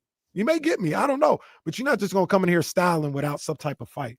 And that's something that is just missing. You think, what, anybody from the Kings would do that if LeBron dunked and was by their bench? Maybe DeRozan. Take a seat.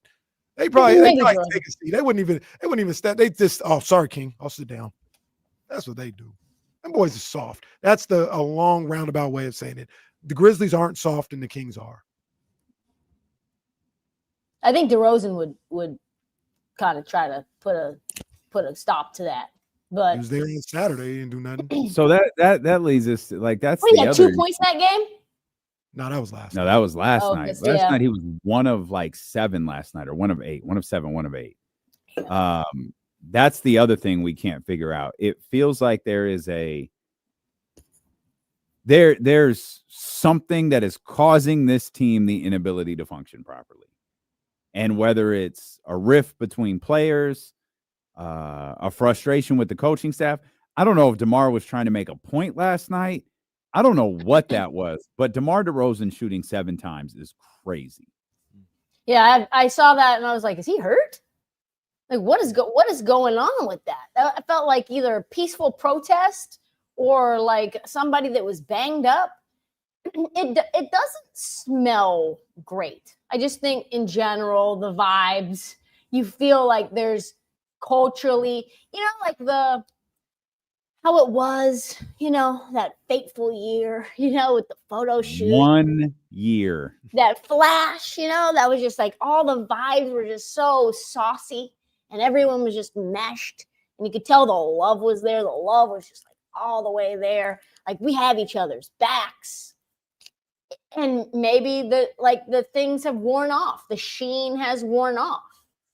And you've got a bunch of guys that are really good in pieces, and I don't know how they really fit together. I love Sabonis. However, in order for this roster to be better, you need other pieces around him for him to function at his best as well. And he's been a pretty decent rim protector for a guy that's like undersized. But I think they're just, I don't know. I like you said, it doesn't make sense. And I feel like there's an athletic tell-all coming. Well, if it did, it might center on Mike and Domas, because I don't think those two are on the same page. Yeah. And I don't know the origins of their rift. Like, we hear things that I've heard them from a couple of people that's, we'll leave that to Sam Amick. Sam can put that stuff out or whatever. But there's a disconnect between Mike and Domas, and I don't know what it is, and I don't know why it exists, but it appears there's one there. Real quick before I go, because I know you guys got to let me go, and I see you looking at the clock, but like it does kind of feel like no one cares. We're the only people here. We can do whatever we want. What are we gonna do? What are they gonna do? All right, listen. It doesn't feel like Mike's holding grudges. Like Mike needs therapy. Like Mike does need to kind of figure out where his trauma's at, because he's been going through it with Malik. He's been going with it with Kayvon. He's been going with it with Keon. There's rumors of rumblings about friction between him and Domas. Like really good coaches, you're not hearing that. You just don't. Yeah. And if you do, it's like direct in the media. Like remember Ime Udoka was throwing players under the bus in Boston, and then like at the end of the day, they all come together because kind of they all know what time it is. It feels like there's like sneak dissing going on. There's grudges happening. Like you're getting iced out of sequences. I don't know what it is, but it does kind of feel like are you putting something up for me to see? No, I was trying to start a tweet without throwing you off, but you have to go all the way to the right side, and I threw you off anyways. Yes, that's what I did. I do want to point this out. Or is that kind of like the vibes? No, there's a lot. 100%. A lot of that going on. Yeah. Like I do want to point out to our man G Money, who said, "Why would Fox's agent fly into town unless Fox asked him to?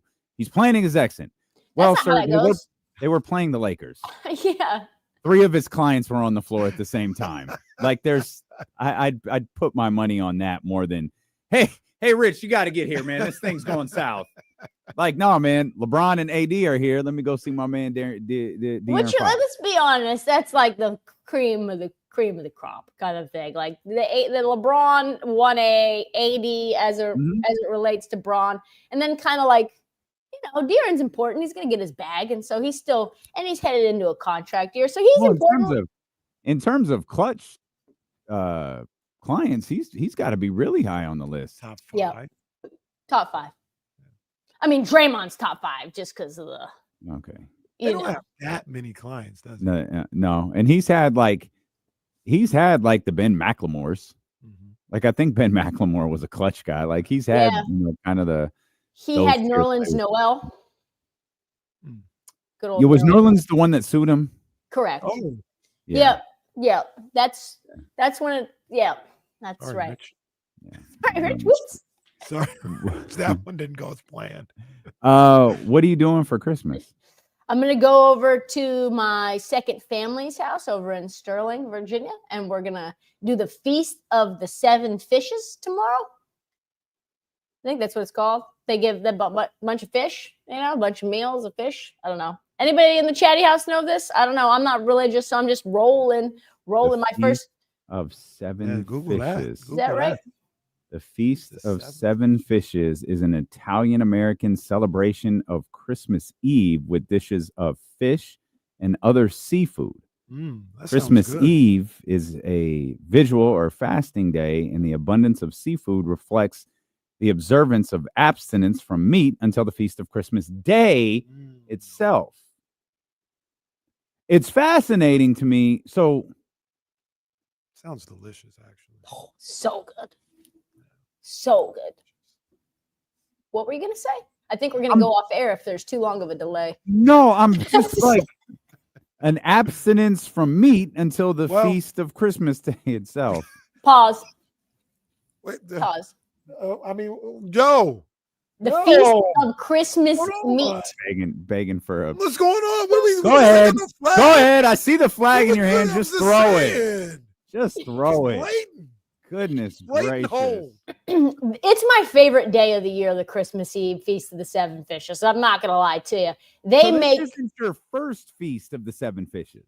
No, I just don't really think about like the origins of it. I'm not like a get deep into the meaning of things about things. Also, I'm terrible at these things. Are you Italian? No, and neither are they. Neither are they. So I don't know. I'm not sure what the deal is with that, but they'll make like a clam chowder or like a lobster bisque. They'll do crab legs. They'll do salmon. They'll do mussels. They'll do The meal's components may include some combinations of anchovies, lobster, sardines, bacala, which is a dried salt cod. He won't do that. Something called smelts. No. You won't do any of that. We're gonna do all the normal stuff. Seafood, Squid, fish. No, we're not doing that. octopus, No, shrimp, no. mussels, Shrimp, maybe. and clams. Yeah. So it's all the fish, and I think it's like What is this? big. It's a big procedure. Smelt. You don't want anything to do with smelt. That doesn't sound like I want anything to do with smell. Imagine somebody comes out. What do we have? Fried smelts? No. What? Not gonna be able to make it, dog. They'll do like a crab dip too, like so you get like some little crackers. So and- it's just an excuse to make a bunch of seafood. yes, I'm with it. and so a the lot of it. The tradition comes from southern Italy. The celebration commemorates the wait for the midnight birth of baby Jesus. Baby Jesus. Okay. Maybe All we right. need to get in on this. I think maybe doesn't the sound bad. might be the Catholic thing. They're Catholic, or like they're like. I they're don't know. like, Oh, well, on the here it is. periphery of The Catholic. long tradition of eating seafood on Christmas Eve dates from the Roman Catholic tradition of Yep. abstaining from eating meat on the eve of feast day. I think that's what it is. Yeah, I thought it was just something that they just. I'm hopped so in. fascinated by this, as no meat or animal fat could be used on such days. So seafood isn't considered. No, it's still in the fish realm. Yeah. Land animal. I don't understand. Different. Land animal would be meat, and then No, everything else. Yeah. Okay. So when you're eating lobster, what are you eating? You're eating seafood. Seafood, not fish. Seafood. Yeah. You're eating a crustacean. I was thinking of. A crust. Okay.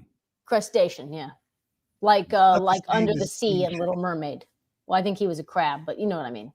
Another crustacean. So it's just a different crustacean. Correct. So we're abstaining from eating meat or animal fat, but we're going to go ahead and throw this live crab into this bowling pot. And we're going to feast on that. I try not to pay attention to that. Yeah, because there's no organs, right? Like I think there's like a hierarchy of animals and like what it's like to kill them, right? And so I think that the fish, they don't think fish and seafood are as meaningful as like cows and pigs and. It's kind of crazy. It's some kind of ist. Okay. It's some kind of ist. I don't know. But yeah, no, they people feel that way. 7 fishes. Can you post pictures? Oh, I'm very, you know I will do very that. curious. It's Very gonna be curious. popping. I haven't had fish at all since that fish poisoning I got in summer league. I have Yes. I have been abstaining past Christmas Eve. I have been abstaining since July. So this will be my first embarkment into fish and seafood. Welcome tomorrow. back. Welcome Well, good back. luck. Yeah, like Mace. Welcome back. I think Welcome. That's what I'll do with the little crab. Welcome back. Right before you throw it in the water and watch its demise. Now, see, once again, I don't partake in that one. The crabs are already dead by the time that I get to them. Well, Yes, yeah, I by mean, the you're just time you get to them. Yeah, well, that's Chef it. I'm Q. not- Chef Q. Chef Q throws live ones in there. Well, Chef Q posted a reel the other day asking, "Would you like to see? Do you It want to see screamed. the food before we cook it?" And no, we don't. Like what sort of like serial killers frequent those places where it's like, hey, pick the lobster out of the tank and you pick it up and sick. watch us throw it into the boiling water. I used to go to a place on Foreign Road. They used to do that. And I was like, that's bro, crazy. I am not getting a lobster from Foreign Road with all. Oh, no, don't do that. Don't do that to the what was it called? It was Red called Lobster. like the no. It was called like the China. It's called Red Lobster. The Chinese bowl or something right there off of Florin and 24. It was legit. It was don't do that. It was legit. It was legit. No, but it didn't make it. We know that Damien isn't. Wayne's Walk. They got a C grade, so that would be different. We know Damien's not going to be doing any homesteading like with a little cow or chickens. My mom, here's a little quick story. My mom, we had when I lived in Northern California before we moved to Portland, we had chickens, and I was about 4 years old, and I'm not sure what her deal was, but they killed the chickens and asked me, the 4-year-old, to pluck the feathers off the dead chickens, bro. What? No, we can't be doing that. I just gave this chicken a name, and now it's dead. Now I'm pulling the feathers off of it for my own consumption. It's just too much. It's too close to the process. Did you wind up eating your friend? Yeah. Well, to do what you had to do, you're hungry. That is what you had to do. And shout out to everybody in the chat. It was Rice Bowl. Shout out to Rice Bowl right there on 4th and 24th. That was some good stuff. They had the lobsters and the crab in an aquarium right there, and you'd pick it out. And well, they wouldn't show you, but you pick it out. All right, got them. And 20 minutes later, they're back. That's kidnapping. That's like it's literally kidnapping and murder. And murder. It's kidnapping, torturing, and murder. I think you're close, Damien, to being a vegan. Like you're close. You're close. Yeah, I was for a long time. We dabbled. It's sad, you know. I went to a pumpkin patch this year, and you just see these cute little pigs, and you don't think like bacon. You know, you just think like, oh man. Do you think if the roles were reversed, they would not eat us? A lion. Are you a high? lion? Yeah. That's a high ass question to ask. A bear. No, yeah, I think. Oh, a bear would eat us for sure. So we got to do what we got to do, because we're good to them. Like, that's good. Yeah, but do you think the bear's just gonna come like? We're not like Mr. Caraway, it's your time, buddy. Yeah. Taking you over here to this slaughter shop, throwing you in there. The only time bears eat us is if we encounter them in the That's woods. right. Like, That they're not means coming- we're- they're that not means- hunting us. The bears are like sharks. If you get eaten by a bear, you're somewhere you're not supposed to be. If you get bit by a shark, that's your fault. You went to the wrong place. Understand that. You literally walked into their house and then get mad when they bite your leg. But what we do is walk right into their house with platoons and guns and whatever else and then we take them out. That'd be like if we knocked on your little garage. Hey, excuse me, we're looking for KC. It's your time to go. It's your time to come with us into the boiling water pot. You're Imagine part of you the just out 7 there fishes. shooting hoops and then the bear comes. Yeah. Come on. Yeah, Sorry, that's sir. rough. But They're hiding in the bushes, Hey, you know. bears like dark meat too. I ain't So stopping. Whoa. They got their essential hoodie on. They're trying to like. See? They got their Field judge essentials is on. not That's around. right. That's They're just right. walking around pretending they're one of us.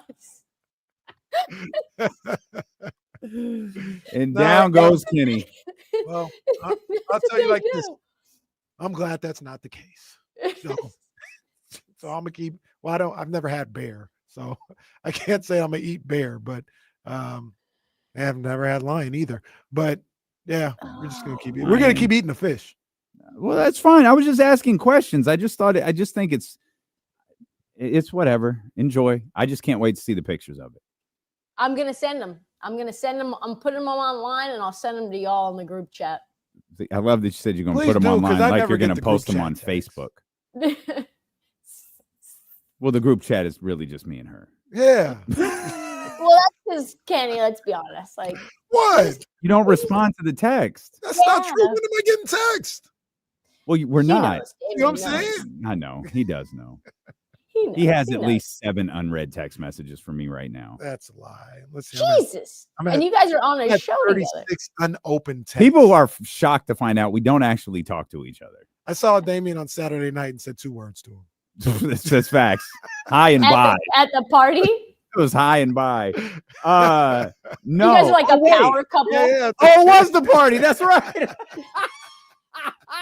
That's a true story. We didn't talk to each other at all. Hey, That's what's hella up, big funny. dog? What's up, baby? How you doing, man? And then just went away. Get away from this dude. That's funny. Now that wasn't intentional. No, I mean, there are a lot of people there. I wound up in a different meeting at the party. Like, Of course, you're pitching something. You got something going on. no, it wasn't that kind of meeting. Oh, I was having a clear the air session with somebody. Oh, man. And then I found out they were watching on a camera. What? I found this out later. I kept thinking, like, it's really odd that some people out there aren't trying to reach us. And then I realized they were like, hey, where's D'Lo and such and such? Oh, they're in Complex's studio. And apparently there was someone who will remain nameless goes, you know, there's a camera in there. And so we were having our clear it out session in front of a front of the Audience. whole programming staff. Yikes. Oh, you'll be stunned to learn I don't get along with a lot of people. So Well, I literally texted you because I said something like, what's it like for you to like your coworkers? And you said it makes the ones that you don't like really obvious. So that was perfect. That was literally like 3 hours before the party. It's a true story. Merry Christmas, TK. Love you. Love you guys. See you after the holiday or next week? Yep. What are we doing? No, we'll see you after the holiday. See you after the holiday. All right, buddy. Take care, TK. Who knows what shape the Kings will be in by then? Oh, what? That's a good question. We'll talk about that when we come back or whatever. But what will they look like when we come back? I'm so fascinated by this Feast of the Seven Fishes. It sounds delicious. You know, Chef Q's got like this seafood platter. It's absolutely bananas. It's like $200 or something, but it's crazy. I need to pull up on Chef Q. I really do. I really do. Do you what percentage do you have it at the Kings looking the same on January 2nd when we come back for a show? Nothing's happened. Is that a tease, or do you want me to answer when we get back? Answer when you get back. D'Lo and KC here on Sacramento Sports Leader, ESPN 1320.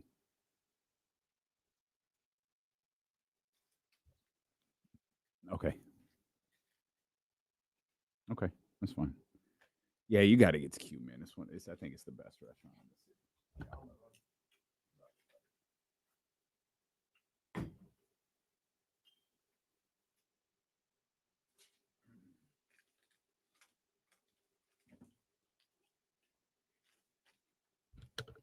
Hey, Jesse, and well, Jamie can probably answer this too, but when did Snowfall, like, all right, man, chill out just a little bit. Season 5. Like I said, when you get to the Tiger, just keep going. There's 6 seasons, right? Yeah, 6. I'm at 3. I don't feel that way yet about that. I don't feel that way, but Because you haven't gotten to the Tiger yet. well, I say that I don't feel that way right now, but it's like it's just a good show. Like, Oh, you're not feeling it? No, it's a good show. It's just a good show. Like, See, to me, it's like one of the best. It's just a good show. Like, I just enjoy watching it. You know, I always put things on the premise of The Wire. I still have to watch The Wire. That's the GOAT right there. I tried The Wire once. The season 1 started kind of slow, so like I'll get back to this. And I haven't got back to it yet. It's a slow moving show. Yeah. It's very intricate. It's very intricate. That's one of the differences I've seen between the two shows. Snowfall it's pretty intricate too, but The Wire is like 10 times more like this look that he gave this guy in season 2. The payoff is season 4, episode 9. Like, oh, I remember when he gave him that look. It's like stuff like that. And some people like that. Some people are like, bro, just tell me what's going on. Yeah. Norm, that's just how I talk. Like sometimes my parents are like, "Oh, what's wrong with you?" Like, I'm just talking.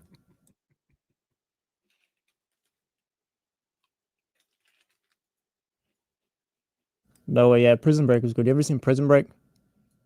It's solid. Is that the one with the two twins, or with the twins?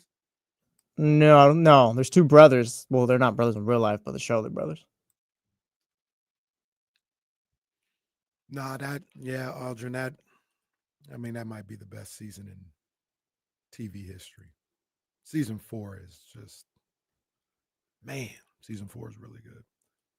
Season 5, the last season, they have some moments in there where it's like, all right, bro, what are you doing?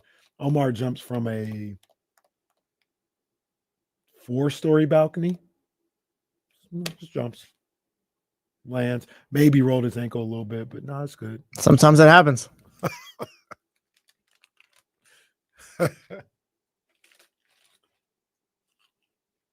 Ozark is good from start to finish. That was a solid one. Breaking Bad too. The final season of Breaking Bad, that last episode was just perfect. Turns out there's a lot of good TV shows out there.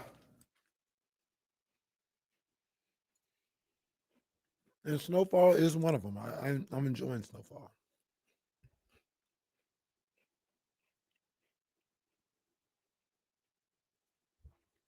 Oh, VJ, I'm the wrong person to ask. I don't know. I haven't watched a lot of shows, TV shows, but I'll try it. In no order. The Wire, Insecure. I did enjoy Ballers. Ballers was cool for like 2.5 seasons, I think. Yeah, I enjoyed Ballers. I haven't seen The Sopranos, so I can't put that on there. I know that'd be on everybody else's, but I haven't seen it. How to Make It in America. That was like 2 seasons, but I really enjoyed that show. Oh yeah, and Entourage. Entourage's on there as well.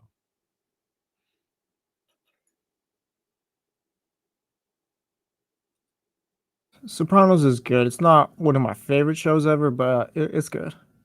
Oh yeah, I haven't seen Game of Thrones either. I know people will definitely put that on there as well. I haven't seen Game of Thrones or Sopranos. So Game of Thrones got the worst final season of all time.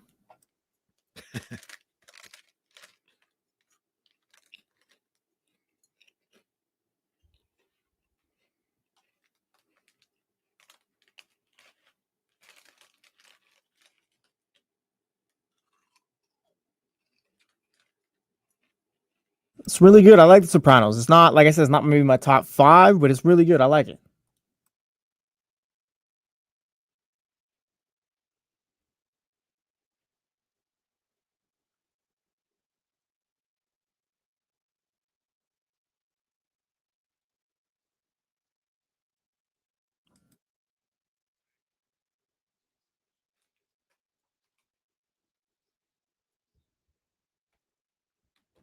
All right, 916-909-1320.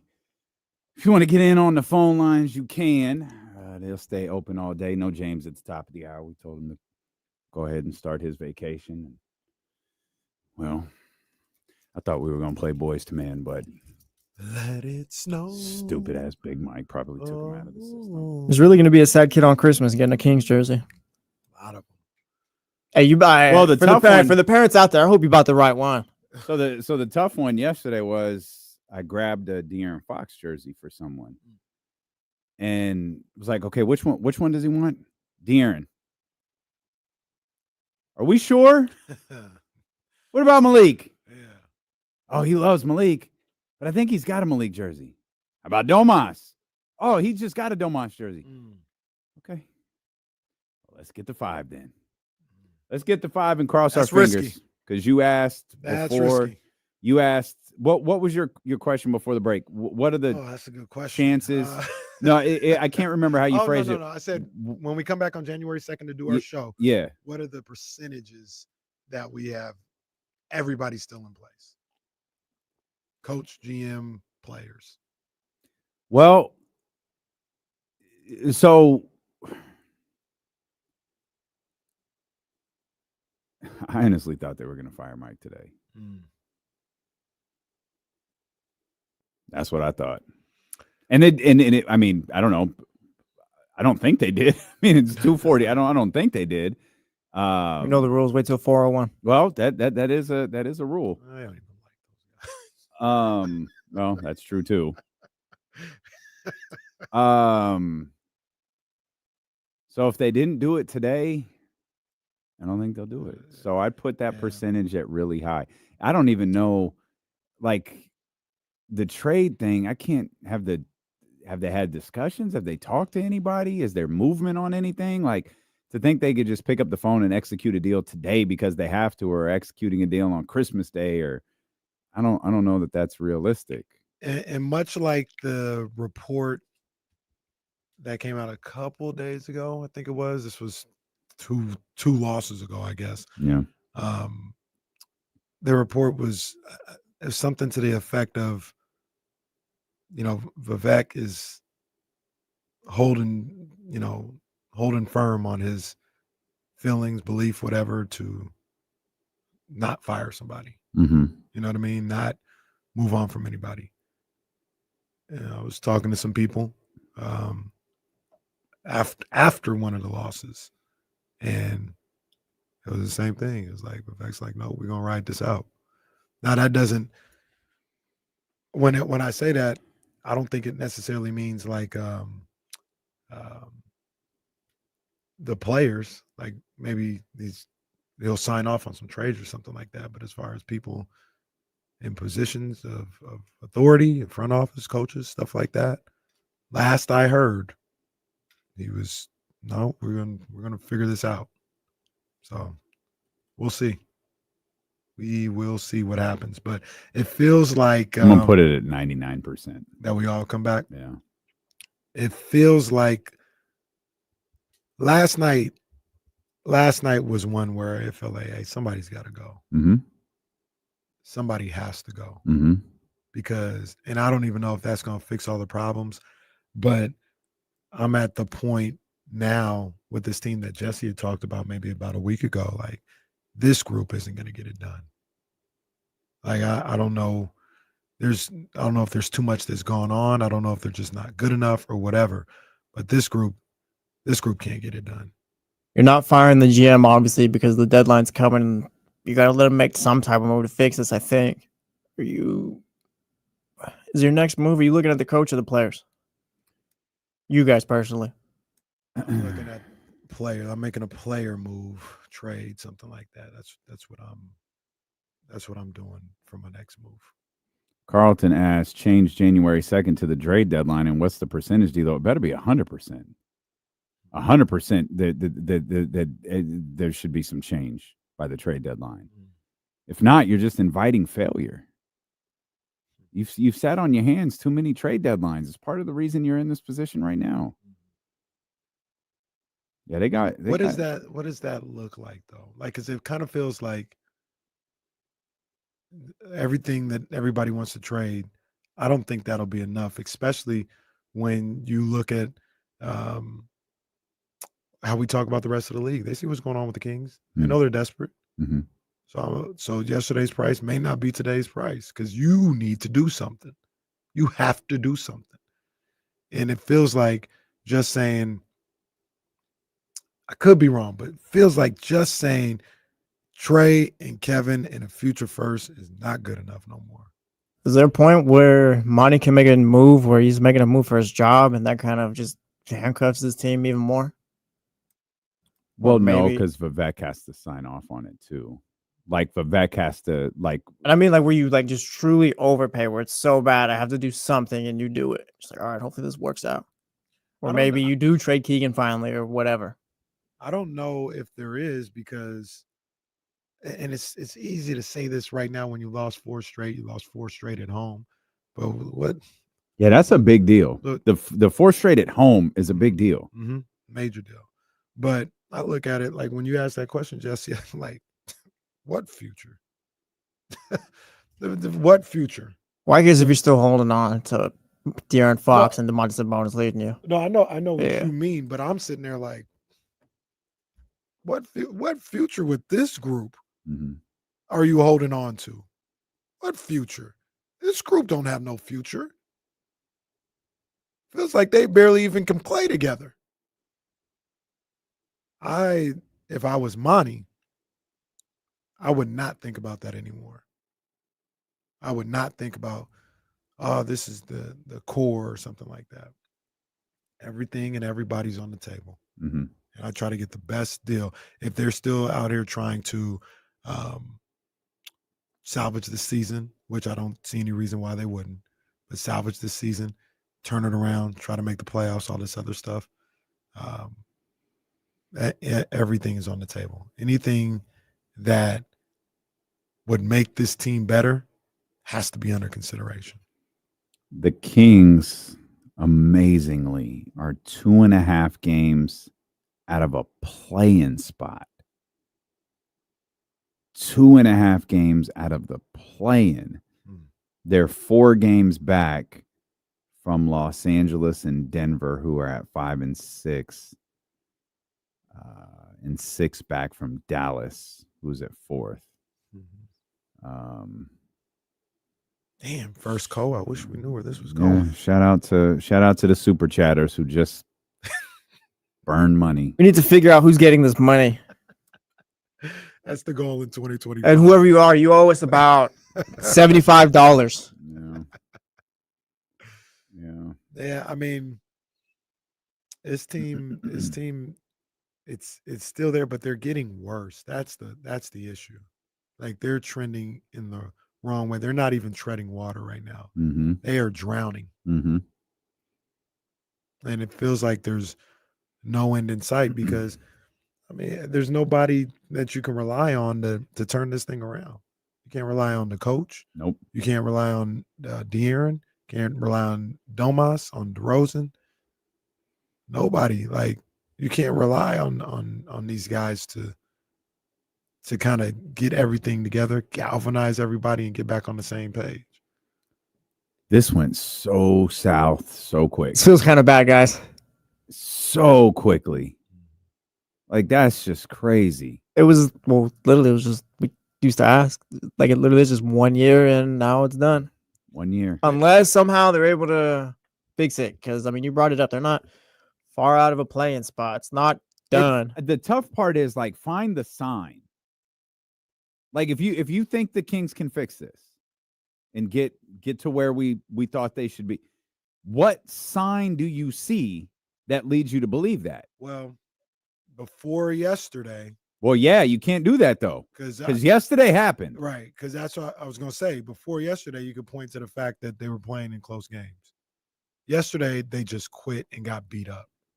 And now I think that raised so many more questions, the way they lost yesterday. Mm. Like, if they stopped playing in the fourth quarter. Yeah. Just completely stopped. If it was another close lost by, within 5 and, another close loss, they were like, man, they just can't figure it out. Like, it just, you could at least hang their hat on. They haven't quit.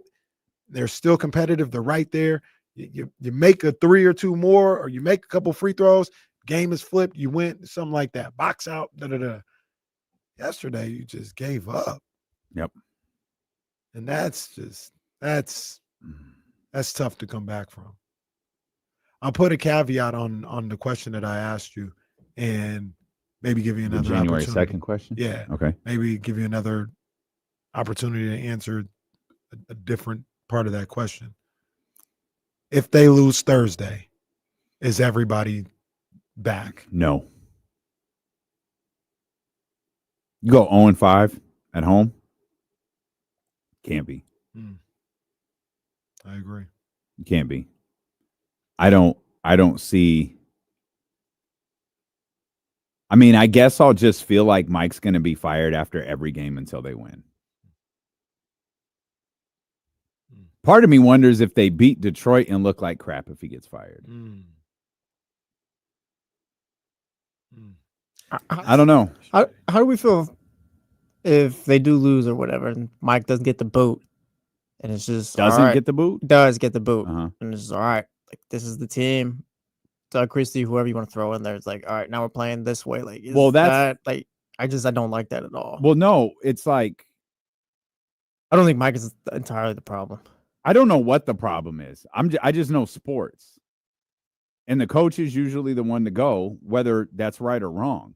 I feel this situation be the other way around. But Mike can't be the move. It's like, all right, Monty, if you're going to put this on Mike, that's fine. You're placing the blame squarely on his shoulders. What are you doing now? What are you doing to improve the fact that Kevin Huerter can't shoot?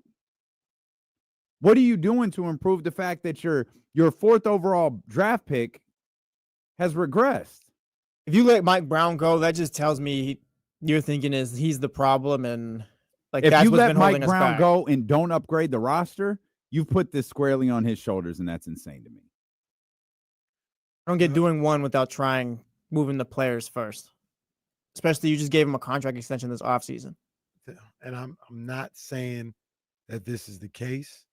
I'm not saying that Mike Brown should be fired, but I'll give you guys another scenario. If your most important players have quit on you, you've got to go first. If your most important players will not play for you no more, that supersedes making changes to the roster. So did the Kings quit in the game last night, or did they quit on Mike last night? Or is that a distinction without a difference? No, I think there is a difference. Did they quit in the game, or did they quit on their coach? They quit. We all saw it. But to what degree? They quit playing against the Pacers, or they quit playing for Mike Brown. And that's the thing that we don't know. That's right. That's what I keep talking about. Like you just said, it's clear as day that they quit. But did they quit on each other? Did they quit on the coach? Did they quit on the front office? I don't know. Did they quit? Did some people quit on all three? Maybe. I don't know. But I mean, so let me ask you another question. If you're Vivek, do you talk to some of these players today?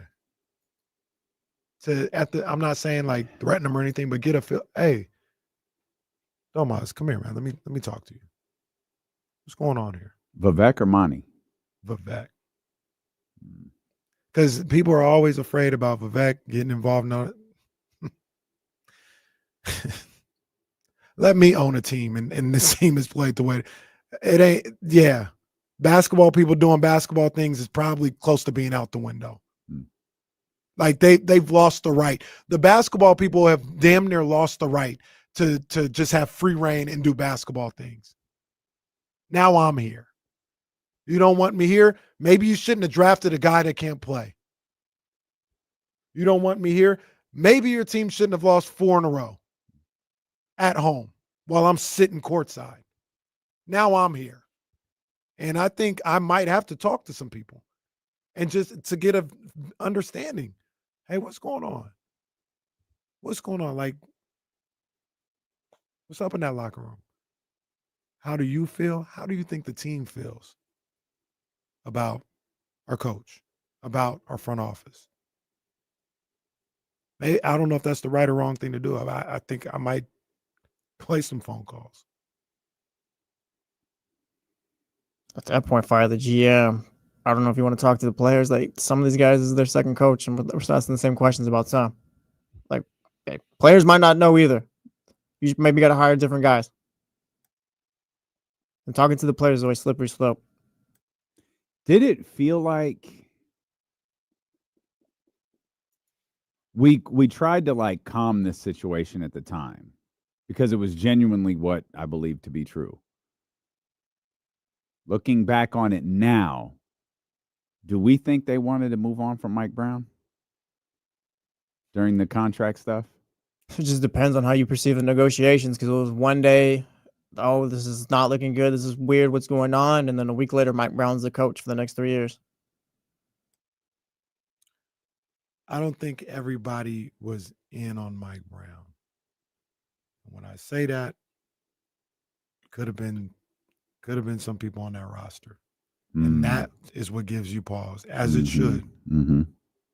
If some of those guys aren't feeling him or don't believe in him. Do we think they sought out another coach this offseason, this past offseason? I don't. Okay. I don't. I think that they might have battled a little bit with. Yeah, we know what he's done.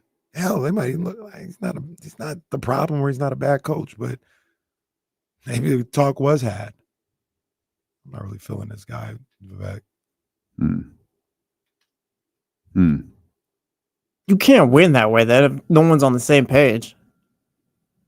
I feel like you're just making the same mistakes of the past at this point, whether you hire him or fire him.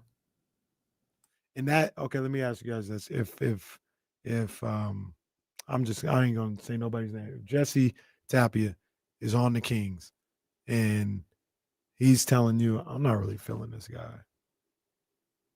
Are you re-signing him? Are you re-signing the coach? Who's the he? Jesse. Jesse's one of our best players. Sick.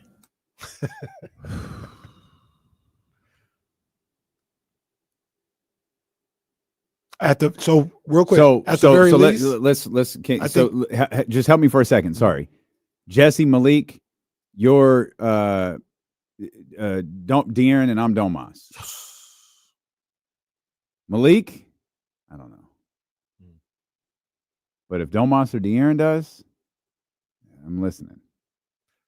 And Malik, Jesse's a little eccentric. He could be a little crazy. Sometimes he just be talking. Sometimes I'm happy during the Monday meeting. Sometimes I'm not. More times than not.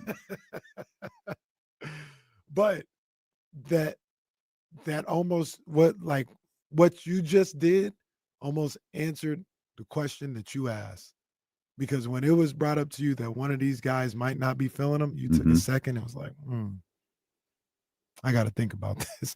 And the hesitancy that we had in the summer, that might have been what that was. Mm-hmm. And then at the end of the day, they decided to bring him on back. But that's tough. Like, that's when something like that is the case, not saying it is, I don't know. But if that's what's going on, it only takes the slightest thing to throw things off.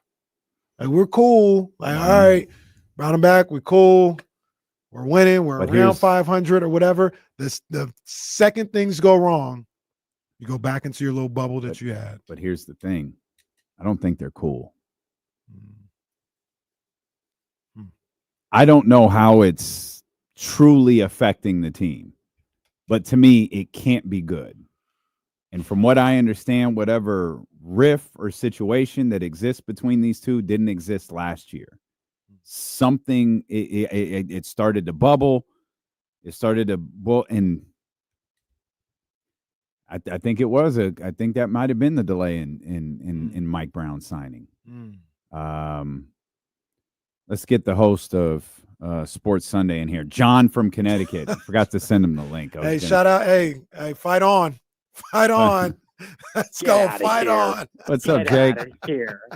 Get out of here, KC. Fight on. Oh my! Juju Watkins put on a performance, but those Huskies, they came back and competed in that second half. They were down double digits, fam. Oh, they're gonna play. They're gonna play again. Never out. They're gonna play again. I'm gonna call right now. So? They're gonna play. They're gonna see each other again. What, Elite Eight, Final Four type stuff? It might be. It might be. Straight up. I'm down for it round 2. Juju was cold though. Yeah. Juju was cold. What's going on, man? What's up, man? So crazy guys, day, man. I want to clarify this. Okay, so I went home last night after Sports Sunday. Okay, and let's be real. I felt like the Grinch. Like, it was just like vibes weren't good. All of us were frustrated. It got to the point where I just was like, I want to walk off the set because this is just done. We're done. All right. Like, what's the point of doing this anymore? We're just going to talk about every team that lost yesterday, including the Raiders, who lost because they decided to win a game and cost them their second best quarterback in the draft. Okay. So that's still a loss. But guys, I went home, and you know what I did last night? I pulled out my menorah because Hanukkah is coming up in 2 days. Okay. And we had the Festival of Lights. Okay. 8 crazy nights, right? Crazier things have happened in life. Look, we can look biblical. We can look in a lot of different areas. But this right here brought me happiness again. And remember that there could be light at the end of the tunnel. Okay. It ain't gonna be a beam, though. Ain't Ain't gonna be All a you gotta purple do beam is in the believe. sky. All you got to do is believe, okay? Hmm. And I believe that only a couple moves here could get this thing back on track. But I've been listening to you guys for the past 3 hours, and I think there's different. There's a lot of blame to go around. I don't disagree with you on that. All right, when it comes to this Beam team and the Kings, all right. But I think we got to be very, very poignant on whose fault is for different factors. I think it's contributing factors. I don't think there's one blame on one person, but I think everyone's hands in the cookie jar, and because of that, everyone's got to take a little bit of blame. And I think that's the one thing I want to make sure that everyone knows that's watching this team, that it's not just Monty and Wes's fault or Mike's fault or the players' fault. Everyone is at fault for where we're at right now. Everyone is. Right. Some more than others, though. Some more than others. Jake, we appreciate you as always, my friend. Thanks for tapping in with us and all the support this year. Guys, just want to wish you happy holidays from your fun Jewish friends. All right, Jonathan from Connecticut, ready to go home back to the homeland here in a couple days. So enjoy yourself. You out of town? You out of town for the holidays? You going back east? No, I'm here because so someone's got to work Christmas, but a couple days after Christmas, I'll be back in the homestead. There you go. Okay, my dog. I shouldn't say that out loud because like all those famous people have gotten their places broken into over the past couple of weeks, so that's probably bad to say on. Be easy. I'll say this. I started with a fight on. I'll say this. Forks up. All right. How about that? Oh, good man. Go Scatterboo. All right. Cam Scatterboo repping real Linda. Love it, guys. Hey, happy holidays. Okay. My dog, man. You Take too, care, Jake. man. You too, Jake. There's a lot of blame to go around. Yes. Looking at Gary's message here. Blaming Mike Brown is crazy when you have a general manager doing nothing over a 2-year span and a, quote, star that coasts half the games and has a I don't give a F attitude. Monty did get DeMar. Mhm. That was a big deal. Some people don't like it, and okay. But he did land DeMar. It does feel like it's something Jesse brought up earlier. It was like he landed DeMar and went, cool, we did it. And I think everyone knew, no, you didn't. Gonna need a little more. Just a little bit. Mhm. And he wasn't able to execute. I cannot stress this enough. We were certain a trade was being made on draft night. Like, I mean, we were planning, we were preparing, like we were certain something was happening on draft night. And it didn't.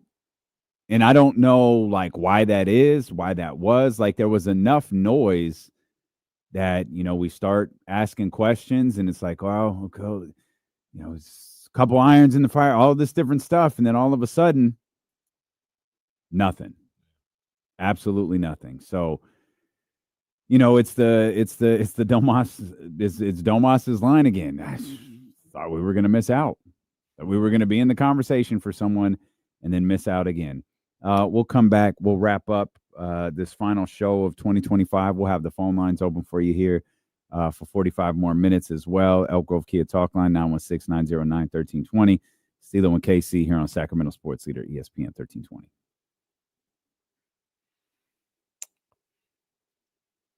Hey, everyone. Where's the Dick's Sporting Good house here? There's one in Roseville. Yeah. Where's it at? By Total Wine. It's like 10 minutes away. It's not far. I gotta go there. Oh yeah, it's an easy drive.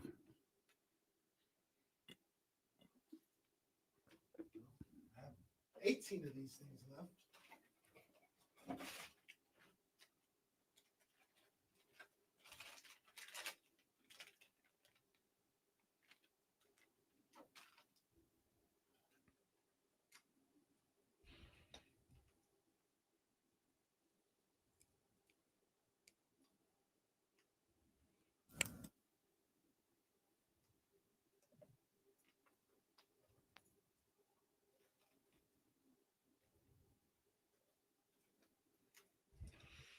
No, Katrina. Yeah, I mean, I'll do everything on the south side, but there's something was ordered and I have to pick it up from that. Big Sporting Goods. Yeah, I gotta make sure I say it all the time. Shout out Dick's Sporting Goods. Work on my latest pair of Air Forces. I didn't know they sold those at Dick's. Yeah, man. They got the shoe game there. I mean, I got the shoe game there.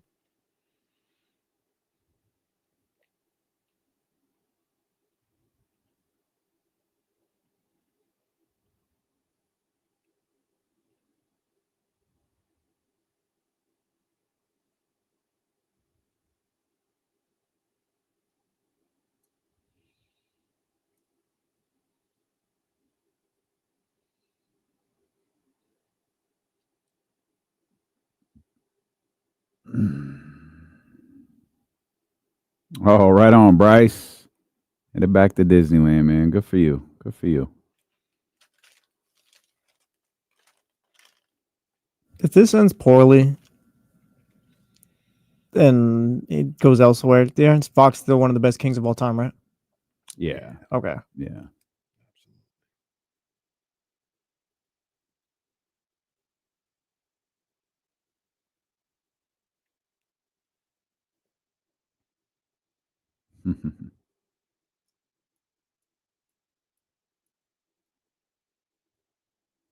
Shout out Ramsey. Ran into Ramsey the other day. Not the other day. It was yesterday. Yeah, man. I see Ramsey at the games.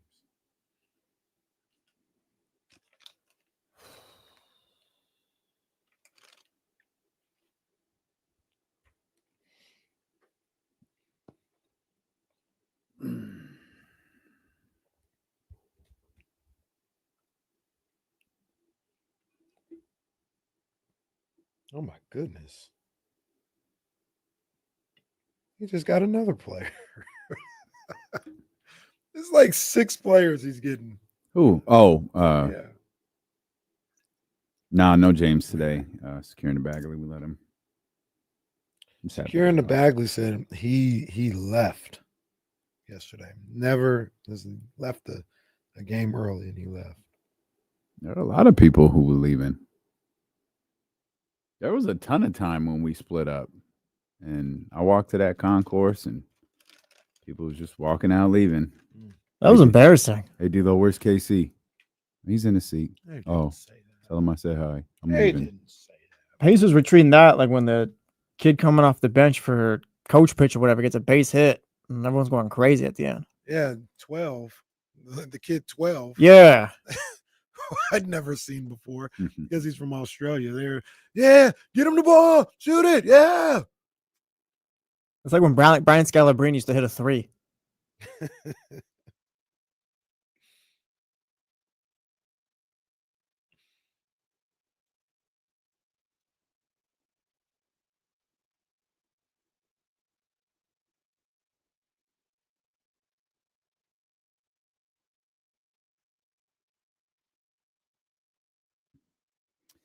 First night of the college football playoff was ass. Yeah. This shit was terrible.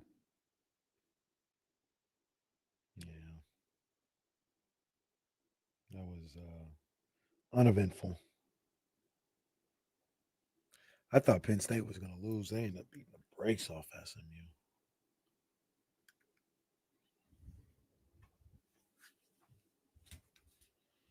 I'm so annoyed that Voice to Man isn't in here. It's just ridiculous.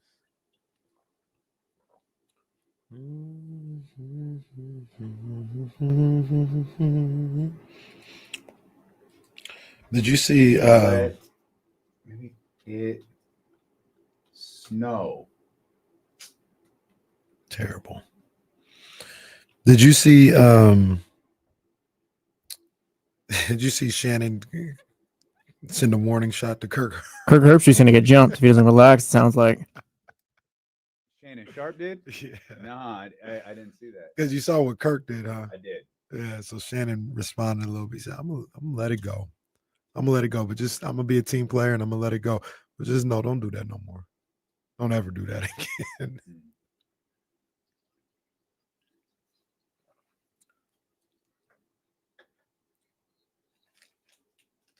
I'm not. No. I'm not. No. I mean, Wife would beat my ass anyway. Since I already said I was gonna be there. I mean, there's other things we could do to where we're not like completely invisible. Yeah, we can figure something out if we have to. We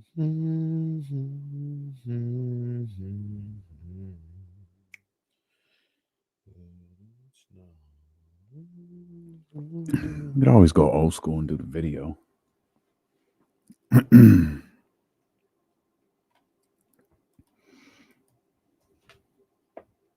Yeah. IG Live. Like we did when LeBron passed the ball. I meant the video from YouTube. Oh, you're talking about like if yeah, I got you.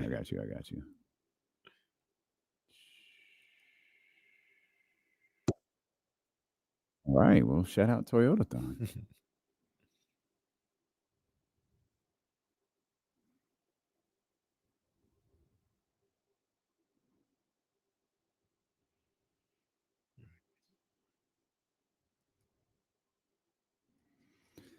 All right, let's get to the Elk Grove Kia talk line. Talk to our man Mitch here real quick. 916-909-1320. Mitch, what's happening, man?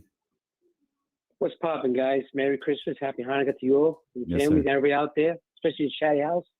Yeah. What's I'll up, try man? to. How you doing? I don't know.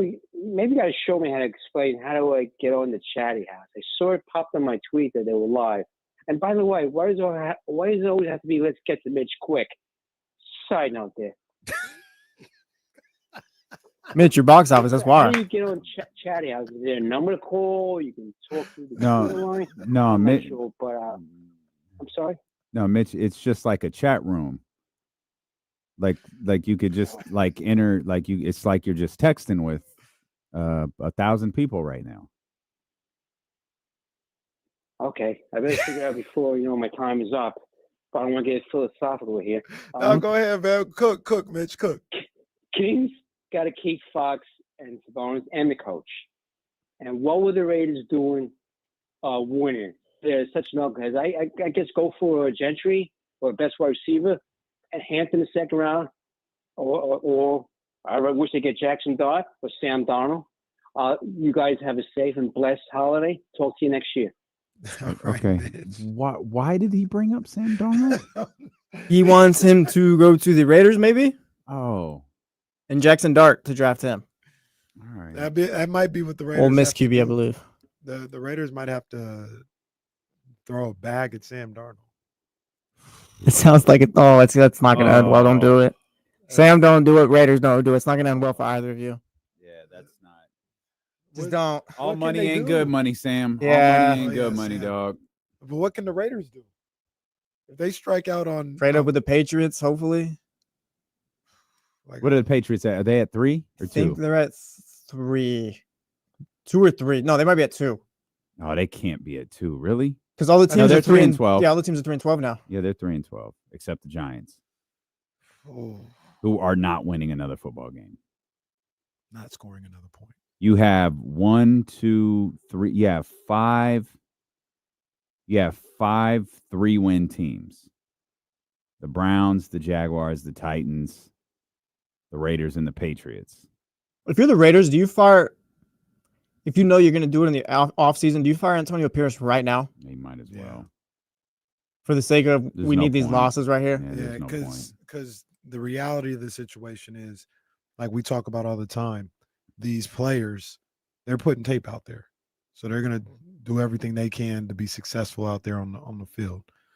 The coach, especially a guy like AP, especially if AP is no dummy, like he knows he's probably out the door. He got to put some wins on his resume. So if he wins, He's got to get hired by the next high school. Well, yeah, that's where you got to go, pal. If he wins, say he wins the next 2 games, let's say that'd be 3 in a row. What's his final record? Like 5 and something, whatever. 5 and 12, 5 and 13. 5 and 12, but then he However won. many Didn't games he they win play. like 4 or 5 games last year? So I'm thinking about his resume as a coach. He can say I'm close to a 500 coach as a on my resume. That's what he's coaching for. He don't care about no picks. They don't care about a quarterback. So to your point, like if you're not gonna have him, this is the reason why you would fire him now. Like, bro, we can't even mess around. We can't mess around with you. That's what I was saying. Like, AP, you're fired. I don't even know your name. Come here. You're the coach. What's Jeff Saturday doing? But you're coaching this team the way I'm telling you to. That's how you do it too. You come here. You want to coach? Sir, I'm the video coordinator. I don't care. You're coaching the next 2 games. Can you imagine if the Raiders win these last 2 games? Oh, gosh, everybody. Sorry, Raider Nation. Y'all gonna be bad for a minute. For a good long minute. Can I ask you another, or just bring up something else with the Kings? Mm-hmm. So we talk about like if some guys have quit on Mike Brown, don't believe in him, all this other stuff. Here's the thing that I don't understand, and this is what I would say to any player that feels that way. If I was their agent, their wife, family member, whatever, I'd say, all right, that's how you feel. This isn't helping anybody. This isn't helping any, you quitting on him isn't helping you. Like it's just making you look worse for a number of different reasons. So why not just play? Get on the same page. Figure out what you got to do to win. Because this is helping nobody. And we see it all the time. We see players, quit on coaches and, just whatever, just kind of mail it in until they're gone. And it's like, man, this ain't helping. You think you can win with those guys after? I don't guys know. who quit on team, whatever you want to call it, the roster, the coach, whoever they quit on. Can you win with those guys after? Are those winners? Do we have an example of guys, quote unquote, quitting and everything being all right afterwards? I'm seriously trying to think. Off the top of my head now. I mean, that's a tough thing to run through. I'm not. What happened in Chicago with Tibbs? Wasn't he like? Weren't they tired of him, or he was wearing? Yeah, but I don't think they quit on him. I don't remember that happening. He did kind of wear out his welcome there, front office wise and player wise. I think he did.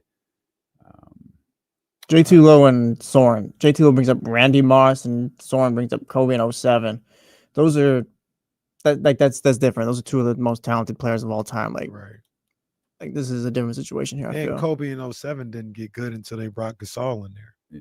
They end up they start bringing people in there. You talk about and once again, this is a bad example because these are the greatest players of all time. LeBron with Vogel. Quits on Vogel. I shouldn't say quits on Vogel, but he was out on Vogel. They get him out of there. They bring Darvin Ham in there, Western Conference Finals, the first year. But then he won Ham out. They haven't been that successful if they're not playing the Sacramento Kings this year. So, yeah, that doesn't really work. It doesn't really work. So guys got to go then. Yeah, that's the gist of it, right? Or have a mentality change. Like I said, talk to that person, listen to what that person is telling you and saying. I don't think there's very many people like I don't think a lot of these guys have like, and this is where agents should really come into play. They don't have those people because so much of it is like gassing them up. Oh man, you should be shooting 20 times a game. You should be, man. DeMar's taking your shots, dog. Like it's good to have people around you who like understand the game, and that's why agents need to look. I understand you don't like Mike, but you have to like. Mike wins basketball games, no matter what you think of him as a coach. Mike wins basketball games. His ability to coach professional basketball is undeniable.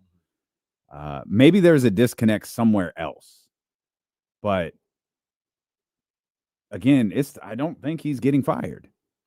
I did 3 hours ago. Y'all watching the stream? My phone is glued, but it doesn't appear that that's happening. And he's going to have to find a way to get this team that quit in the fourth quarter the other night to go out and beat a really tough Detroit Pistons team. Because getting embarrassed by Cade Cunningham and Jaden Ivey after getting embarrassed by Tyrese Halliburton, that's a tough look. And why does TJ McConnell beat the crap out of the Sacramento Kings so regularly? He just outworks them. He's tougher than them. Did they ever pass on him in the draft? Do we have that story? I don't. No, it's usually how it ends up. He's just tougher. The guys that are tough, physical, tough-minded players, they always go to work on the Kings, and then D'Angelo Russell too. Yeah, D'Angelo Russell too. No shade to him, but I wouldn't say he's a TJ McConnell type player. But it doesn't matter. He goes to work on the Kings. Mm-hmm. Goes to work. But yeah, somebody like TJ is tailor-made to just destroy the Kings. Mm-hmm. Physical, he's tough. He won't be deterred. He knows what his job is. Yeah, they can't. They're not built to withstand a guy like that on a consistent basis. They had 7 guys in double figures yesterday. 7 players in double figures. If any of them are listening to this or any other people are listening, they get upset with the things that we have to say. Sure. Just if you don't like it, then just play better. Because there's not a city or a media in the NBA that will show you more love for less, right? Like we show love for a 500 team that plays hard and doesn't quit. Mm-hmm. And we showing love. We making T-shirts and all this other stuff for teams like that. Like the bar is hella low. Mm-hmm. And you went below that bar this past weekend. Mm-hmm. Like damn, what's the game? What you go under the bar? Limbo. Couldn't remember the name. Here we go. Limbo. We won't forget your legend. We'll forever tell your story. That went like a damn limbo line under that bar. Yeah. Over the weekend. You kids know what limbo is now? I don't think so. I don't think I'll ask Reese right now. I'm gonna text him and be like, you know what limbo is? Ask him if he knows what Rock'em Sock'em Robots is too. But yeah, the bar is so low, and you guys went under that bar, and that's the only thing that'll piss people off around here on a consistent basis, is if you quit and you look like you don't care, and that's what that was last night. That's what they look like. They look like they did not give a crap whether they won or lost last night. And so I guess today was a day off. I don't know what they're doing tomorrow. I don't know what they're doing on Christmas, but Detroit's here the day after. Take a trip to Napa. No, Domas' house, isn't it? I hate to sound like this, but no, you need to be in the gym. I didn't have, like I said, I hate to sound like this. Like, oh, get in the gym, don't take any. No, they're human beings. It's Christmas. They got families and all this other stuff. But yeah, find some time to try and figure this out before Thursday. I think there's a unique component to people, and it's obviously. Sorry, Reese does know what limbo is. Well, that's good. That's good. The game where you go under the pole, right? Yes. The fact that he's even got to question it, I mean. Under the pole. Man.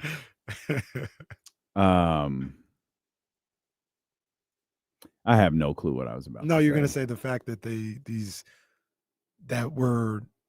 I think at least you were saying that we're having these conversations about these guys, and then that's when I rudely interrupted you. I apologize.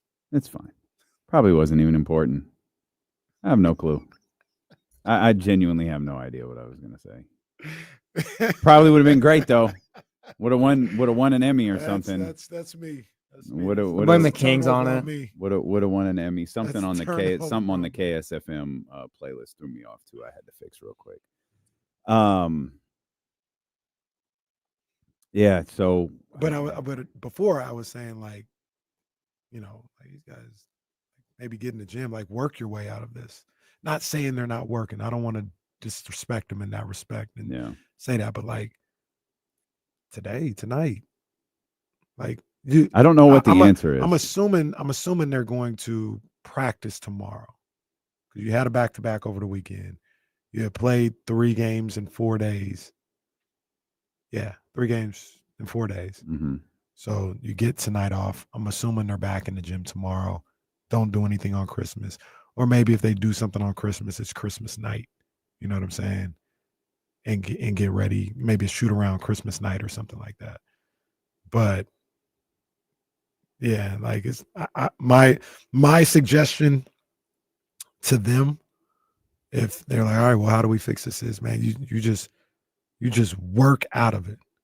You work out. If you can't shoot right now, then you keep shooting until you can. Because I don't know if the other way has worked, the days off and all this other stuff. That hasn't seemed to make things better. Mm-hmm. So do the opposite. Work your way out of it. Just like if you like really been working crazy and like shooting 1,000 shots a day and you're still shooting wrong, I'd say, hey, step away from it for a day. see what happens. Just step away. I think they gotta work through this literally as a group. There's a component that they have to get through, right? That they internally have to get through. But Monty is not getting stalled out here. This roster needs repair. That second group, the bench unit, the so-called second unit, they get their ass whooped on a nightly basis. And it doesn't matter if it's by the Grizzlies, they get their ass whooped by the Pacers bench, by the Lakers bench. Like they are getting beat up by everyone.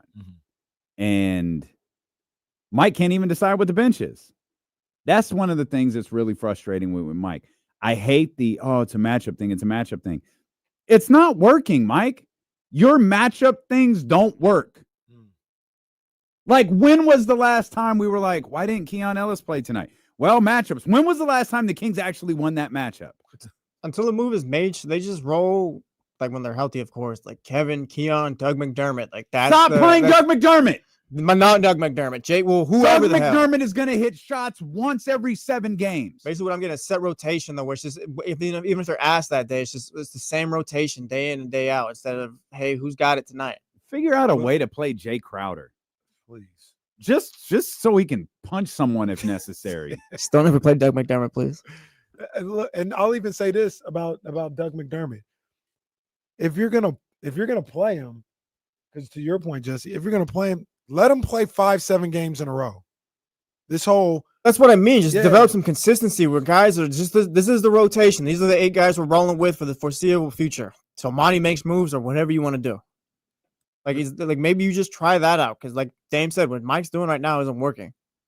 I don't necessarily blame him because the players aren't great, but might be time to just try something else for the sake of trying it. He said he was going to keep searching. Bro, you've been searching all season. And you keep going back to Doug McDermott. Stuck to situational role player Keon Ellis, though. What's crazy now, he won't bench Kevin. Like, he literally, Mike plays Kevin Huerter every night, hoping tonight's the night. Every single night. I hope it happens tonight. I hope this is the one. Sometimes it is. More times than not, it isn't. You think Kevin should be out of the rotation? No, I'm saying if you're searching, I don't think Mike's assessment and what's happening is honest. You're searching. You say you use the term searching. Someone just needs to be more blunt. I need to go to one of these stupid press conferences. Hi, Mike. D'Lo from ESPN. I know we don't talk. You don't know me at all. Could you definitively state why you don't play Keon Ellis? Because we need look. If he's an idiot and he can't comprehend film, tell us that. You're not playing him anyways. It's not like you're going to lose him. If you think his shot is too inconsistent, if he's not as good as defenses we've made him out to be, if he gets on your nerves, if his hair product isn't good enough for you, tell us exactly what it is so we understand. Because I need to look at Keon Ellis and go, man, what does Doug McDermott have that he doesn't? Tough part is, like, what if Monty and Mike are on the same page about Keon too? Because I mean, it wasn't just one or the other this offseason talking about Keon, right? Then what are we even doing at this point? Because you beg for franchises to find diamonds in the rough, right? That stupid cliche. You found one. Keon Ellis is an NBA basketball player. There's no question about that. Now, is he a starting 2 on a team that you want to compete in the playoffs? Maybe not. This team's 4 games under 500. He could pretty much do anything on this squad. And you talk about the shortcomings this team has and the perimeter defense and all of the things that they do wrong. Meanwhile, you have a player who consistently showed he could do something, getting DMPs, not even getting a sweat. And if your issue is you're searching, look at everyone. Well, look, and not just the people that you're praying can hit a 3 that night, which is what he does with Kevin. And I'll also say this, because I'm not here to defend Wes Wilcox. I don't even know him like that. But every time we talk about the front office and moves and stuff like that, it's Monty and Wes. Damian, you know, like I know, player evaluation falls a little bit on Mike Brown as well. Mm-hmm. Because he's had some say-so and just hasn't seen it the way other people have. Mm-hmm. And he hadn't, I'm not going to say he's right or wrong because some of it is yet to be determined, but I can't definitively say he's been right when he either is like somebody or not like somebody. Like all these guys feel like they don't know what they're doing when it comes to that. Player evaluation. Hell, they seem to be in lockstep with not believing in Keon Ellis. Maybe Keon Ellis isn't that good or whatever. But he's been fine when we've seen him play. We've heard what others have had to say about him.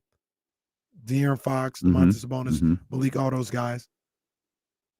Like there's I don't see any reason, like you mentioned, on the 13 and 17 team, wish they were 13 and 14, that he should be in there getting garbage time. Right. That doesn't make any sense to me. So maybe we talking about the crux of the issue. Maybe these decision makers don't know what they're looking at. Hell, all right. Where can maybe they're all at fault. Every single one of them, from the players to the coaches to the front office. Hell, if you want to blame Vivek, blame him too. We got enough blame for Jeremy Lamb if he's still around. I didn't see him the other day. He did catch a stray. We could blame Jeremy him too. Lamb he got a stray on Sports Sunday. No, that wasn't a shot. That was well, he still got hit. Well, he did. I just want somebody to do something. Jeremy Lamb in the bed watching Sports Sunday. So hey, wait a minute. What happened to Jeremy Lamb? That was hilarious. Somebody fix it. That's all I'm saying. And if Jeremy Lamb has to be the one to fix it, then let him. What if Jeremy Lamb ends up being the hero the city needed? He's the Triple H. Trips Lamb.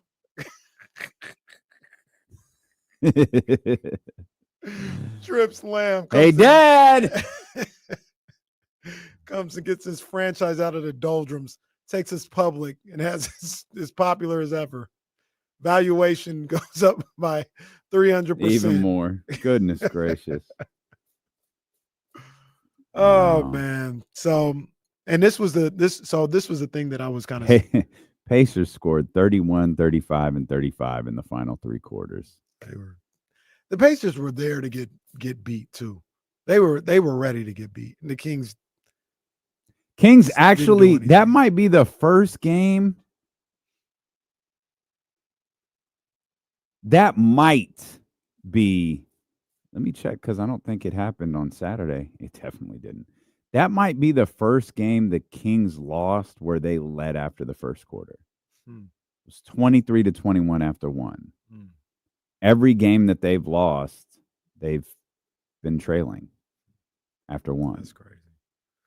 That is crazy. And like I said, the Pacers are there to be beat. Like watching them in the first quarter and even in that second quarter. I think the Kings got up by as much as 9, I think, in that second quarter.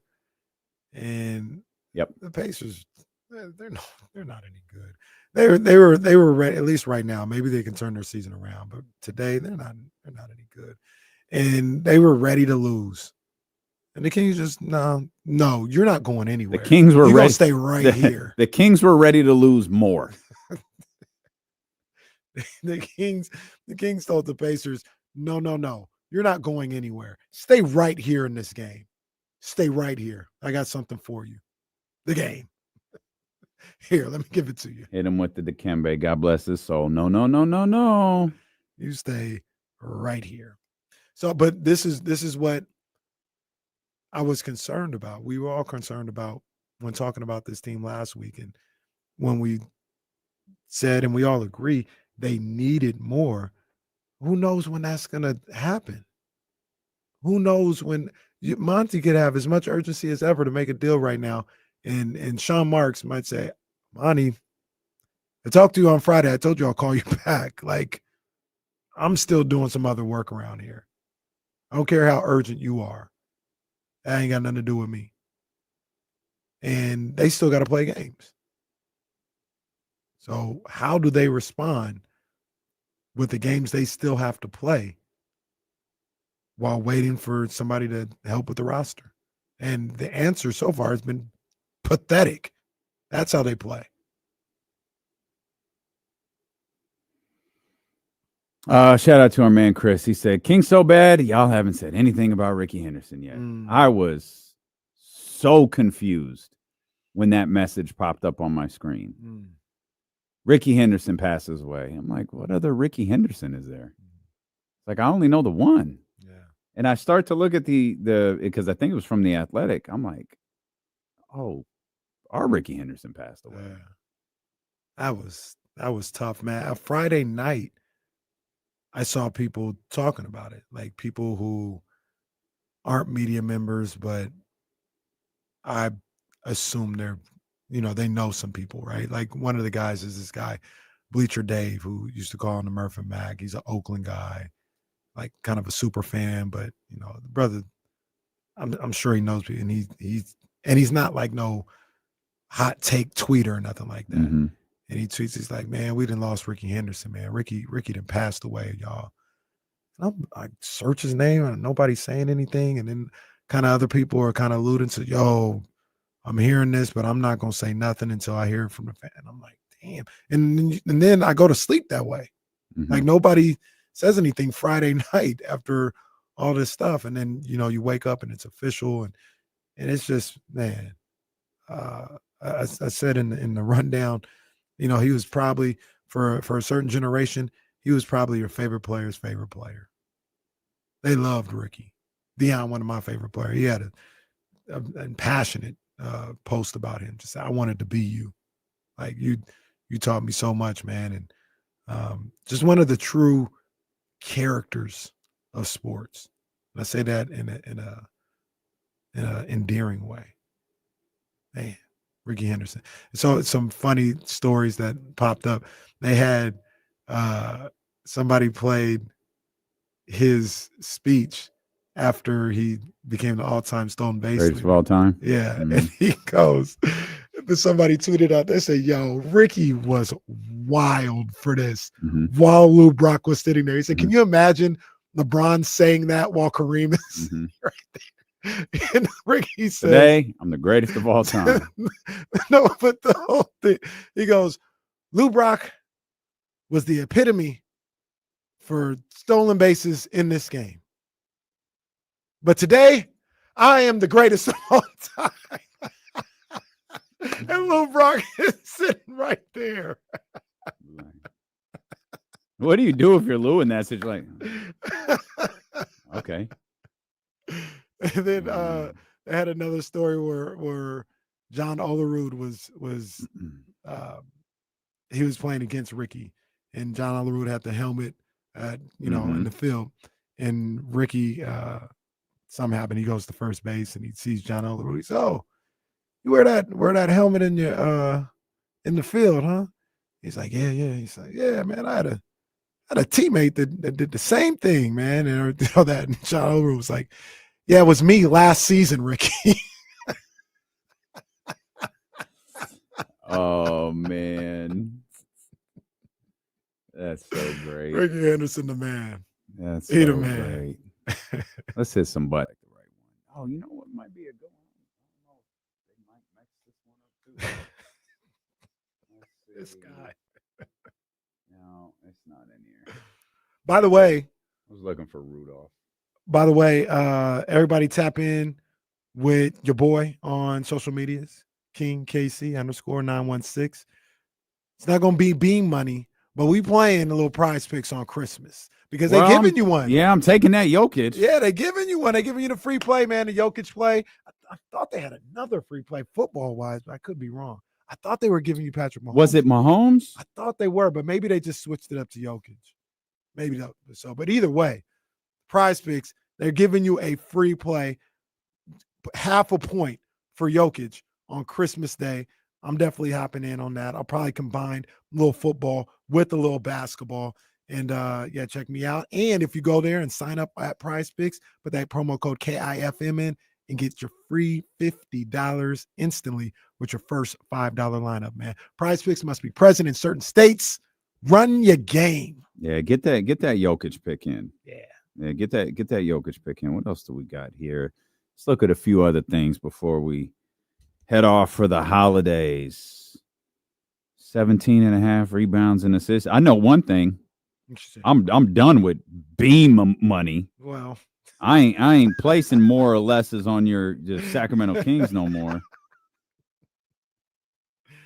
Oh man. I have never, until my last lineup, done a pick where none of them hit.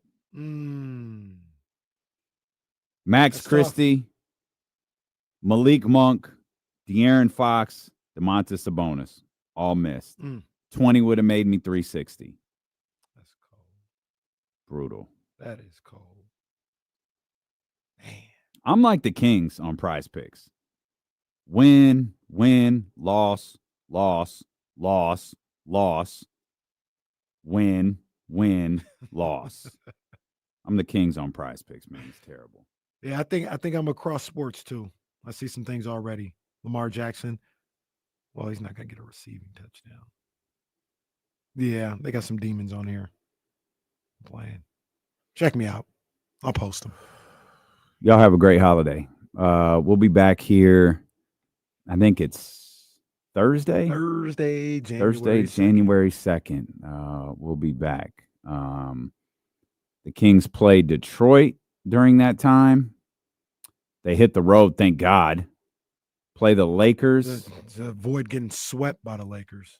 And I think they have one more in there, but I can't. They play Monday against the Mavs, and then the 3rd against Memphis. I think they play Philly too on New Year's Day.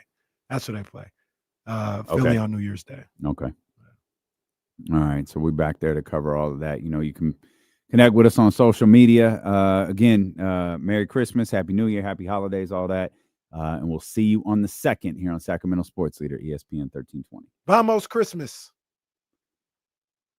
Yeah, we'll figure something out. We'll, it might not be on the radio, it might be a YouTube exclusive. But if something happens, and hopefully it doesn't, we'll figure something out.